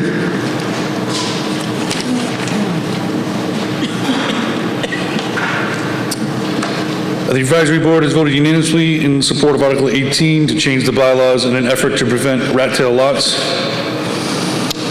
We went through the article with the planning board, and it seemed reasonable, and, you know, it's an effort to change and avoid crowding in our town with, on the buildable lots. Thank you. Report of the planning board. Ms. Burbine. Thank you. The planning board hereby reports that in accordance with Mass General Laws, Chapter 40A, a public hearing was held on this article on February 10th, 2022, and continued until February 24th, 2022, when the hearing was closed. On March 10th, 2022, the board voted unanimously to support the passage of the article at the April 11th, 2022 annual town meeting. The changes to this article allow for lot width criteria to be added to help prevent rat tail lots, and where the rat tails are not permitted, by adding the criteria of a 30-foot diameter circle to be drawn tangent to the exterior property line. The area that does not meet the requirement cannot be counted toward the buildable lot area. The planning board supports this article. The article requires a 2/3 vote. Thank you. Mr. Vignani for the Board of Selectmen. Select Board, excuse me. Thank you, Mr. Moderator. So this one's kind of interesting. A rat tail lot, so apparently what builders do in town is you have a piece of property over here and a piece of property over here, and you buy a real little strip of piece of property that puts them together, and you have a bigger buildable lot, and you can do more things with more buildable space. So what the planning board did is they said, you can't have this little piece of lot. You have to have that connector, which they call the rat tail, has to be at least 30 feet wide. And if it's 30 feet wide, then they said you can get construction equipment over it, and it's a real piece of land. And if that's the case, then you can use both of the lot sizes in total to be the buildable yacht space. So what they're really doing is trying to get rid of any development that's going on in town that's using these little loopholes to do overdevelopment in certain areas. So again, the article here is just extending that rat tail number to be 30 feet where it's a significant piece of land. The Select Board voted unanimously in favor of this motion. Is there further discussion of the motion? I just wanted to... Ms. Burbine? Just wanted to agree with Mr. Vignani. We have several instances in town where developers have been somewhat creative, and we end up with 2-foot by 400-foot rat tails that are added to the major lot. We have another one over on Man Hill, a 2-foot by 50-foot stretch that enabled a developer not to have to put in a common driveway. Another one on Creelman and Man Lot. These were gerrymandered. I mean, we're talking squiggles. And the unfortunate part about this is that the property owners have no clue where their property line is. So we really urge you to clean this up. Thank you. Thank you. Is there further discussion? Mr. Hunt, on my left. James Hunt, Manlot Road. I know the tract that Ms. Burbine refers to very well. Now, I just want to make sure that lots created before April 11th are exempt from this zoning change, and those lots remain buildable and conveyable in the future. Is that correct? Ms. Burbine?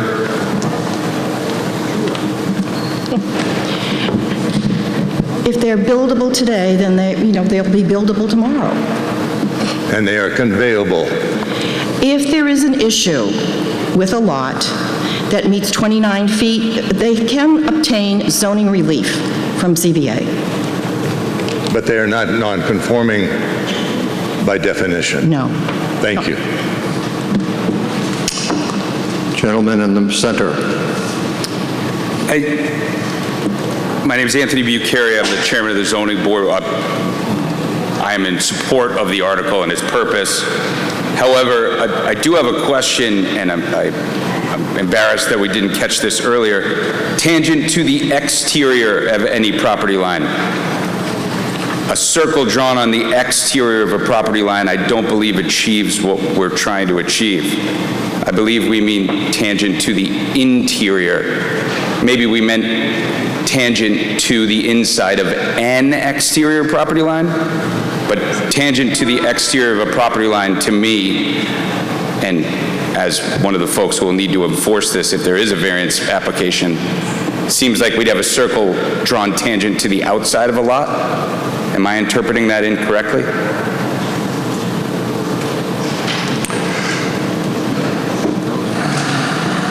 I will defer to town council about this.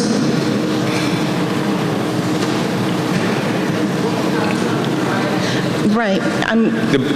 The proposed bylaw reads that a 30-foot diameter circle would need to be drawn tangent to the exterior of any property line. And be able to fit within the lot. It's been a while since I've taken geometry, but a circle drawn tangent to an exterior wouldn't be inside the lot just by virtue of it being tangent to the exterior. I think we need to use an interior, or instead, I think the word interior needs to be there, or on the inside of an exterior property. You know what I'm going to suggest? Maybe we could have a motion to hold back on the vote here, and why don't you take a few minutes after we get done with the zoning, and we could come back to this. I mean, I think it's important enough that we have it right. But from my looking at it, exterior here, the circle's got to be 30 feet from one line to the other. That to me is exterior, but if there's I understand what you mean. Yep. If there's confusion on that, let's do it right. If town council thinks it's clear enough, I would withdraw my question. Cindy, could you come to a microphone?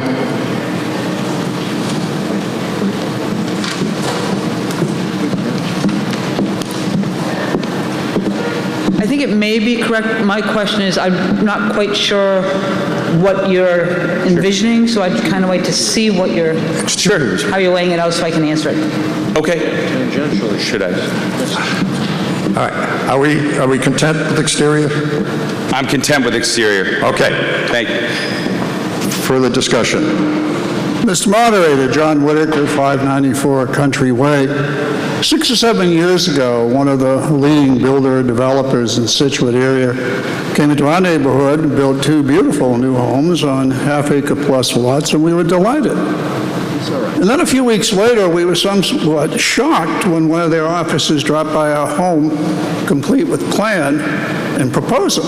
And what they had done is gone out in the wetlands behind what they had built, found a dry hummock of about a quarter acre, and they had connected it to our property with a several hundred-foot long, 2-foot wide strip that overlaps the northeast corner of our property by about 12 feet. He said, I've got a proposal for you, Jack and Joan, $45,000, and you can have this.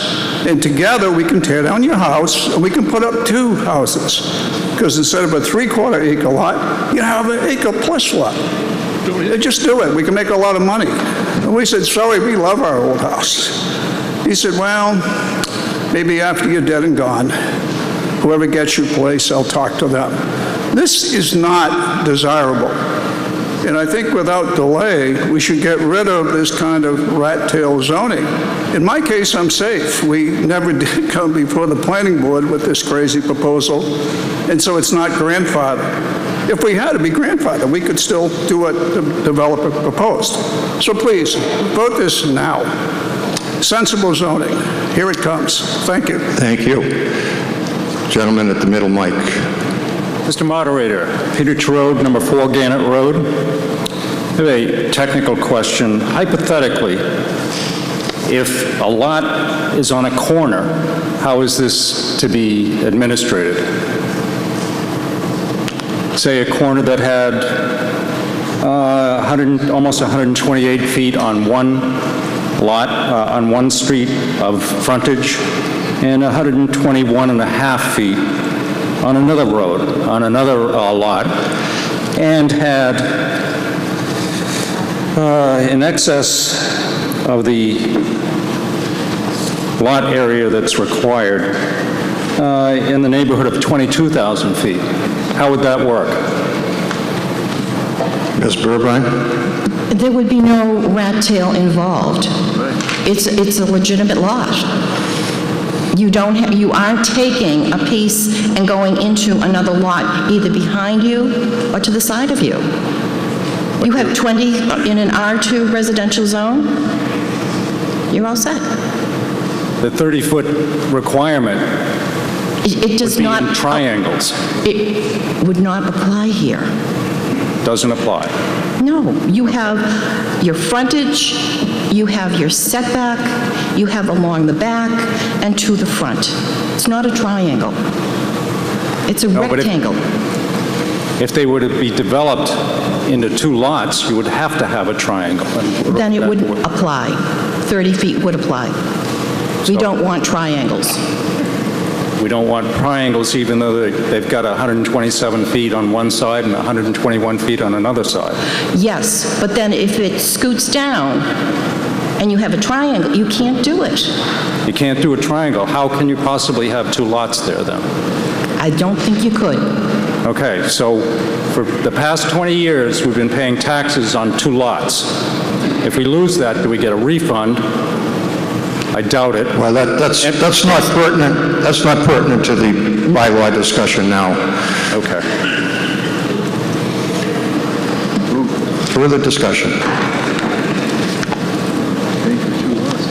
All those in favor? This requires a two-thirds vote. All those in favor of the lot width bylaw amendments, say aye. Aye. Those opposed, say no. I declare it a two-thirds vote.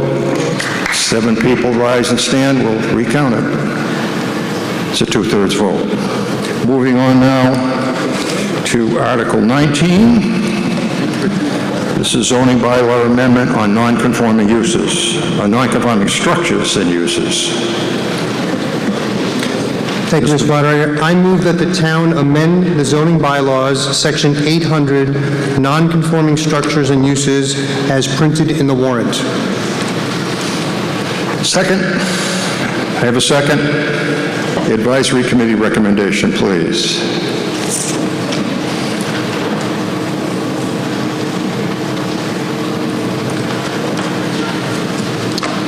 The advisory committee voted unanimously to approve this article in an effort to aid the restoration of derelict properties in the town. Do we have a report from the planning board? Ms. Burbine. The planning board hereby reports that in accordance with Mass General Laws, Chapter 40A, a public hearing was held on this article on February 10th, 2022, and continued until February 24, 2022, when the hearing was closed.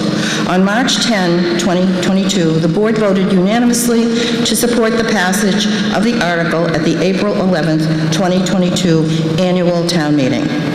The changes to this article allow for the by right window of redevelopment of a damaged property from 2 years to 4 years, providing a more realistic time frame in which to accomplish a restoration before any rebuild effort would require approval from the Zoning Board of Appeals.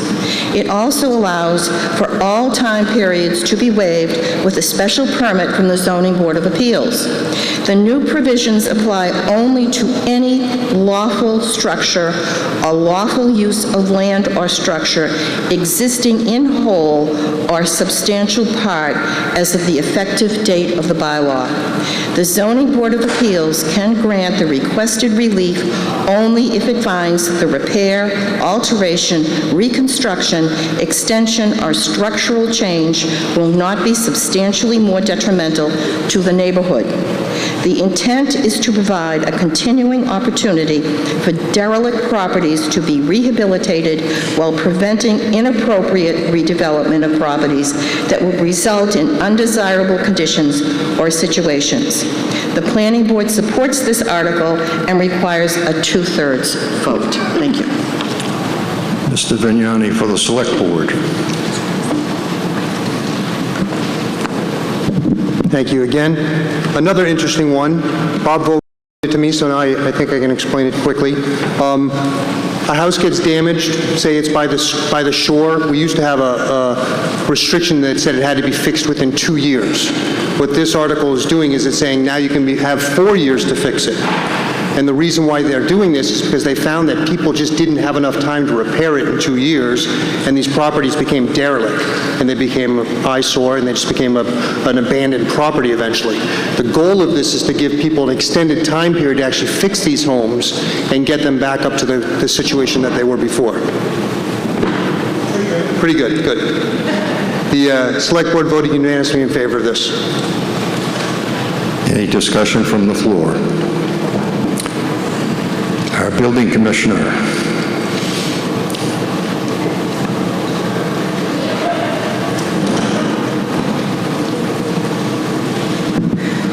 Bob Vogel, 22 Manlot Road. Good evening. I'll probably end up repeating a lot of what's already been said, but the intention of this proposed change is to provide a mechanism that allows the repair, restoration, or redevelopment of a structure that's damaged, destroyed, derelict, or abandoned. Right now, as the zoning bylaw is written, depending on the circumstances, you have 2 to 4 years in order to make those repairs or make that restoration. After that, if the structure is on a non-conforming lot, and there are a lot of non-conforming lots in Scituate, especially near the coast, that structure is essentially an orphan. You can't do anything with it. It's lost its value. Conceivably, the only thing that could happen is it would be taken down and the land sold to an abutter. We need to have a mechanism going forward that will allow the continued value of these properties so that they will be redeveloped. Fortunately, there aren't a lot of examples of such derelict properties in Scituate, but if you live in a neighborhood that is disadvantaged by one, you're acutely aware of it. It's a blight, it's dangerous, and it affects property values in the entire area. So this lot would provide, this change to the zoning bylaws would provide that avenue to retain value in these structures and in these properties, and with the pressures of development in Scituate, and particularly in zones near the coast, you can be sure that such a property would not remain long without being redeveloped, and a nice structure with good family living in it would be the result. So I hope this room will pass the bylaw, and we will be able to enforce this going forward. Thank you. Thank you, Mr. Vogel. Is there any discussion on the zoning amendment? This requires a 2/3 vote. All those in favor say aye. Aye. Opposed, no. It's a unanimous vote. Moving now to Article 20.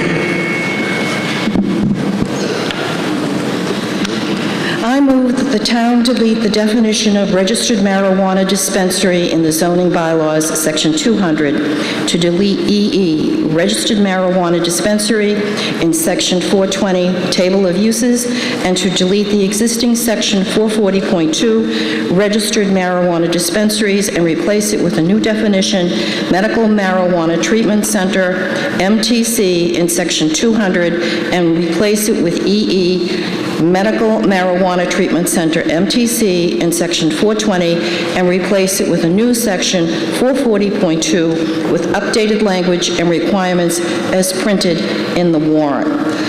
This requires a 2/3 vote. Ms. Metro for the Advisory Committee.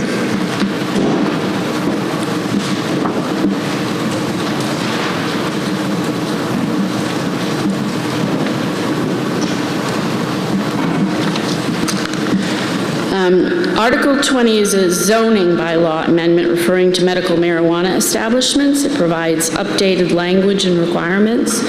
The purpose of the amendment is to provide for placement of medical marijuana treatment centers in appropriate places and under strict conditions.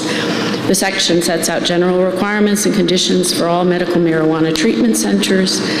The planning board shall be the special permit granting authority for them, and requirements for applicants for special permits, as well as standards of review and conditions to be met by the special permit holders have been detailed in the in Article 20.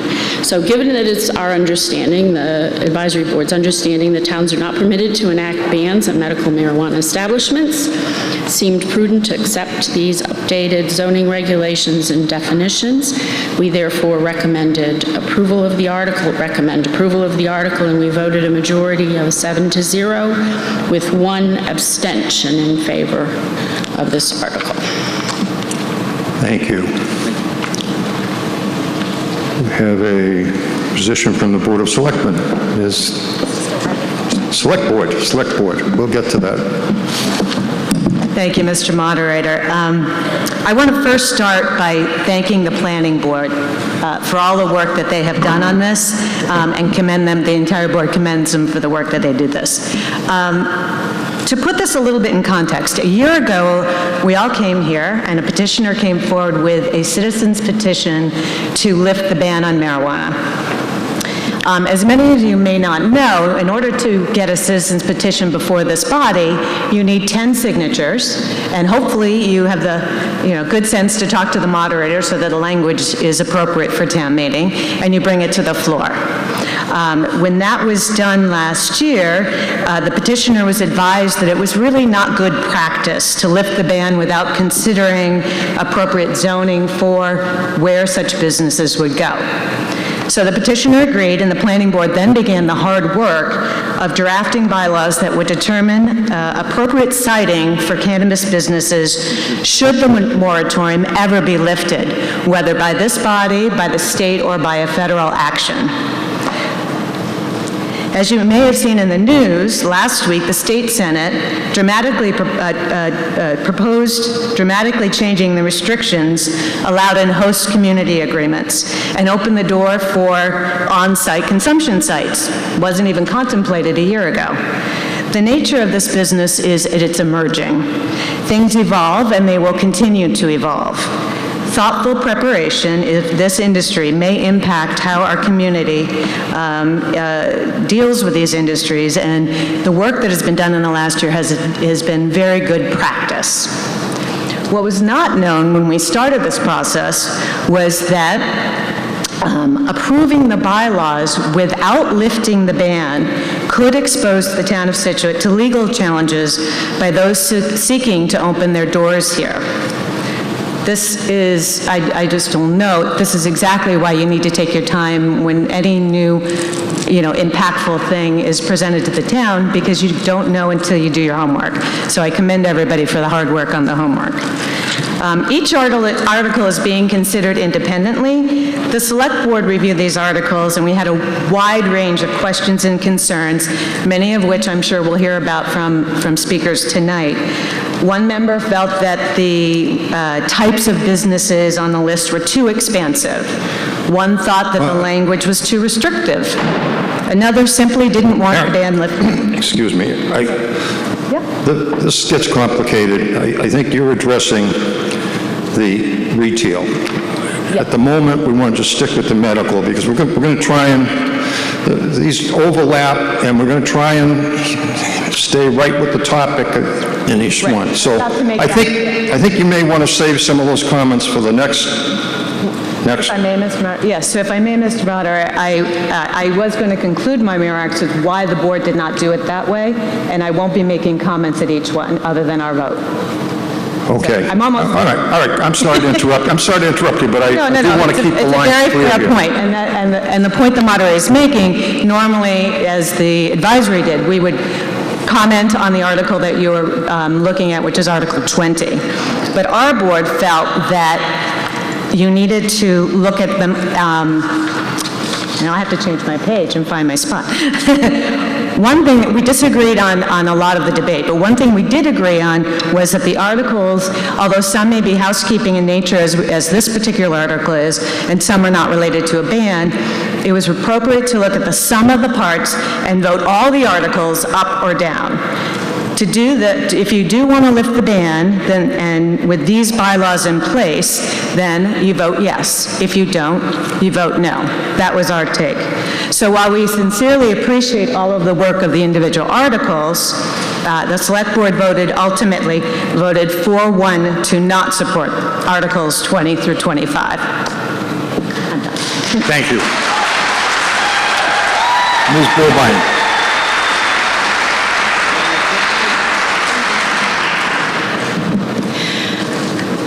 The Planning Board hereby reports that in accordance with Mass General Laws, Chapter 40A, a public hearing was held on this article on February 10th, 2022, and continued until February 24, 2022, when the hearing was closed.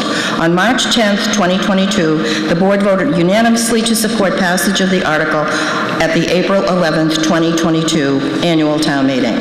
The changes to this article provide for deleting the existing registered marijuana dispensary definition in Section 200 definitions, registered marijuana dispensary in Section 420 table of uses, and deleting the existing Section 440.2 registered marijuana dispensaries and replacing them with a new definition, medical marijuana treatment center, MTC, definition in Section 200, a new line for medical marijuana treatment centers in Section 420 table of uses, and a new Section 440.2 medical marijuana treatment center, MTC. This allows for updated terminology that has been established by the Cannabis Control Commission regulations to be implemented. The Planning Board supports this article. This article requires a 2/3 vote. Okay. Is there further discussion on the medical marijuana zoning? Gentleman in the center of the aisle. Frank Kilduff, 125 Chief Justice Cushing. I have two questions. There's a graphic included with this article. There's no explanation of why it's there or what it means. So my first question is this incorporated into the article? And the second question is, can somebody explain what each of these letters mean, particularly the DBP under the Greenbush Driftway section? Thank you. Could we get an answer to those questions from the Planning Board?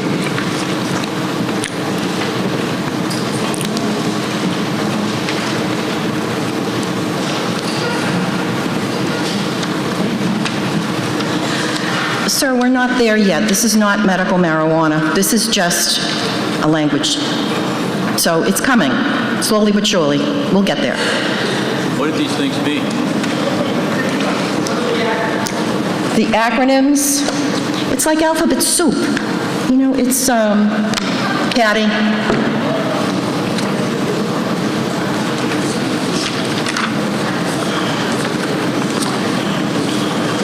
Thank you. You're on.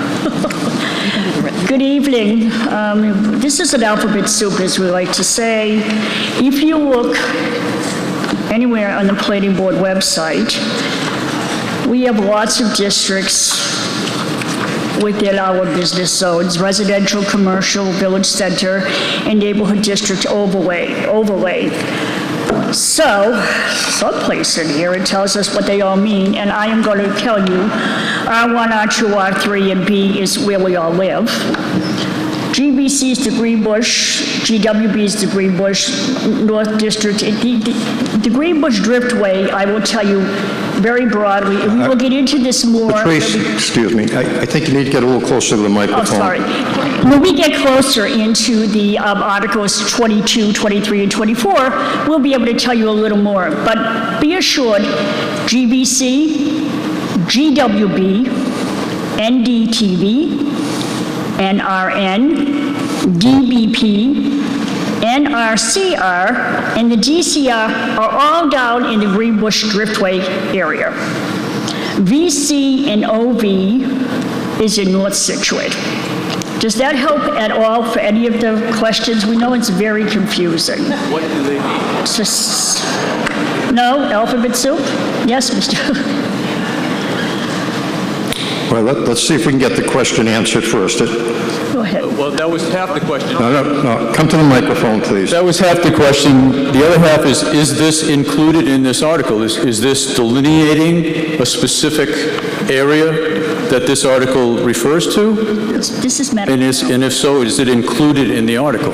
Sure. Sir, so just to take another stab at answering your question, this chart here is a form of chart that already appears in our zoning bylaw. It is our zoning districts, which the town is separated into zoning districts. I feel like you follow that. There's a zoning map that's available at Town Hall and online. Right. And this use, EE, if I'm correct, is what is being added by virtue of this article. Yes.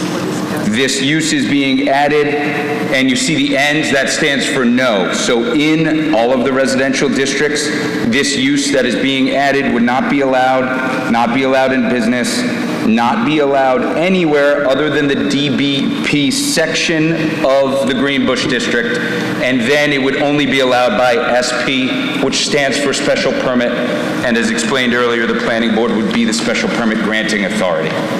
And the DBT is a specific location? That's correct. They're somewhat new to our zoning bylaw, so I apologize, at least on behalf of the zoning board. I do not have those memorized. All right, thank you. You're welcome. I can tell you that the DBP is the Greenbush Driftway Business Park. And it runs, it's really like the MBTA parking lot right now. No, that's not true. Gentleman at the Is that right? mic on my left. James Hunt, Manlot Road. DBP stands for Driftway Business Park. It is essentially the Scituate concrete pipe tract of land. Frank deserves that answer. Thank you. Thank you. Gentleman at the center mic. Hi, George Perry, 105 Gilson. I have a question on page 54. It says that there is no MTC will be located within 500 feet of the nearest point of a property line, and then it goes on to specify all the restrictions on that. I'm curious about why only 500 feet? Cindy? All right, you've got to come to the microphone. This is counsel for the town, Attorney Amaro. This is on the medical, right? Yes. The medical is 500 feet because that's where it has been, and that's what has been established for medical. This is only for the medical marijuana that it already exists, and they were just doing housekeeping on the existing bylaw. Okay, so the existing bylaw within the town. Correct. So it's the town's regulation is 500 feet. Correct. And that's not changed. No. Yeah. Further questions? We have always had medical marijuana in the town of Scituate. We are not allowed to not have it. Next gentleman at the center mic. Good evening, Pete Cohenhoven, 23 Beech Tree Farm Road. Just a quick question. Understand that the updated name title is for updated terminology that's being added. My question is, per the state law, is the registered marijuana dispensary still appropriate language? And why is that the only reason we're switching over to the MTC from that? It seems like one of the things I noticed is the registered marijuana dispensary is defined as a not-for-profit entity, but I don't see that in the MTC. It really is a name change. They've gone from a registered dispensary to a medical marijuana treatment center. Okay, so it's an update to the state language. Okay, so basically they don't use the registered marijuana dispensary anymore in the state law. That's right. Thank you very much. Appreciate it. Thank you. Further discussion? Questions? There being none, we'll take it to a vote. It's a 2/3 vote to approve the changes to the medical treatment zoning bylaw. All those in favor say aye. Aye. Opposed, no.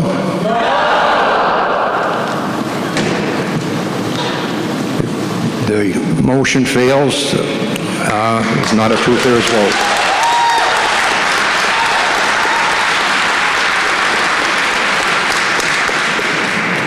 We move next to Article 20, Article 21, medical facilities for non-medical recreational uses. Mr. Moderator, may we advance Article 25 ahead of Article 21 due to the fact that Article 25 requires a 50% approval, while the following articles require 67%. Okay. So should we... Excuse me. Yes. Start all over again. Your name is? Keith Saunders, 90 Summer Street. Okay. And do you have a motion to make, Mr. I would move that we advance Article 25 to where we are right now because it requires... Okay. The motion is to advance Article 25. Is that correct? Yes. Do we have a second for that motion? Okay, that's a debatable motion. We'll hear from you on the rationale for the motion. Article 25 requires a 50% plus one vote in order to pass. Should it fail, there is no need to vote on the ensuing articles, which will require a 67% vote to pass. Okay. Is there further discussion on the motion to advance Article 25? Gentleman on my left. James Hunt, Manlaw Road. The rationale for approving the motion is solid.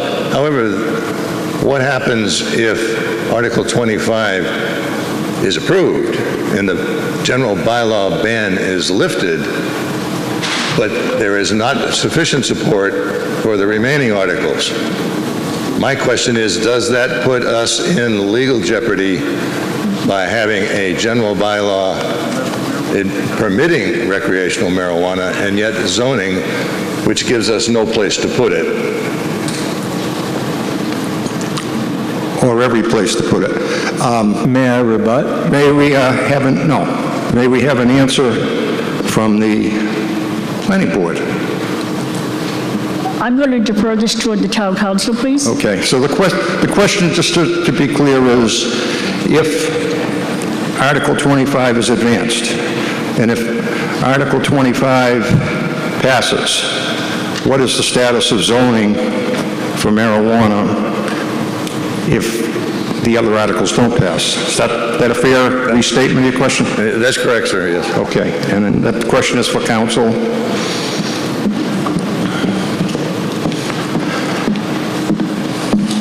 In order for the ban against marijuana to be lifted and for adult use marijuana to be allowed in the town of Scituate, you need to have the general bylaw ban lifted and the zoning bylaw ban lifted.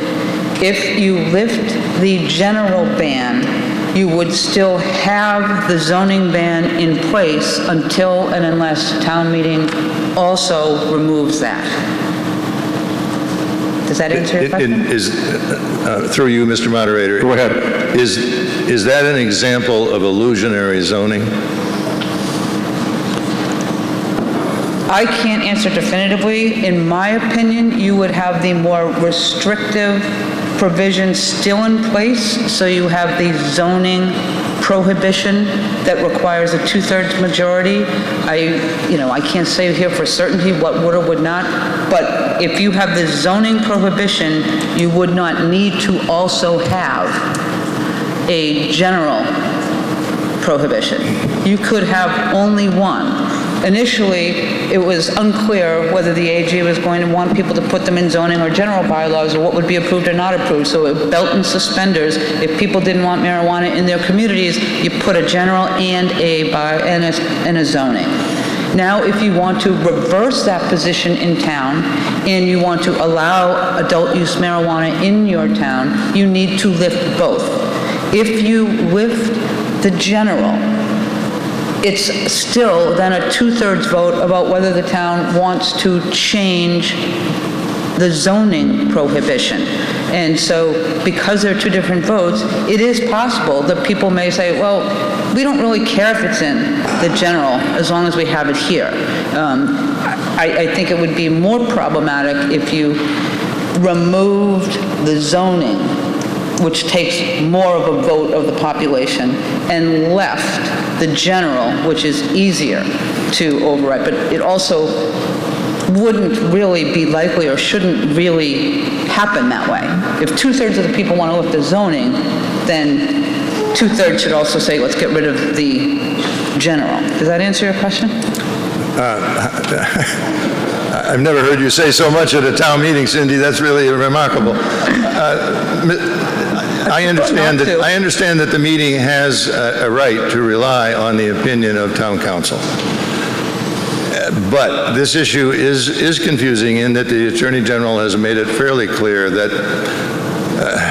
you need to have your zoning and your general bylaws in consort and agree. Therefore, I oppose the motion. Thank you. Thank you.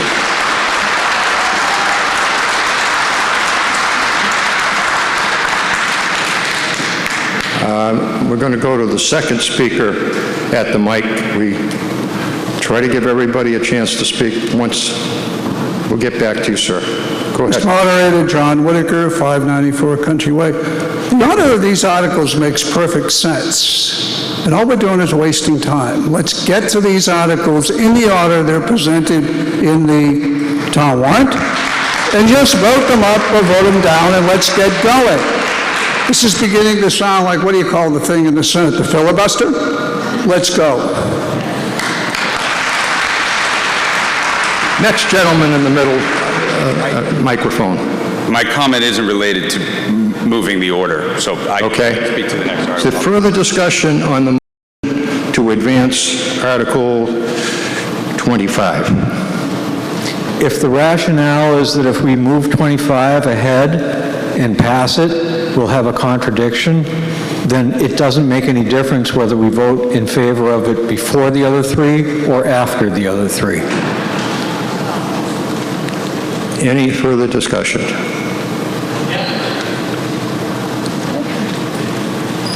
Gentleman on my left.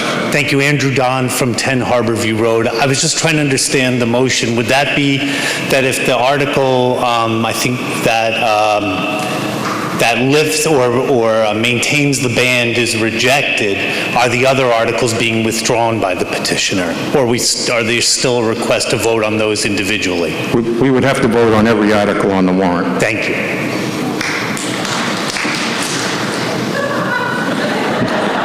No one else being at the microphones, we'll take this to a vote. The vote is only on the question of should we advance Article 25 to be heard before the article is now in order of Article 20.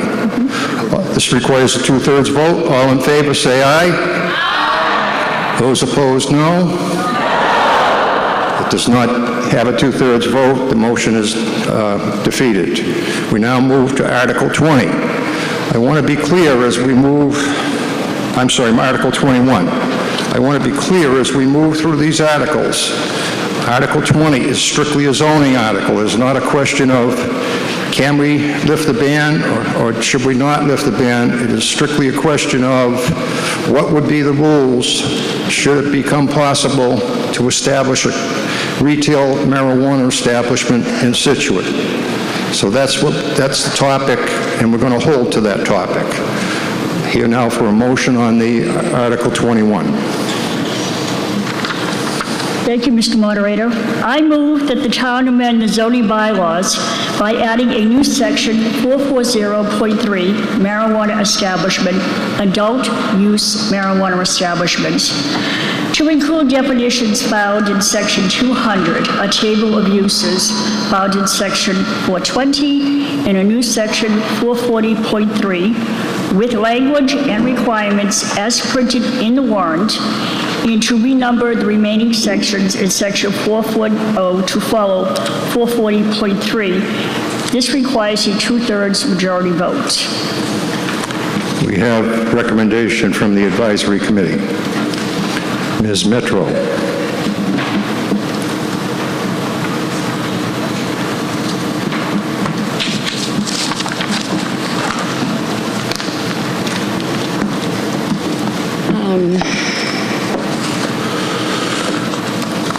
Okay, so Article 21, and this is what we've just said, but I'm just going to repeat some of it just to be sure. Article 21 asks the town if it will vote to add this new section to the zoning bylaws. The new section 440.3 creates zoning for adult-use marijuana establishments. The advisory committee voted against adding the new amendment. Our main concerns were the number of marijuana establishments that would be allowed. Marijuana retailers are limited to 20% of the number of alcohol licenses for retail sales. In Scituate, rounded up, at the moment, that would mean there could be 2 marijuana retailers. In addition, other marijuana establishments could have 1 or more of the following uses: marijuana courier, cultivator, delivery operator, product manufacturer, testing facility, transporter, craft marijuana cooperative, microbusiness, independent testing facility, research permit, and research facility. Those are all delineated in the book. In the article.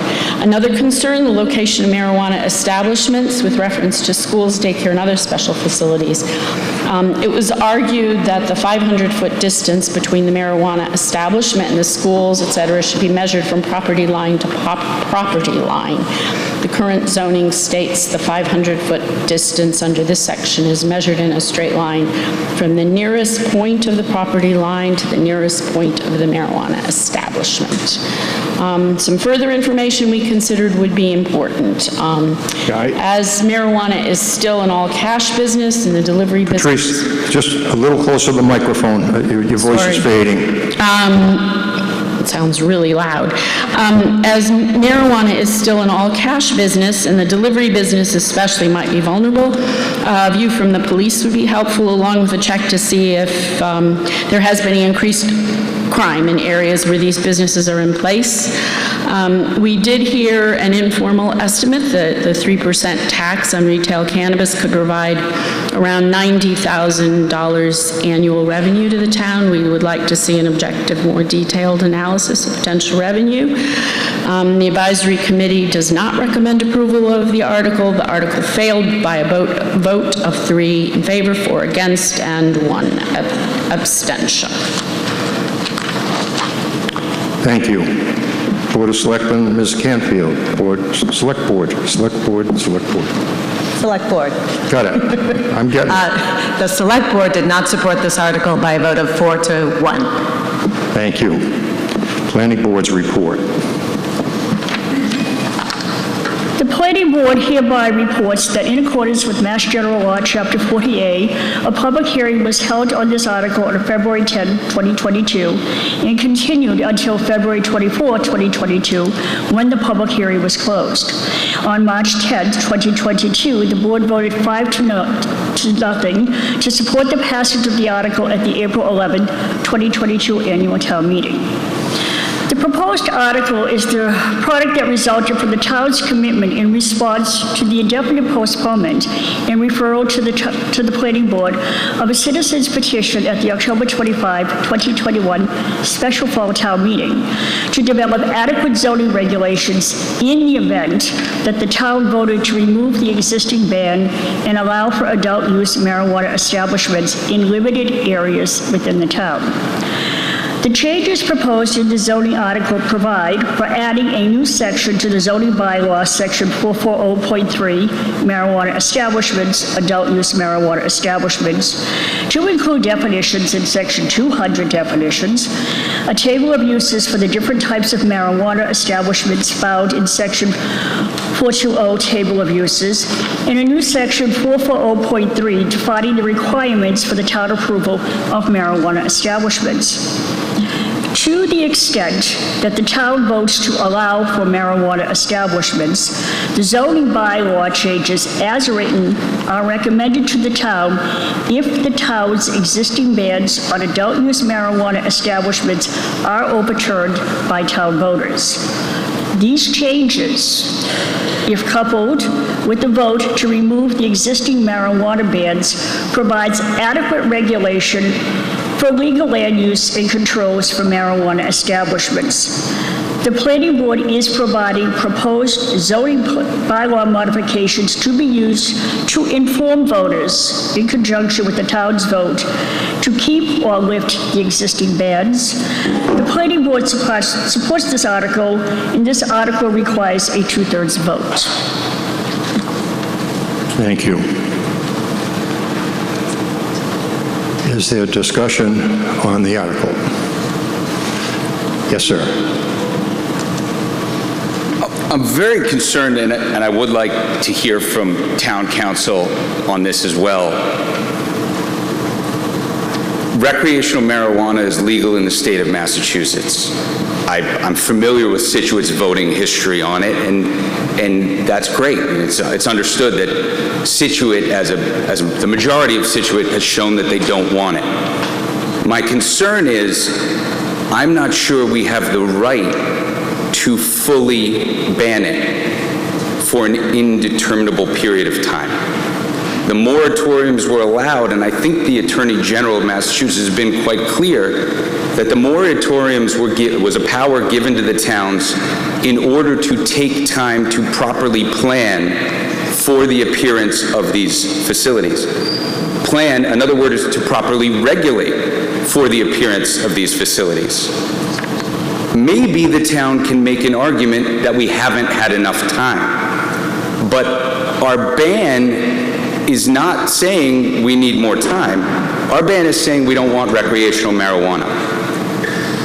And maybe we don't. I think actually we don't. But I don't think we have that right. And I think that ban is... Excuse me, I think I can clear this up. Let's just ask the straight question. Yeah. May the town, under the state statute, Chapter 93, ban marijuana, commercial marijuana establishments in the town of Scituate? The answer is yes. And in the opinion of town council...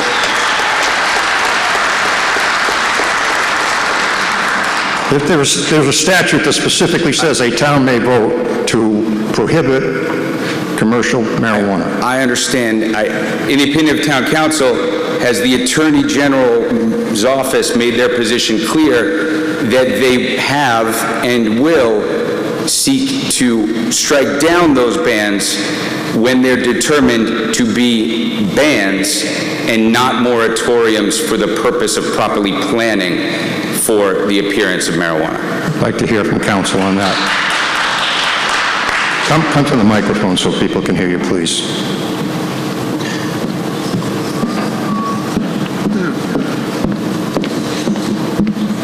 There were different provisions when marijuana first got, everyone got a chance to say, yes, we want to be a marijuana town, no, we don't want to be a marijuana town. You could vote yes, you could vote no, you could put in a temporary moratorium so you could think about it. Scituate went the no route and has stayed the no route. I do not know of anything that requires Scituate to become a yes community. Does that answer your question? It does, quite clearly. Thank you. Thank you. Thank you. Mr. Whitaker. Mr. Moderator, John Whitaker, 594 Country Way. The truth is that marijuana may seem to be legal in Massachusetts. In reality, it's a violation of federal law. So what happens? Someone gets aggrieved and said, oh, well, under state law, we cannot ban marijuana. Wait, Mr. Whitaker. Pardon me? We're talking about a zoning bylaw now. I understand that. We're talking about whether an aggrieved person could bring a suit against us if we ban marijuana. Great. Where do you think the Supreme Court's going to rule? I don't think that's what we're talking about. Marijuana is illegal under federal law. I don't think that's what we're talking about, Mr. Whitaker. We're talking about what rules would apply if the town were to permit commercial marijuana activity in Scituate. That's what's before the meeting, not the issue of whether the town's going to be sued under federal or other law. If you're sure of that, Mr. Boudreau, I'll sit down. Thank you. Any further discussion? Yes, Christopher Hartgrove, 169 Manlot Road. Alcohol is legal in the state of Massachusetts, yet we do still have dry towns in the state of Massachusetts.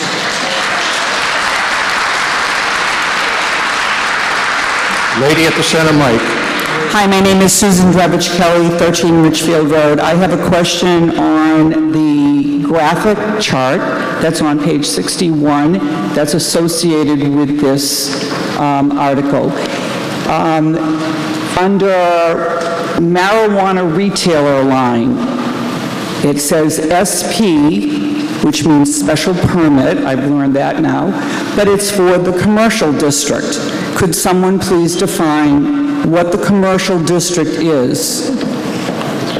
That's an appropriate question. We'll get you an answer. And we do have a map for you. Hold on. There'll be a graphic.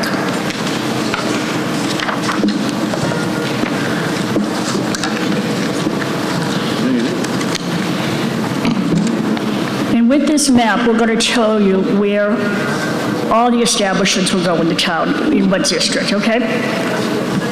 Go ahead, Pat. So the commercial district would be the entire Front Street area in Scituate Harbor. And you're saying that somebody could get a special permit to establish a social consumption marijuana establishment if we pass? Social consumption is not in our bylaw. It was not in there. That's just been approved in the state of Massachusetts like 2 days ago. It is not listed in our uses. But in this chart, it's basically saying that if we allowed this, that it could be, that an establishment could be formed on Front Street? If you read the bylaw, there are very clear restrictions on where it can and cannot go. It can go into a business commercial district. However, it is 500 feet from any school, it's 500 feet from any church, it's 500 feet from any peer recovery. So yes, it is a business that goes into a business district. Our zoning really enforces on what type of business goes where. So if you look at that very grand chart, and if you look at these, where they go in Scituate, we can tell you that in Scituate Harbor, the only thing that would be allowed there is a marijuana retailer. Oh, so a marijuana retailer could be on Front Street? Yes, if you go Oh, okay, well, that's interesting to know. All right, you have the answer to your question. Yes. Thank you. Thank you. I think the gentleman over on my right, who happens to be Mr. Vignani from the gallery. Yes, thank you, Mr. Toomey. Anthony Vignani, 98 Chief Justice Cushing Highway. It seems pretty clear that everyone's here has made up their mind which way they're going or not. If you've watched any of the meetings that we've discussed this, you probably know that I'm completely against this. I do not think that our town needs recreational marijuana facilities in town.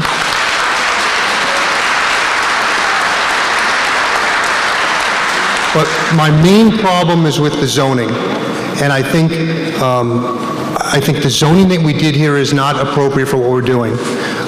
The zoning board, or excuse me, the planning board, well, let me take a step back. A year ago, a citizen came before and made a petition to add recreational marijuana here. It got IP'd for the following year. We then went to the zoning and we said, we want you to create zoning bylaws that put restrictions on anything like this coming to the town again.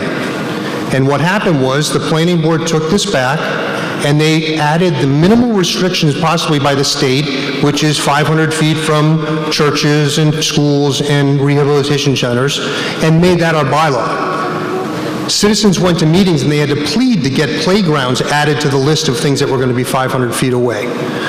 Okay?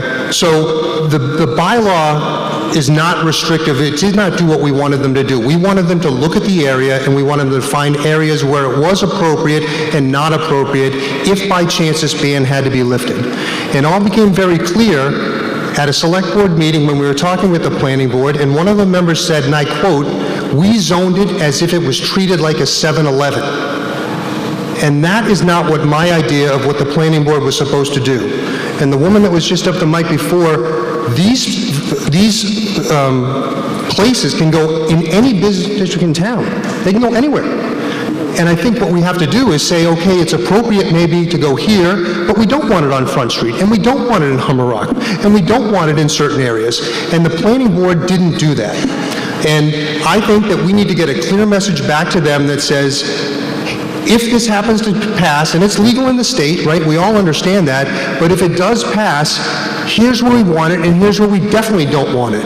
And we need to be forward-thinking. We can't look at Front Street right now and say, right now there's a daycare there, so it can't go there now, because that daycare could close, right? Scituate Concrete could go for sale, and all of a sudden there could be a huge cultivating facility there. We need to look at the town in totality. We need to get the message to the planning board what we want, and we need them to restrict it properly with extra restrictions, not allowing it to go everywhere in town, and certainly not to treat it as if it was a 7-Eleven. Thank you.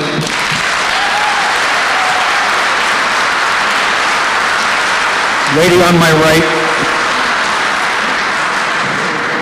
Good evening, Town Moderator, members of all the boards, and citizens of the town of Duxbury, Scituate. Thank you for Will you have this. your name and address, please? Oh, I'm sorry. Maureen Connolly, 1 Rachel's Way, Scituate. And I just wanted to say that this is not anything that the town of Scituate has to look at. Recently, I looked at the municipal zoning tracker, and out of 351 cities and towns in the Commonwealth of Massachusetts, 112 of them have a ban in place. Besides Scituate, it also includes Braintree, Weymouth, Cohasset. Excuse me, ma'am. We're not talking about the ban now. We're talking about the proposed bylaw for zoning. The ban will be coming up in the next couple of articles. Okay, I'm sorry, I was responding to something that another gentleman said. All right, if you have any issues with the zoning bylaw that's proposed, that's what we want to talk about now. You'll have a chance in a few minutes to talk about the ban. Okay, as far as the zoning bylaws, I do know that Marshfield has them, and Quincy is getting one. And if you look at both of those places, they have the retailers in places that are off the beaten path. They're not where families are congregating, such as Scituate Harbor, Greenbush, and North Scituate. So I think, you know, if people someday want to do them, they need to be off the beaten path and not interfere with anybody else. And I would ask people to vote no on this. Thank you. Thank you. Lady at the center mic. I just had a quick question that came to me. On the business district, houses abut the very line of the business district. How close can, if you're going to locate a retailer in the business district, it could essentially be next door to somebody's home? Yes, you could. So 500 feet from somebody's home, even though they're not located in the business district, should probably be added to the zoning. They cannot go in residential areas. Would it help everybody if we showed everybody a map of all the areas? No, but you're missing my point. Like on Front Street, up, all, you know, Allen Place, all those, there's houses that literally abut the business district. And you're saying that we could put a retailer in the business district there, which could be 5 feet from a house. That is possible. However, remember, everything comes as a special permit, and we do have the authority to say no. Okay, but then we're relying on All right, people in planning board. Okay, thank you. Go back and forth. The lady at the center mic. Hi, Flash Legal 9 Westgate Lane. I move to refer this back to the planning board for further study. Okay, that is not an appropriate motion. Now, we have before us the motion to approve or disapprove. So that's the motion we're going to stay with at the moment. Lady in my left.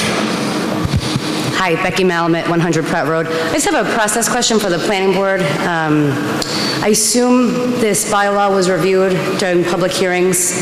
I assume some of this feedback was provided during the public hearings. I wonder if you can just speak a little bit to why you decided not to incorporate some of those comments into the final proposal. We actually incorporated quite a bit. what we talk about here on the planning board, as you have to recall, is we talk about legal land use. We had a lot of meetings. We have 5 articles before us tonight. This is not a referendum on marijuana in Massachusetts or in Scituate.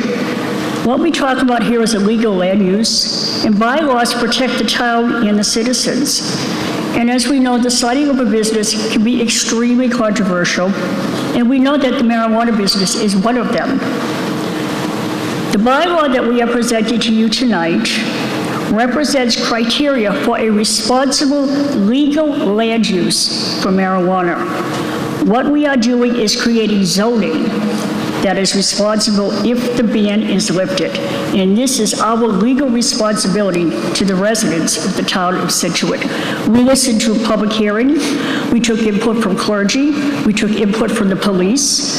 We took input from the residents. We also took input from the 400+ pages of the Cannabis Commission. So we did incorporate a lot of comment from public. Can I ask a follow-up? I assumed that to be the answer. So I guess my question is, if we were to move it out of the central business district, which seems to be a lot of the comments, would that make it no longer legally, it wouldn't fit it as a legal land use? It would, but... That is an option to potentially take it out. Okay. The gentleman on my left, Mr. Dennehy. Thank you, Mr. Moderator. Madam Clerk, good evening. My name is John Dennehy. I reside at 75 Barker Road. I stand up tonight on this issue like I did 4 years ago when it came before town meeting, and I voted it down when I was a member of the Board of Selectmen. I felt compelled to stand today because I really look at this. This is a legal issue as far as it's legal. The question really comes down, do you want it here? And not to be a snob, do we really need it? We have a dispensary over in Rockland. There's a dispensary over 2 towns over. John, excuse me. We're trying to keep this just to what the terms of the bylaw are. We'll have a chance to say yes or no to marijuana in 2 articles. So let me deal with the bylaw. Please the bylaw is very confusing. It's 8 pages long for a number of 12 uses. If it's a dispensary or retail, they have a whole bunch listed here. Independent testing, marijuana testing facility, research permit, craft marijuana cooperative, and so on and so on.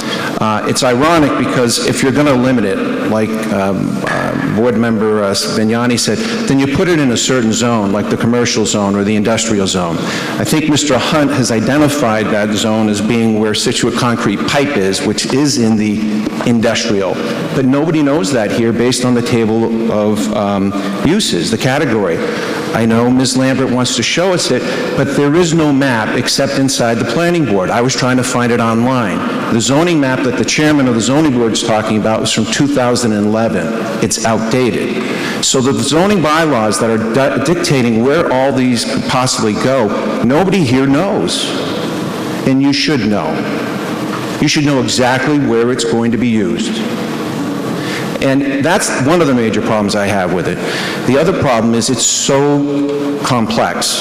It's dealing with uses. If it's going to deal with retail, where's the retail? Do you want it in your village, in your downtown, the harbor? Do you want it in North Scituate?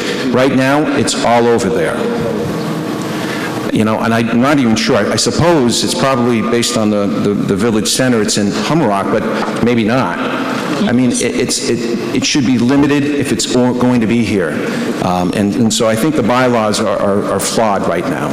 I'm also a little dismayed because my understanding is the planning board did not hire town council or use town council to promulgate these bylaws. This town under the charter has a bylaw review committee to review bylaws, both general and zoning. That was not done. And there's a reason, because they can't put people on the board or the committee to review it, but it should be. The other issue is the planning board did not hire a private counsel for themselves to review these bylaws. They used I guess you could say somebody who was willing to do pro bono, an attorney, who was known for dealing with cannabis and trying to do regulations. Nothing against him, but he has an angle. It's an interest. And when do we have regulations that we ask the interest groups to write them for us? That's the problem here. So I'm against this. I think it was done poorly. I give credit for the planning board trying to do something that the Board of Select person said, let's see if we can do this, but the real issue comes down to the general bylaw, which is the next article in 25, and so on and so forth. So I would suggest to you all vote this down. Thank you. Thank you.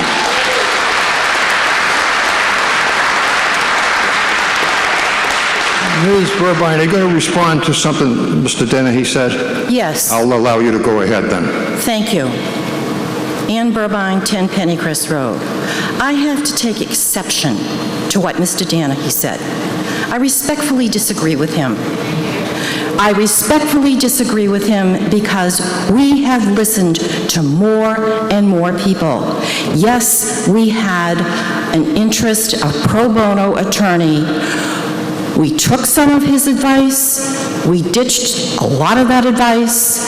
Town council was present at many, if not all, of these public hearings. This zoning bylaw is not flawed. Okay. That is my point, sir. Thank you. Thanks for the response. Gentleman on my right. Dan Fennelly, 65 Forest Lane. I move the question. We have a motion. I have a motion to move the question. This would cut off debate. It's not debatable. It requires a 2/3 vote. All those in favor of cutting off debate, calling the question, say aye. Aye. Those opposed, no. It's a unanimous vote. We'll call the question. That brings us to the vote on the motion, which is to approve a bylaw that would regulate retail marijuana in the town. All those in favor, and this requires a 2/3 vote. All those in favor, please say aye. Aye. Those opposed, no. No. Does not achieve a 2/3 vote. The motion fails, and we do not have the bylaw. That brings us to Article 22. We have a motion on Article 22, which deals with the expired moratorium in the bylaw. I move that the town delete Section 491 of the zoning bylaws, the temporary moratorium on the sale and distribution of recreational marijuana, as the time period for it has expired, and add the existing definitions in Section 491 to Section 200 definitions. A quorum 2/3 vote is needed for this. Thank you. We have the advisory committee recommendation from Ms. Metro.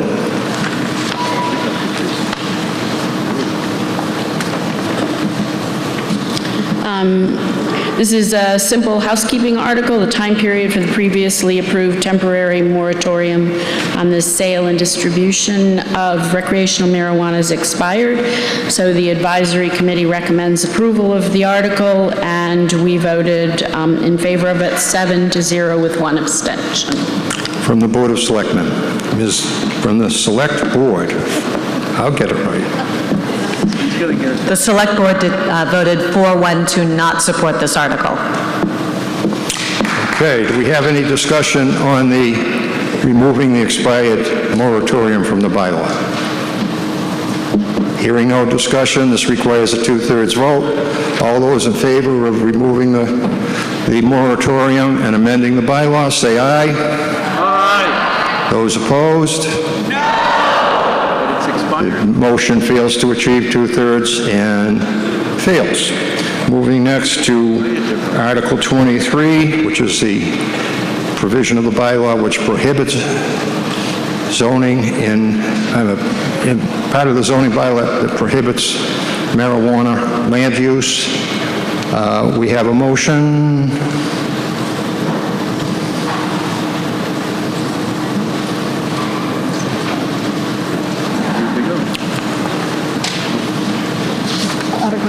But something I'm going to get confused. The planning board hereby reports that according with Mass General Law, Chapter 48, a public hearing was held on this article on February 11, 2022, and continued until February 24, 2022, when the hearing was closed. On March 10, 2022, the board voted 4-1 to support passage of the article of the April 11, 2022 annual town meeting. Patrice, I'm getting signs that people Sorry. can't hear you, so get closer to the microphone, The please. changes to this article provide for deleting the prohibition of marijuana establishments. To the extent the town wants to allow for marijuana establishments, the ban must be lifted and the zoning as proposed passed. This prohibition shall not be construed to affect the medical use of marijuana. The planning board supports this article. It requires a 2/3 vote.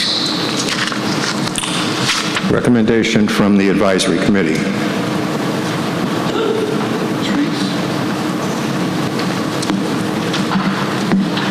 So the purpose of this article is to see if the town will vote to remove the prohibition of marijuana establishments. The article refers to the zoning bylaw.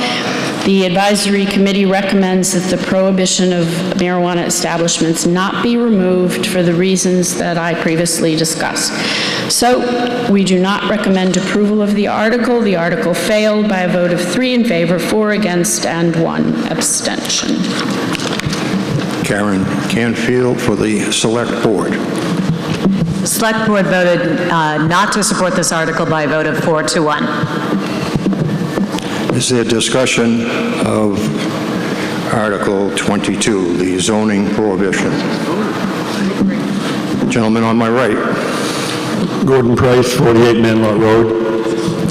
When my wife and I moved to the South Shore in 1972, it didn't take us long to realize that for certain things that we wanted or needed, we might have to travel a few miles. Home Depot in Pembroke, lately Chick-fil-A in Hanover, and a variety, REI, and you name it. I don't think we are putting anyone under any great burden to have to travel to Marshfield or Rockland to get marijuana, and I'm not against anyone using marijuana. If you want to do that, that's certainly your choice. But I think in this town, we've kind of had a philosophy, if you will, of trying to keep it kind of a country town, and that we didn't need every fast food place or every big box store to be 2 minutes away. So I would ask for the people here tonight to vote this down. I don't think we're putting anyone under any disadvantage to get into their car, bicycle, motorcycle, moped, whatever, and drive over to Marshfield to buy their marijuana. Thank you. Thank you. Is there further discussion of Article 23?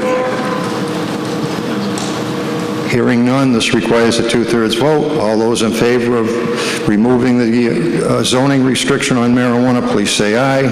Aye. Those opposed, no. Motion does not achieve 2/3 vote, therefore it fails.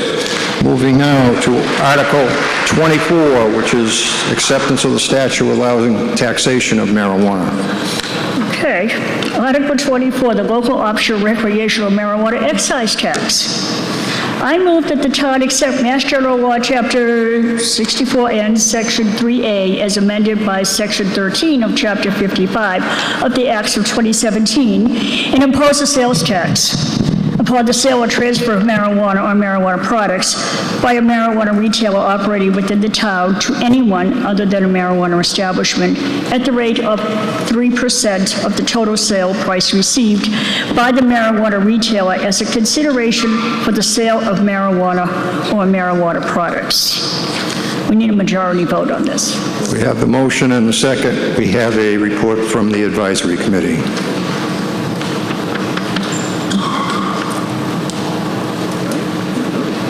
Ms. Metro. All right. So this article sets a local sales tax rate of 3% on sales by marijuana retailers. The tax would apply should the town vote to allow marijuana retail in Scituate. The advisory committee recommends approval of the article. The majority was 7-0 to 1 abstention in favor of the article. For the Select Board. The Select Board voted 4-1 not to support this article. Is there any discussion of the article to accept the statute allowing taxation of marijuana? Gentleman in the center aisle. Why should we not bill cannabis users for their own use? We've been told for years that cannabis use carries a cost. Excuse me. Yes. Back up. Your name, your address. Keith Saunders, 90 Summer Street. Thank you. We now have the opportunity, now that we no longer have prohibition, to directly bill cannabis users for the cost of their use, as we did with tobacco users. The best way to reduce use is to increase tax. If we have no tax, that means that all the people in town pay collectively, socialistically, for the cost of other people's cannabis use. Why should we not have the provision to tax cannabis users for the costs of their use? Is there any further discussion? Ma'am? Mary Jenkins, 22 Sunset Road. I would like to say thank you to the planning board for a tremendous effort of hours of work they've spent to bring a very complex situation to the forefront of this town's population to think about. I don't think we're anywhere near ready to move even on a tax option for selling marijuana, because we haven't even decided how or where we would put it. So some of these articles are kind of mute because the discussion is we don't want it right now, really. But the problem is we need to think about it. And I think we need to say thank you for the effort that they have brought forth to bring it to the forefront of our minds, to think about it, because it is a state law. That's all I'm saying. Thank you. Thank you. Any further discussion? Motion is to approve a tax on the sale of marijuana in Scituate. All those, it's a majority vote. All those in favor say aye. Aye. Those opposed, no.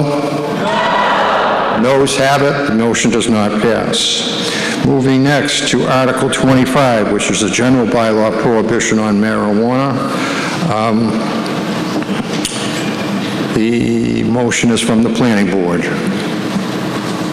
I move that the title delete section 32060 of the general bylaws, prohibition of marijuana establishments in its entirety. Majority vote needed. Motion is seconded. Do we have a report from the advisory committee?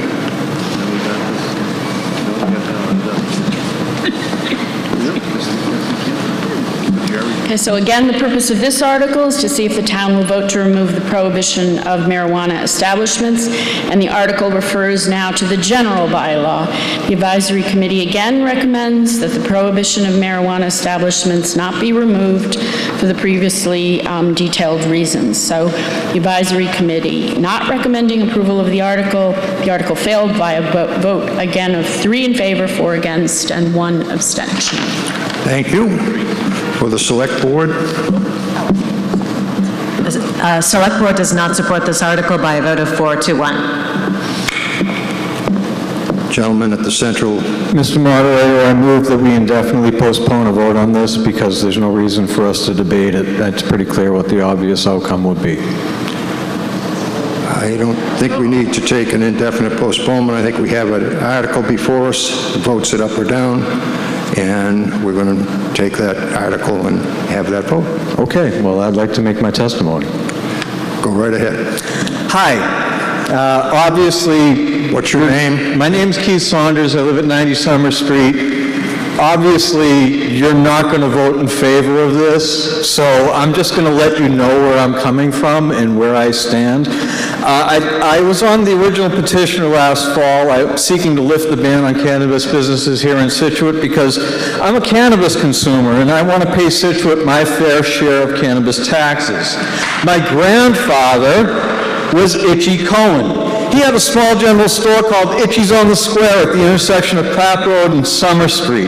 That intersection is memorialized as Itchy's Corner. He and my grandmother, Elsie, purchased the northwest acreage of that intersection in the 1930s. This is the land on which my uncles, my mother, many of my cousins, myself, and my brother were raised. My son lives there with me when he visits. My grandfather passed away 3 months before my mother was born. My grandmother became a single parent before there was such a term. Raising 2 young boys and a newborn girl meant operating the general store was no longer possible. Later, she would purchase the Country Package Store in North Scituate, directly across Gannett Road from Gates Clothing Store, owned and operated by cousins of the Cohen family. My mother was in the first graduating class from this building in 1962. She got her business degree from BU and lived in the city for a while. She and my father built the house I currently live in back in 1970 with the intention of raising me and my soon-to-be-born brother in Scituate. My mother took a variety of jobs, working at Dr. Joseph's office in North Scituate. Yes? Have yet to hear anything about the general bylaws. I love Scituate, and I know the value that small business brings to this town. The same qualities that make Scituate so vibrantly appealing to small business are exactly the ones that keep large businesses away. We have a particular Scituate spirit. As the billboard at Henry Turner Bailey and Route 3A once reminded us, we have a thriving local economy. We lack the massive volume of car traffic that a Target, Walmart, or even a 99 restaurant needs to survive. We have 31 active year-round liquor licenses, with every one of them but 7-Elevens going to a small independent business. Our greatest asset in town is our coastline. If any business is going to become huge in Scituate, it's going to be our fishing industry. Now, we don't have a huge fishing industry. We're not New Bedford.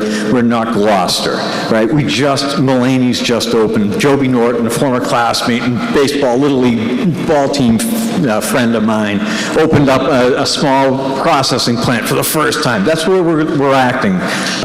We're operating in terms of cannabis industry. There'll never be a gigantic cannabis business in Scituate. We're talking about something on the retail side of about Captain Snappy's on Front Street. It will not be huge. We might get a bakery that has a special ingredient, THC. They can't sell out of the bakery. They have to legally sell to retail establishments. Scituate can collect 3% tax only through licensed retailers. We can't just collect it. Now, we have 1,900 people in this town that consume cannabis every single day. There is a market here. I'm concerned about is that the only thing that this ban, despite the fact that many people here don't like the idea of cannabis in Scituate, I've been buying it in this town since 1986. The first time I saw it was at the old Gates School in the boys' room. I mean, I am the children. If you want to worry about the children, I graduated in 1986 from this floor, right? I am townie, and we know. So, yeah, you don't want a licensed store in this town. Instead, we'll just have people selling it as they sell it. And it's not difficult. I don't want to cop to any crimes, but it takes me a phone call to get it delivered to my house. I can buy it in my driveway. Why don't we want to charge people 3% in a local tax and up to 3% in a community impact fee? I don't get it. It doesn't make sense to me. It's legal now. Prohibition has ended, and that is really all I have to say. I'm growing it, I share it, I use it, I possess it. It is what it is. I make it into food products that don't have labels on it. It's not that big a deal. Thank you, folks. Thank you. Gentleman to my left. Yes, Hal Stokes from 11 Curtis Street. I would just like to understand, if somebody could explain the difference between Article 25 and Article 23, which has already been voted on? We're going to ask counsel to answer that question.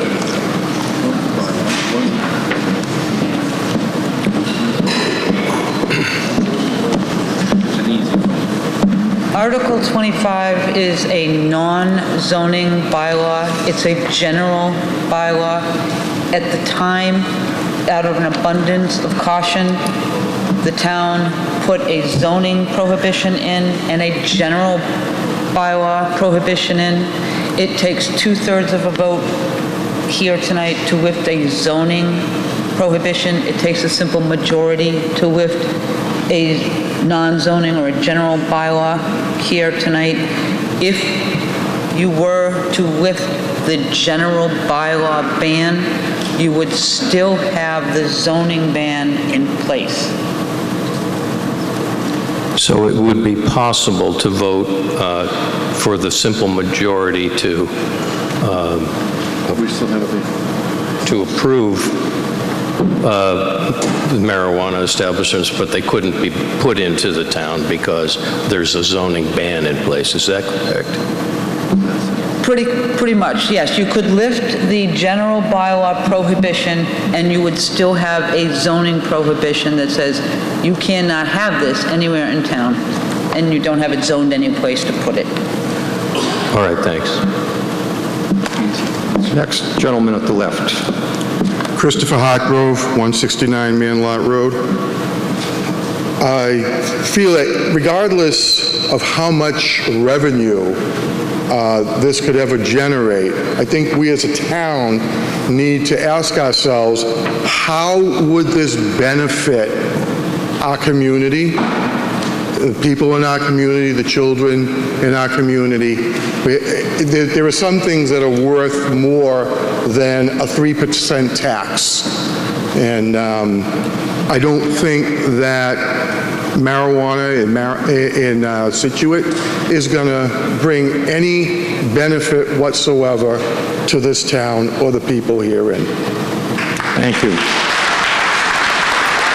Lady to my left. Thank you. My name's Martha Tansey. I live at 243 Gannett Road. And I just want to thank the citizens of Scituate who have been loud and clear about their desire to preserve the character of the town.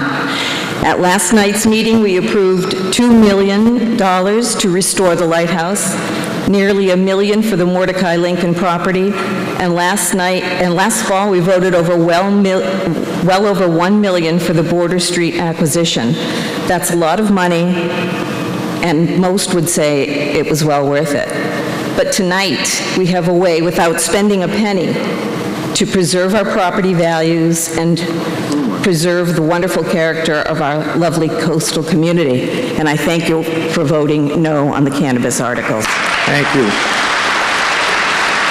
Further discussion? Ann Burbine, 10 Pennycrest Road. I move the question. Motion is to move the question.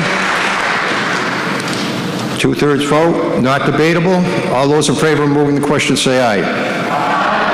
Those opposed, no. I declare it a 2/3 vote. If you want to challenge it, 7 people can stand. It's a 2/3 vote. We now move to the vote on Article 25, which is to delete the prohibition of marijuana establishments from the general bylaw. This requires a majority vote. All those in favor say aye. Those opposed, no. Motion fails, and the bylaw stays as is. Now, we're going to move. We're now going to move to the issue of camping in the public, which is what I know you all came for. What I'd like to do before that is to recognize the work that goes into this meeting, and in particular the town clerk, Kathy Gardner's efforts and that of her staff, and thank the volunteers that do that.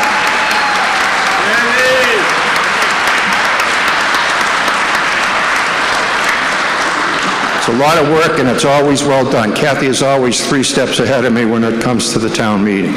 We move now to the final article. Tenting, camping, and sleeping in public in the town of Scituate. General bylaw amendment for under Article 26. Ms. we have a motion? You're going to make a motion? I move that the town amend the Town of Scituate General Bylaws, Section 3100, miscellaneous, by adding a new section, 30125, tenting, camping, sleeping in public, as printed in the warrant. Second. Motion is seconded. We have the recommendation of the advisory committee.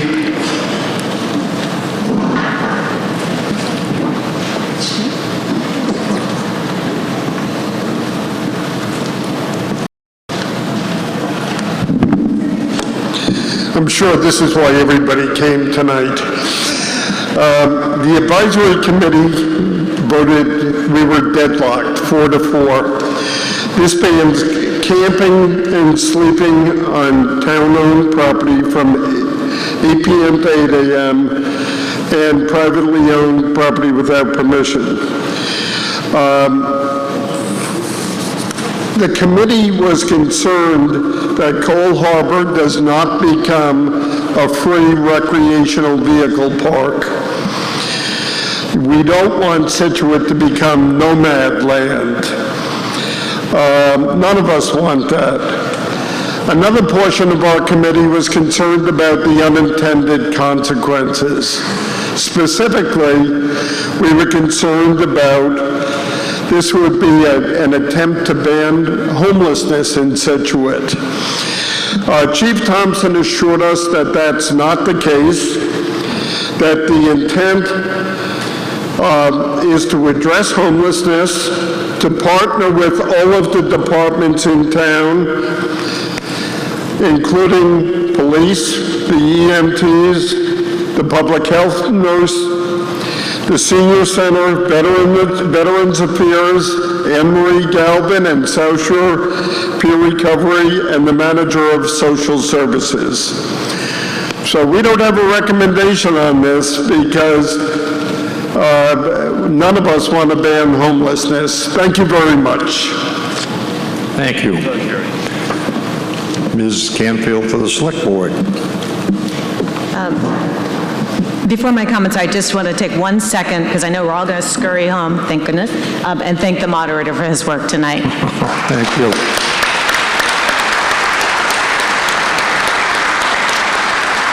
So very simply, I'm sure if you've been down at Cole Parkway and a couple other places in town, there's been a small number of people that have been setting up camp and hanging out. And while that is not a huge problem, what has become a problem apparent to our public safety officers is they don't have a tool in their tool chest to address it should it become a problem, should they need to be able to go to someone and say, you know, maybe you shouldn't be living in Cole Parkway and we'll help you find some resources. So as Mr. Kelly pointed out, we have enormous infrastructure of social workers and trained officers to help people that maybe need to be there but should need additional support. The intent of this is to give our public safety officers a tool with which they can deal with circumstances as they come up that currently does not exist. And the Select Board, I got me doing it, Select Board voted 5-1 in favor of this article. Thank you. In favor? Is there further discussion? Lady to my left. Jean Schultneck, 511 Hatherley Road. While the intent may not be to ban homelessness, this seems like a bludgeon and that we need a finer tool. I don't think we should pass this. I think we should come up with a better way to deal with the problem on Cole Parkway and not ban homelessness. Thank you. Flip a coin. The lady to my right. Hi, Jackie Kolari, 48 Gannett Pasture Lane. I'm embarrassed to see this article, actually. I'm shocked. It is criminalizing homelessness. It reeks of privilege. It's a disgrace. If we have so many resources available, we shouldn't need this. And I would like to know those resources that we have available. Supposedly, the police say they don't have any tools in their toolkit. How about giving some of the money we voted last night? I didn't see one line item on here for anything that could deal with this. I approved $92,000 for ballistic vests and over $82,000 for automated license plate stuff. Where are the tools to deal with homelessness first? This is a disgrace. I'm appalled. No one chooses to sleep on Cole Parkway because they want to. I don't want to criminalize homelessness in this town. I think it's a disgrace. I'd vote no.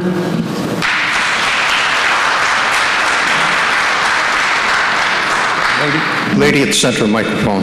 Hi, I'm the Reverend Natasha Stewart, 102 Branch Street, also the priest at St. Luke's Episcopal Church at 465 First Parish Road. So I also am speaking against this motion because I can appreciate that the police have some issues with people who can't afford to live somewhere else, who are spending time living in Cole Parkway, and I appreciate that we need to deal with that. However, banning homelessness is not acceptable. That is not a moral standard we want to have as a town and a message that we want to send. I personally have a parishioner who is homeless, and she spends many nights in her car, often in our church parking lot.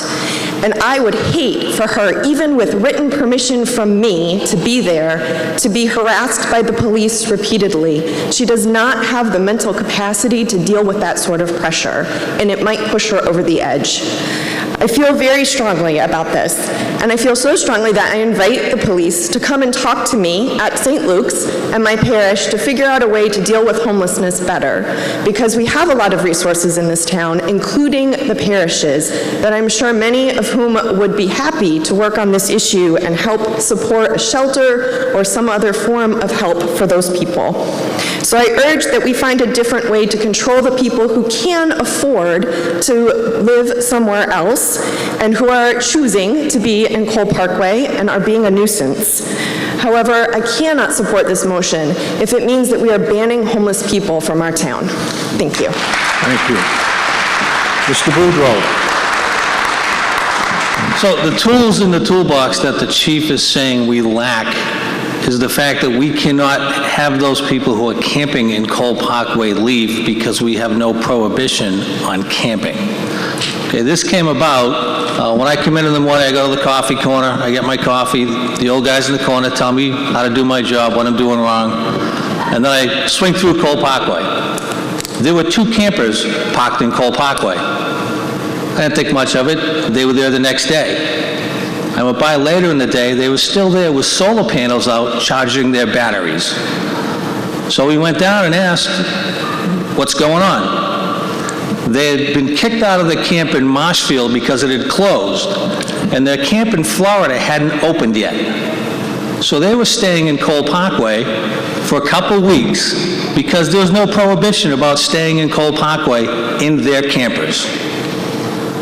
The board got multiple calls about the people camping in Cole Parkway. Later on, we had the drawing for the moorings. We had people camping in tents for almost a week in Cole Parkway. This is not about homelessness. We have tools. The police are trained. We have a social worker. We are one of the only towns of our size in the Commonwealth with a full-time social worker. This is not what this is about. If this article does not pass, you will see more campers in Cole Parkway this summer, and we will not be able to move them along. They will be able to stay there and camp in Cole Parkway. There is no prohibition about parking at the lighthouse. Could they put their camper at the lighthouse? Possibly. Possibly. This is not about homelessness. Our police do not roust homeless. We do not look for homeless. We do not harass homeless. If there is someone who is homeless, we try to find resources to help them. This has to do with people setting up shop and staying in Cole Parkway. Because you know something? They can. You will see campers there this summer, I guarantee it, if we do not have a tool in our toolbox to say, you cannot stay here and sleep in your camper in Cole Parkway. That's the genesis of this. It has nothing to do with homeless.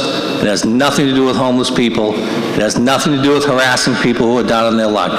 It has to do with people living in Cole Parkway in their campers because they can. And that's where this came from. So I hope we pass this. The police will continue to do what they do. Our social worker will continue to do what they do. And our churches that do fantastic work with people who are less fortunate will continue to do what they do to try to provide help to those people. That's not what this is aimed at. Thank you.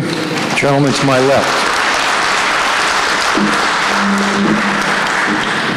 Christopher Hartgrove, 169 Manlot Road. I don't think this is an either-or, has to be an either-or proposition. We can address homelessness and do something positive for people who are in need, but I think that allowing people to just camp en masse,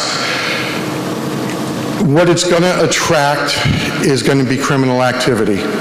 You're going to have people who are going to feel that they can come down there because they have no other means of support. They have no other means of paying rent. They're going to be living down there, and how are they going to generate money? Is going to be breaking into houses, breaking into cars, robbing people. I mean, these are two entirely different things. And I think that we need to look at what this will generate in terms of quality of life for the residents of Scituate. I think we can address both very successfully. Thank you. Thank you. Lady on my left. Sarah Ryan, 14 Riverview Place. It sounds like the bylaw needs to be rewritten because as it's been proposed, it's a crime to sleep in your car overnight in Scituate, and I think that's a disgrace. Personally, I slept in my car one night in my 20s and was asked to move by the police, and I was exhausted, and it was a very upsetting experience. I have a roof over my head. There are many reasons that I feel very lucky for that roof, but I know of many reasons that someone might need to spend a night in their car. Maybe they need to get out of a situation at home, and I think it's a disgrace for this to be proposed. Gentleman at the center mic. Kurt Gunther, I live at the end of Tickner Place. I think this is a classic case of a little bit of overreaction. We just talked about keeping the small town feel about 15 minutes ago. I know that multiple RVs in different locations day after day after day, I'm sure everyone would say, what have we become down to Cole Parkway or the Lighthouse, an RV park? I do agree with the last speaker. You know, maybe this has to be rewritten. You know, there are parking permits you need for the beaches. Maybe something has to be talked about for the signs in Cole Parkway and the Lighthouse and various other areas where you might need a permit if you stay more than the day.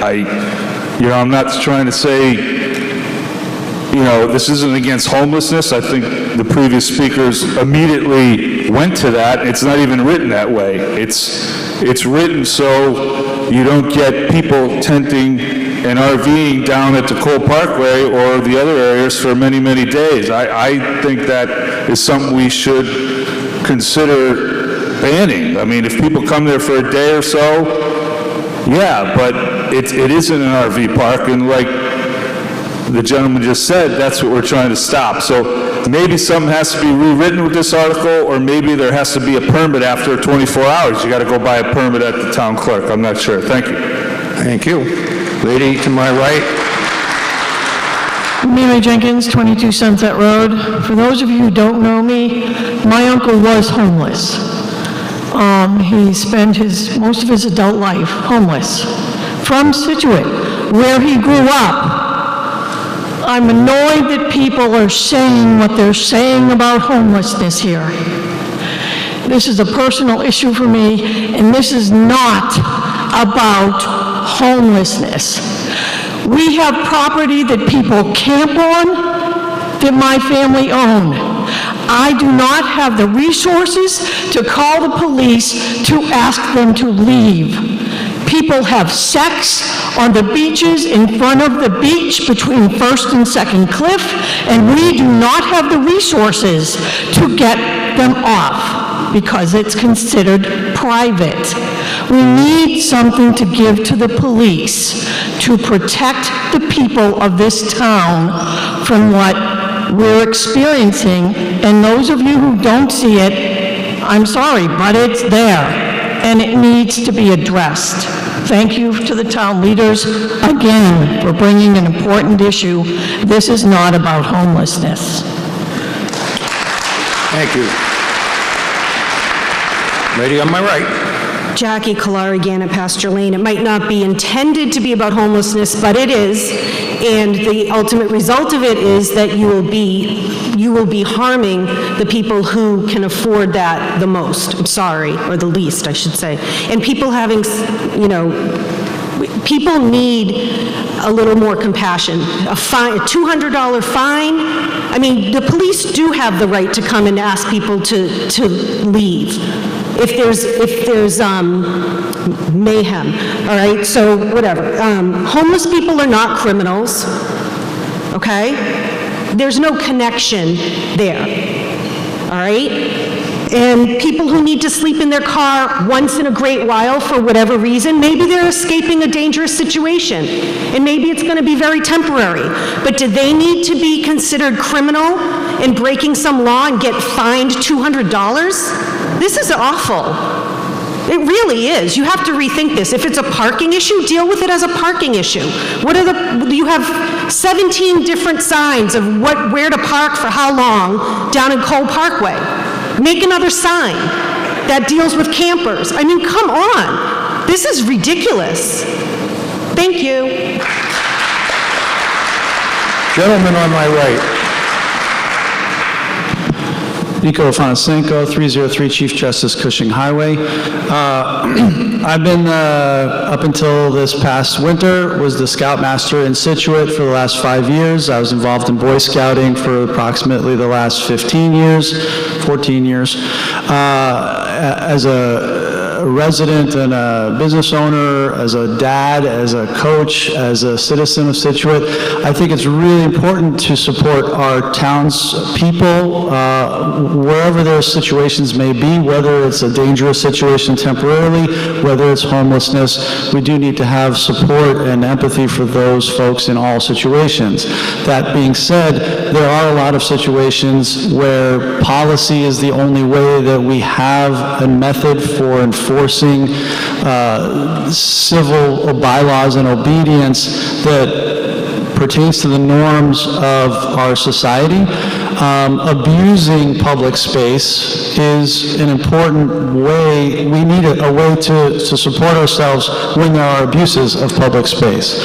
I've spoken to the Chief of Police about the ways in which, if this was passed, we can make sure that regular camping can be permitted. I've already been working with, our Boy Scouts and the Conservation Commission and CPC to find ways for legal camping to happen within town limits. But until that point happens, I think that this bylaw, this statute, would give the police a little bit of teeth when necessary. As a suggestion, and I may need help from town council on how this may work, my thought would be that a simple change to the writing here may be helpful to address some of the concerns that people have about homelessness, which I do not believe is the intent of this statute. In the last sentence, it says, any any person violating this bylaw shall be punished by a fine. My suggestion would be, I don't know if it makes sense, to change the word shall to may. Any person violating this bylaw may be punished by a fine of not more than $200, which, if town council agrees it is possible, would give the police the ability to have discretion so that if necessary in pertinence to someone who is abusing public space, camping repetitively on public space, such as in Cole Parkway, the Lighthouse, the beach parking lots, etc., especially where there aren't any parking bans for sticker use, that they would have those teeth to enforce evacuation of those people that are abusing the space. However, it would allow for may not enforcement of situations in which social work may be necessary, compassion may be necessary, and I believe that our police force is absolutely able to both enforce law and use compassion with our citizens and the public visiting Scituate. I don't know if town council has any say on whether that shall, may, change, may have. You want to make a motion to change shall to may? I'm making a motion to change shall to may. We have a motion to amend the main motion by deleting the word shall and replacing it with the word may. Do we have a second? All those in favor say aye. Any discussion of the amendment? Jamie, Mr. Gilmore. This is the same argument we had in advisory committee. I wish you were all there, because it would be, it'd be over by now. I hear all of it. And the notion of homelessness, the ability to give our police the tool in the box, to change from shall to may, for you, as an individual respected voter, you have an understanding of the police as they are here constituted today and your relationships with them. And I do too. And I had that opinion myself. But it was pointed out by one of my other committee members that that's not, if you have a shall to may, that's not what may happen down the road at another time. When you change shall to may, you're actually changing a police officer to a judge. That's a problem. So I would prefer some other language that actually spells out, if homelessness is identified as a circumstance, that this does not apply. I'd rather it be that focused than shall to may.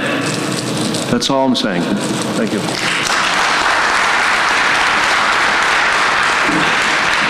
Any further discussion on the issue of the amendment changing shall to may? Ms. Canfield. Speaking for myself, because obviously the board has not had a chance to debate this, I think it's a very elegant solution, and I do have the confidence that our public safety officers will use it in the spirit intended. Lady on my left on the issue of shall to may. Jean Schildneck, 511 Hatherley Road. While I appreciate that that is an improvement in this article to change the word in the last sentence from shall to may, it still leaves the word shall in the first sentence. It is still making it illegal to sleep overnight in your car in Scituate. Again, the intent to stop RV camping multiple nights on Cole Parkway, I think that's a valid concern to address. I don't think that the language in this, I just don't think that this article is necessary to do that. I think this article criminalizes and punishes, can be used to, even with the change, can be used to punish homelessness, and I just think that this should go back to the select board and they should fine tune it and make sure that it is addressing the problem of the RV camping and does not cannot in any way now or in the future, regardless of how much we trust our police force, that it will not be used to criminalize homelessness or to punish homelessness. Thank you. Thank you. Any further discussion on the proposed amendment? Okay, we come now to vote on the amendment. It requires a majority vote. The issue is to change the language "shall be punished by a fine" to "may be punished by a fine." All those in favor of the amendment say aye. Those opposed, no.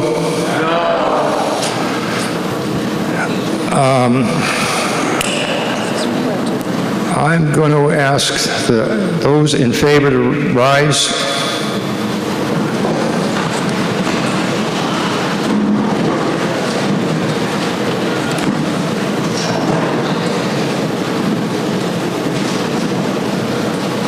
Those opposed to sit down. Those opposed, those in favor, please be seated. Those opposed, please stand. All right, I'm going to declare that there's a majority vote in favor of allowing the amendment. 7 people can rise if you want to challenge that. Okay, we have the amended